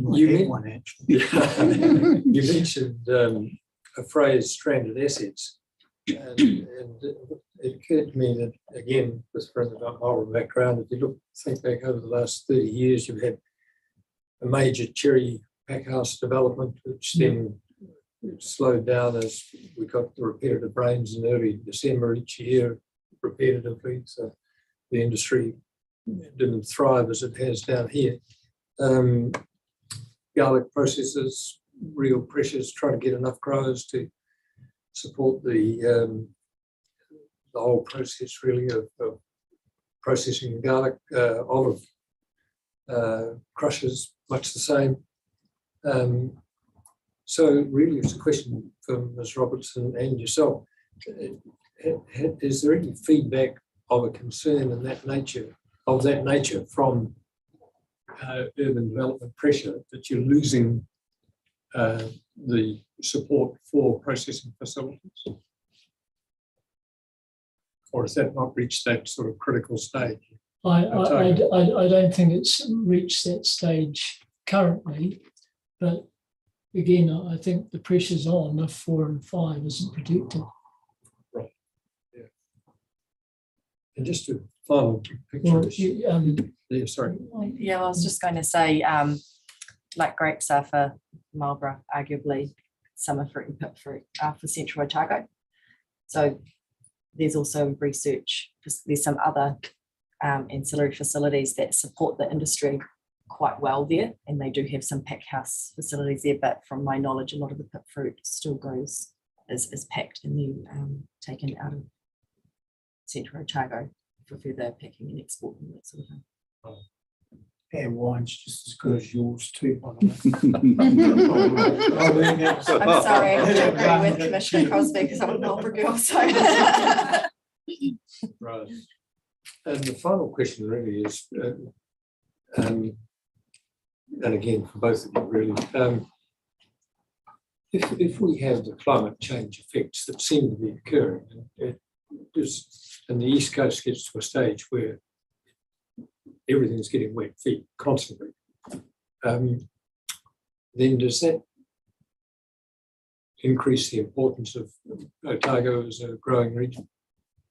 I recently attended a presentation by Plant and Food Research, which was looking at the future sort of projections of climate and the changes around the country. And arguably, Otago is going to become even more important because there are some aspects that we require in parts of horticulture, like frosts, that is going to be maintained here that are going to be lost in other areas. So the further south you go, the more rich in production and diversity it's going to be able to do or be maintained or created.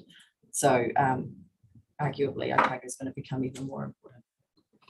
I'm one of the rare people who grows kumara at home in Marlborough, and for the 40 years I've been there, we've always dug them in the first week at the latest of April because the frosts burn off the vines. And the last 2 years, the frosts by the end of April haven't burned off the vines at all. And it's just another example of what you're talking about. I have a growing operation my family does in Marlborough, and we've lit our boiler later. Sorry, taking you. Yeah, we've lit our boilers later and Right. later. So going more towards the end of May rather than the start of May. And the year before last, I think it was not until June. Right. So just to, we still have some frosts in that there. That's impact in the last couple of years. It's been really interesting to see just from a growing perspective. Indeed. Thank you. I was involved in an exercise where I was in a team with Tonkin and Taylor. We did a report for Otago Regional Council on the impact of climate change on Otago, and I did the agricultural and horticultural impact stuff. And I can't remember exactly, but my recollection is exactly as Leanne said, that the frost and the winter frosts and the hot, dry summers was going to be more so. And so it was more attractive for pip fruit and summer fruit in central Otago. Yeah. No, and that probably meant that there would be a require for other areas like Hawke's Bay to go out of that production and to come down here. Thank you both very much.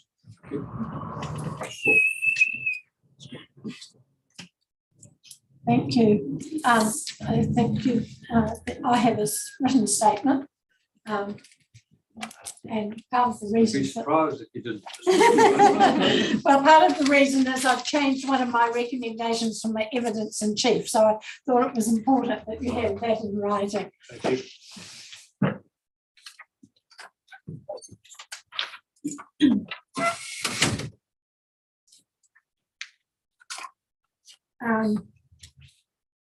So in my introduction, I just set out what the background to this evidence, but I also set out there, just for clarification, the change that I'm now recommending to my evidence in terms of policy 19, LS 19, whereas before I had a recommendation of until such time as mapping of highly productive land has been undertaken, included in the regional policy statement.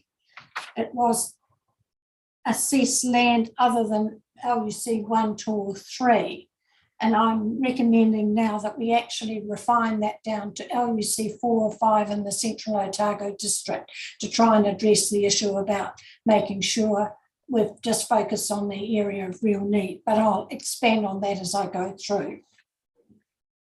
Ms. Roberts has presented, so paragraph 6, sorry. Ms. Roberts has presented evidence on the requirements for high value horticulture in the Otago region. Mr. Ford has presented evidence relating to highly productive land in Central Otago. In particular, the LUC 4 and 5 land is used for high value horticultural production. Both have identified the need to ensure that the land on which high-value horticultural production is undertaken is protected as highly productive land in response to the risk that such land will be subject to development pressures unless protected.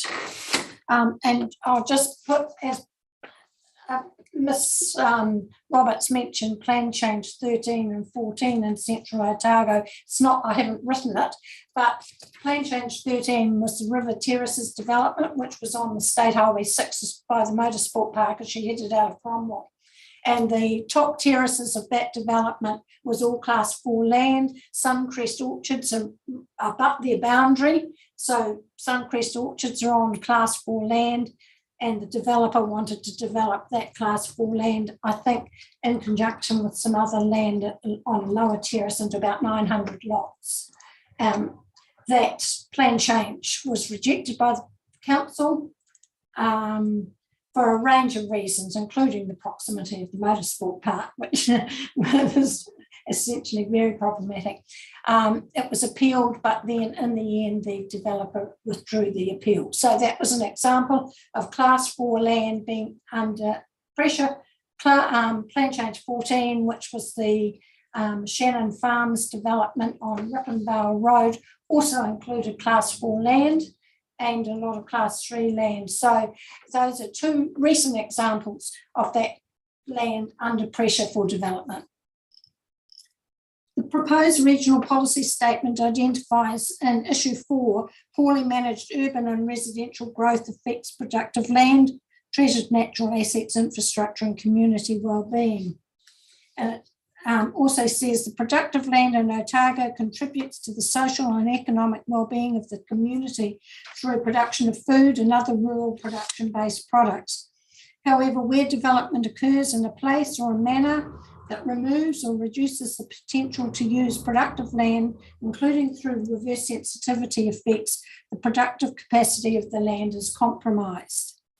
So there's a clear issue in the regional policy statement that addresses this issue about ensuring productive land is not compromised. The proposed regional policy statement is provided a framework for considering highly productive land, particularly through policy 9. I'll just refer to LSP 19 as policy 19. And I've set out there policy 19 as it was in the proposed RPS. Port New Zealand supported the policy in its submission and sought that it be retained, seeking a minor change and also including a definition for highly productive land. And the definition I've set out there is that there was a reference to that policy. So it's all intertwined between various provisions in the plan. Paragraph 13. The intent of the Horticulture New Zealand submission was to ensure that there is a process for identification of highly productive land where a mapping identification process has not been undertaken and protected identified land. There are 26 other submitters on policy 19. All sought that the policy be either retained or notified as amended, such as including additional criteria. No submission sought that the policy be deleted in its entirety. Since submissions closed, the National Policy Statement for Highly Productive Land has been gazetted and establishes a framework to protect highly productive land. Details on the NPS HBL have been provided to the hearing panel, so I'm not repeating them here, but I'll just take those as being noted. What is relevant, particularly relevant to this hearing, is how land of high value for horticultural production will be identified and protected under the Otago Regional Policy Statement. Long-term, highly productive land will be identified through a mapping process undertaken by the Regional Council and included in the Regional Policy Statement. Such mapping may include land that is in a general rural or rural production zone, is predominantly LUC 1, 2 or 3 land and forms a large geographically cohesive area. Land that is not LUC 1, 2 or 3 can be identified as HPL, where it has the potential to be highly productive, having regard to the soil type, physical characteristics of the land and soil and climate of an area. In the interim, the NPS HPL requires that land zone general rural or rural production land and is 1, 2 or 3 and not identified for urban development is regarded as highly productive land and the provisions in the NPS HPL apply. Such approach ensures that such land is protected while the mapping exercise is being undertaken. However, there is a gap in the provisions, but where it is particularly relevant in the Otago context. Much land for high-value horticultural production is not 1, 2, or 3, and so is afforded no protection under the NPS HPL until such time as the Regional Council concludes the mapping exercise. Land such as that around Cromwell is under pressure for rural lifestyle subdivision, and without an interim framework to assess whether such land is highly productive, there is potential for subdivision and land use change without considering the productive capacity of that land. The pORPS includes a framework for assessing such land by using the criteria in Policy 19. The Section 42 report is recommending that the criteria in Policy 19 be deleted and replaced with the criteria from the NPS HPL and the addition of new method LSM 11A, which requires that highly productive land is identified in accordance with the new policy by 17th of October 2025. These recommendations remove the ability to assess land as highly productive by applying the criteria in Policy 19. In my evidence in chief, I set out a framework that incorporated the recommended changes in the Section 42A report and also retained the criteria for assessing land other than 1, 2, or 3 until such time as the mapping of highly productive land has been undertaken and included in the regional policy statement. Such an approach means that when a plan change for rezoning or a resource consent application for subdivision use or development is made to a district council, the land would need to be assessed to determine if it is highly productive based on the criteria.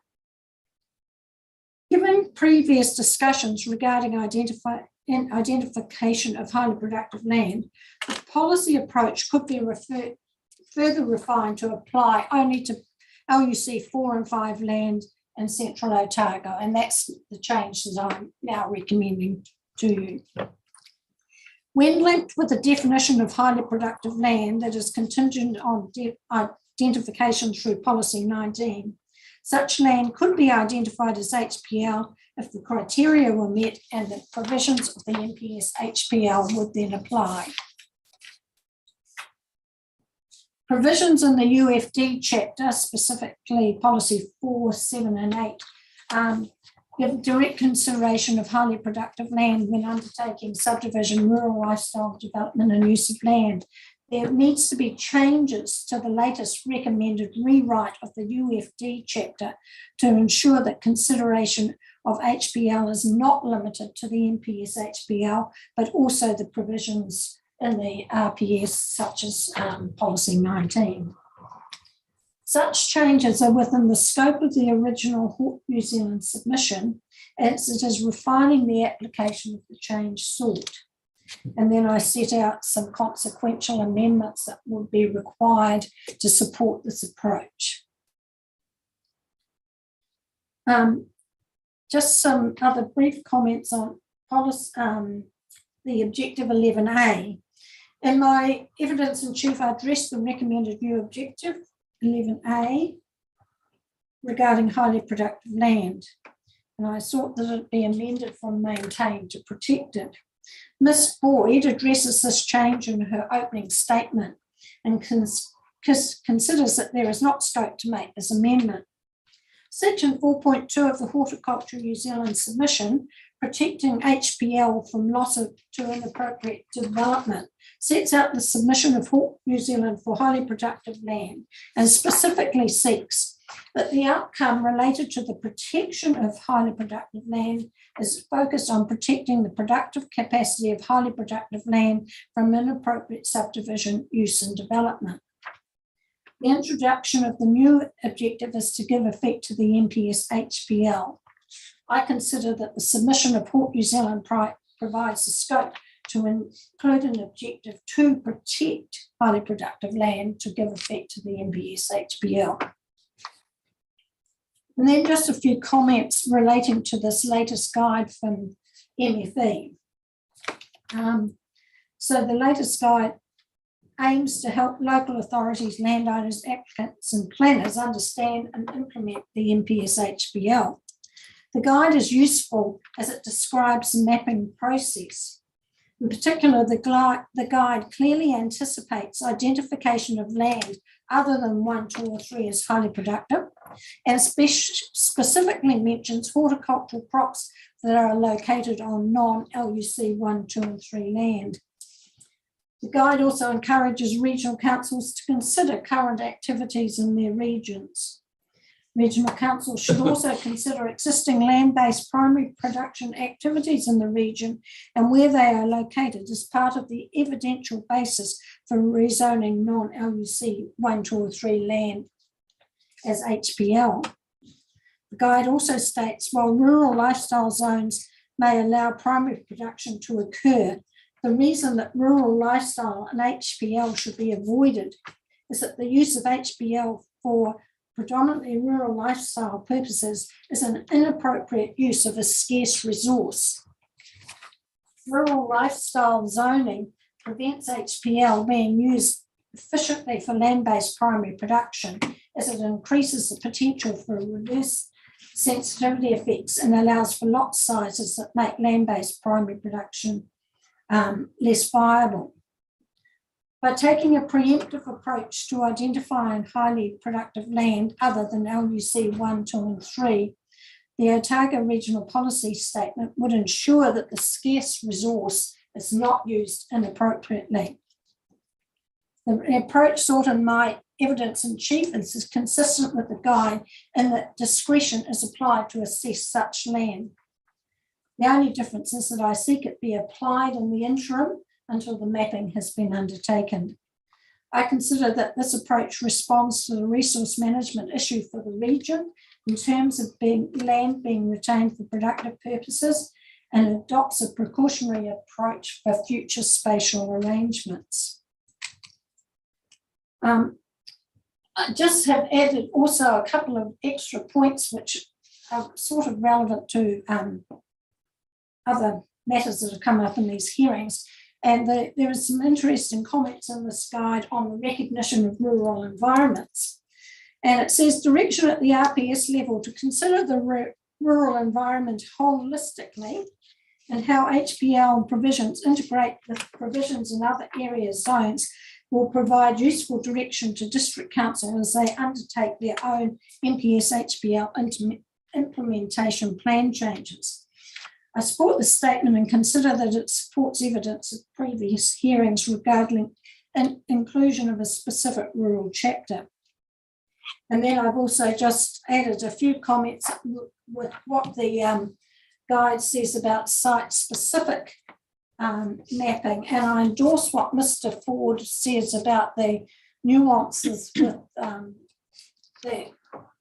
that LUC 1, 2 and 3 is quite blunt, and certainly through the Plan Change 13 and 14 process, there was considerable debate between soil scientists about where those distinctions lay. So it's not a pure science. And so recognition of site-specific assessments would enable such specific situations to be addressed. The other point I haven't put in there, but it was raised this morning by Ms. Hill regarding the rewrite of the UFD chapter, removing the requirement for rural lifestyle to be in zones. And I've actually addressed that matter in my response to those UFD provisions because I think that changes quite considerably where rural lifestyle might be anticipated in the region in the future. So I just refer you to my comments that I've submitted on that UFD rewrite on that matter. And then I've attached, extracted from my evidence in chief the changes that relate to this particular topic, with the definition of highly productive land, and I've actually given you two options which either would address the issues. the definition of productive capacity, the objective 11A, and then the changes I recommend to policy 19, and you'll see the double strike through on page 11 is where I've changed my recommendation from my evidence in chief. And then the consequential changes to method 11A and the UFD chapter. So happy to take questions. Thank you, Ms. Wolf. Thank you, Ms. Wolf, as usual, very clear and concise and accurate, so I know what you're talking about. So I don't have a lot of questions, but it was just around that new addition into policy 19. I was just trying to work out your concern that you raised in paragraph 29, the recommendations that remove the ability to assess land as highly productive by applying the criteria in policy 19. I'm assuming you're meaning the original A, B, and C? No, so sorry, I should have been that reference in paragraph 19 is the recommendations in the supplementary section 42A report. It's linked to the paragraph before, sorry. So that's Ms. Boyd's recommendations to remove the criteria from policy 19. Yeah, okay. Yep. And what I'm saying is if we're going to apply this interim policy, we need to retain those criteria. Yeah. Which is what you're promoted. Yes. Yeah, So sorry, I should have been a bit clearer in paragraph 29.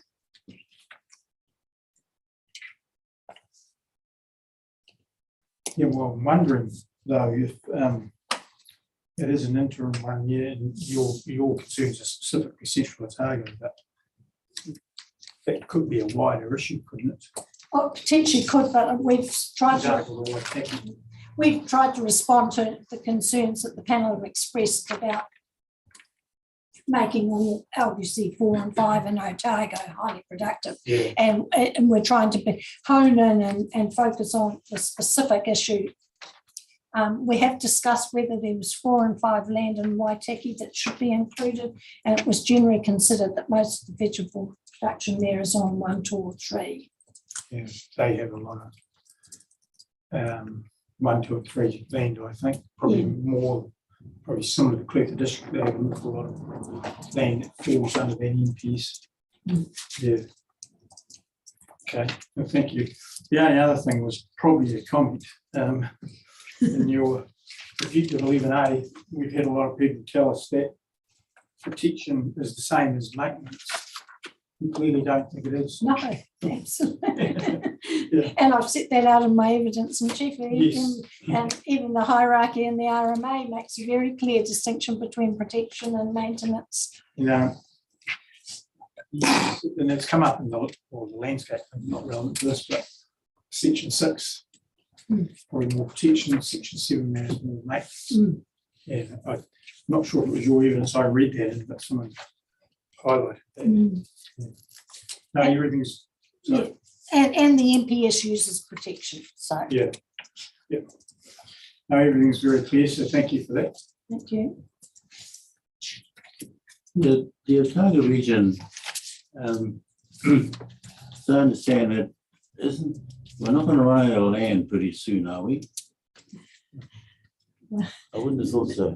The amount of land that's there is what's there. It's what it's used for. Oh, yeah. Yeah. I say that because there's the tension between urban development and the sort of stuff that you're talking about here. I mean, once the mapping is finished, right, does that open it up again for others to try to move in? Yes, I think the bigger threat to the horticultural type land is more from rural lifestyle than urban development. I think that's the bigger threat. But does that mean that the threat is that great that you're going to run out of land? Is kind of what I was leading up to.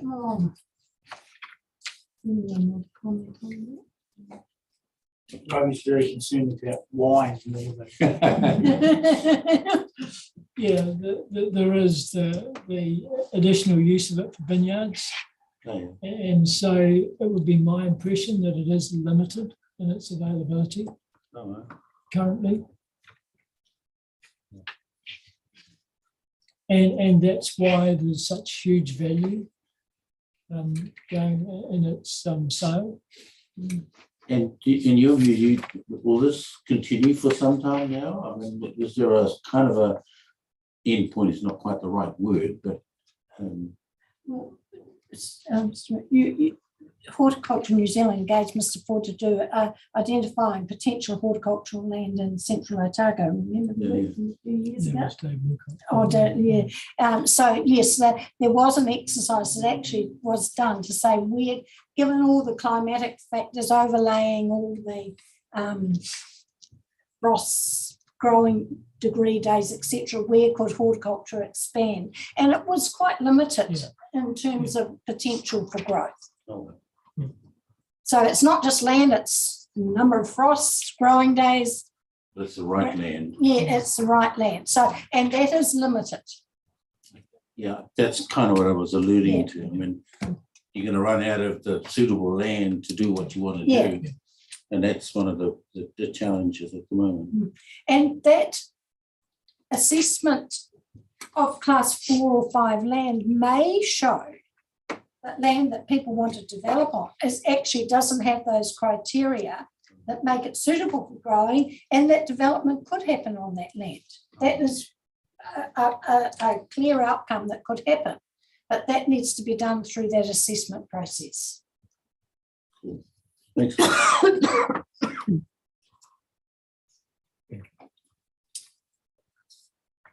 No, look, thank you, Ms. Wolf. I had some questions on your evidence in chief, but you've covered them all off. Thank you. Ms. Wolf, I'm still trying to get my head around the, and we're just talking about the interim or transition period. And paragraph 11, you've said the PORPS has notified, provided a framework for considering highly productive land, particularly through P19. Are you quite sure that you've quoted it accurately there as being 4 criteria at notification? I think so, although I must admit I was a little bit challenged looking at versions and the multiple number of changes. So myself, and it seemed to me there were 3 criteria, but they all, the problem with all of them is that they, let's not get bogged down about the detail of that, we can check that, all right? But what I'm really getting at is that all of them start off with the identifying highly productive land based on the following criteria. Now, when you look at the definition of highly productive land, as I think it was at notification, it was land that's been identified in accordance with P19, or where the identification has not occurred, land in the rural area that is classified as LUC 1, 2, 3, as mapped by NZ Land Resource Inventory. Now, isn't that, but it went on to say, or by more detailed site-specific research. So is it that last phrase that you would have been relying on? So the definition of highly productive land wasn't in the notified RPS. Oh, I see. So that first change in that definition, which is now struck through, was added by the first section 42A report. Oh, I see. I was misled by the fact that the actual words highly productive land are in black on the left. Yeah, that should actually probably be brown as well. And then after the section 42 report recommended that definition, the NPS HPL was gazetted and we had supplementary section 42A evidence, which amended that recommendation. So that's the trail in terms of that definition. Right. But Port New Zealand had sought that definition in their original submission. Had sought the definition that's now crossed out. Yes. Yeah. Right. So the one that ends or by more detailed site-specific research was part of your submission. Yes. Right. Okay. And I've set that out in here. Yeah, no, that makes it Yeah, clear. Yeah. yeah. All right, thank you. No, it's quite complicated with all the different straight throughs. Yeah, indeed. And I think that black, as you say, should be brown. Yes, that would alleviate that issue. Okay, righto. What happened on change 14? Plan change 14, the Rippenvale Road, Oh. or is it ongoing? It was appealed. No, sorry, the council commissioners declined. Right. It was appealed and it was settled by mediation, and I wasn't involved in that mediation process, but I know that the project was much more clearly refined down and quite a lot of protection placed for neighbouring orchards. But it was how many sections were involved? I don't know how many. Originally there were about 80, but I think it came down to about 40. Right. But it was also linked with wanting to develop quite a large area for a new cherry orchard as well. So it was very contentious. Okay. Paragraph 40. Or paragraph 40. You quoted from the Horde NZ submission. But was there any specific relief sought in relation to that statement that you've quoted at the top of page 6? Not attached to the objective as such. And of course, the objective has been amended because of the HPL. But in the specific submission, no, but there was a very specific in the top part of the submission. Yeah. Talked about protection, but not tagged to a specific objective. Yeah, no specific relief wording, seeking the word protect. Well, only that they sought that the outcome. But that's in the grounds, if you like, of the submission. But when you get to that part of the submission, the submitter requests the following relief. Was there a relief seeking the word protect? Well, my understanding of the submission in that section was it was a specific relief, but Ms. Ford, do you want to comment? I'd have to have another look at the submission on that one. As well. Yeah. Okay, thank you. Yeah, we're not expecting to come back on that, all right? We're with it. No, that's it. Thank you, Ms. Ford. Thank you for the usual clarity. Well, thank you. It's been nice to do it in person, not Zoom. Yes, that's us for today. So thank you very much for your time. That's right, totally frivolous, but why were you struggling with, you would ordinarily talk about your learned friend. Has that phrase gone out of use nowadays? I honestly, it was just, what do I refer to Amelia as in a this sort of setting as opposed to environment court as such. In the old days, you would have called her your junior. Yeah, I don't want to be disrespectful or anything. So it was just, oh no, what do I do in the moment? Thank you. Thank you.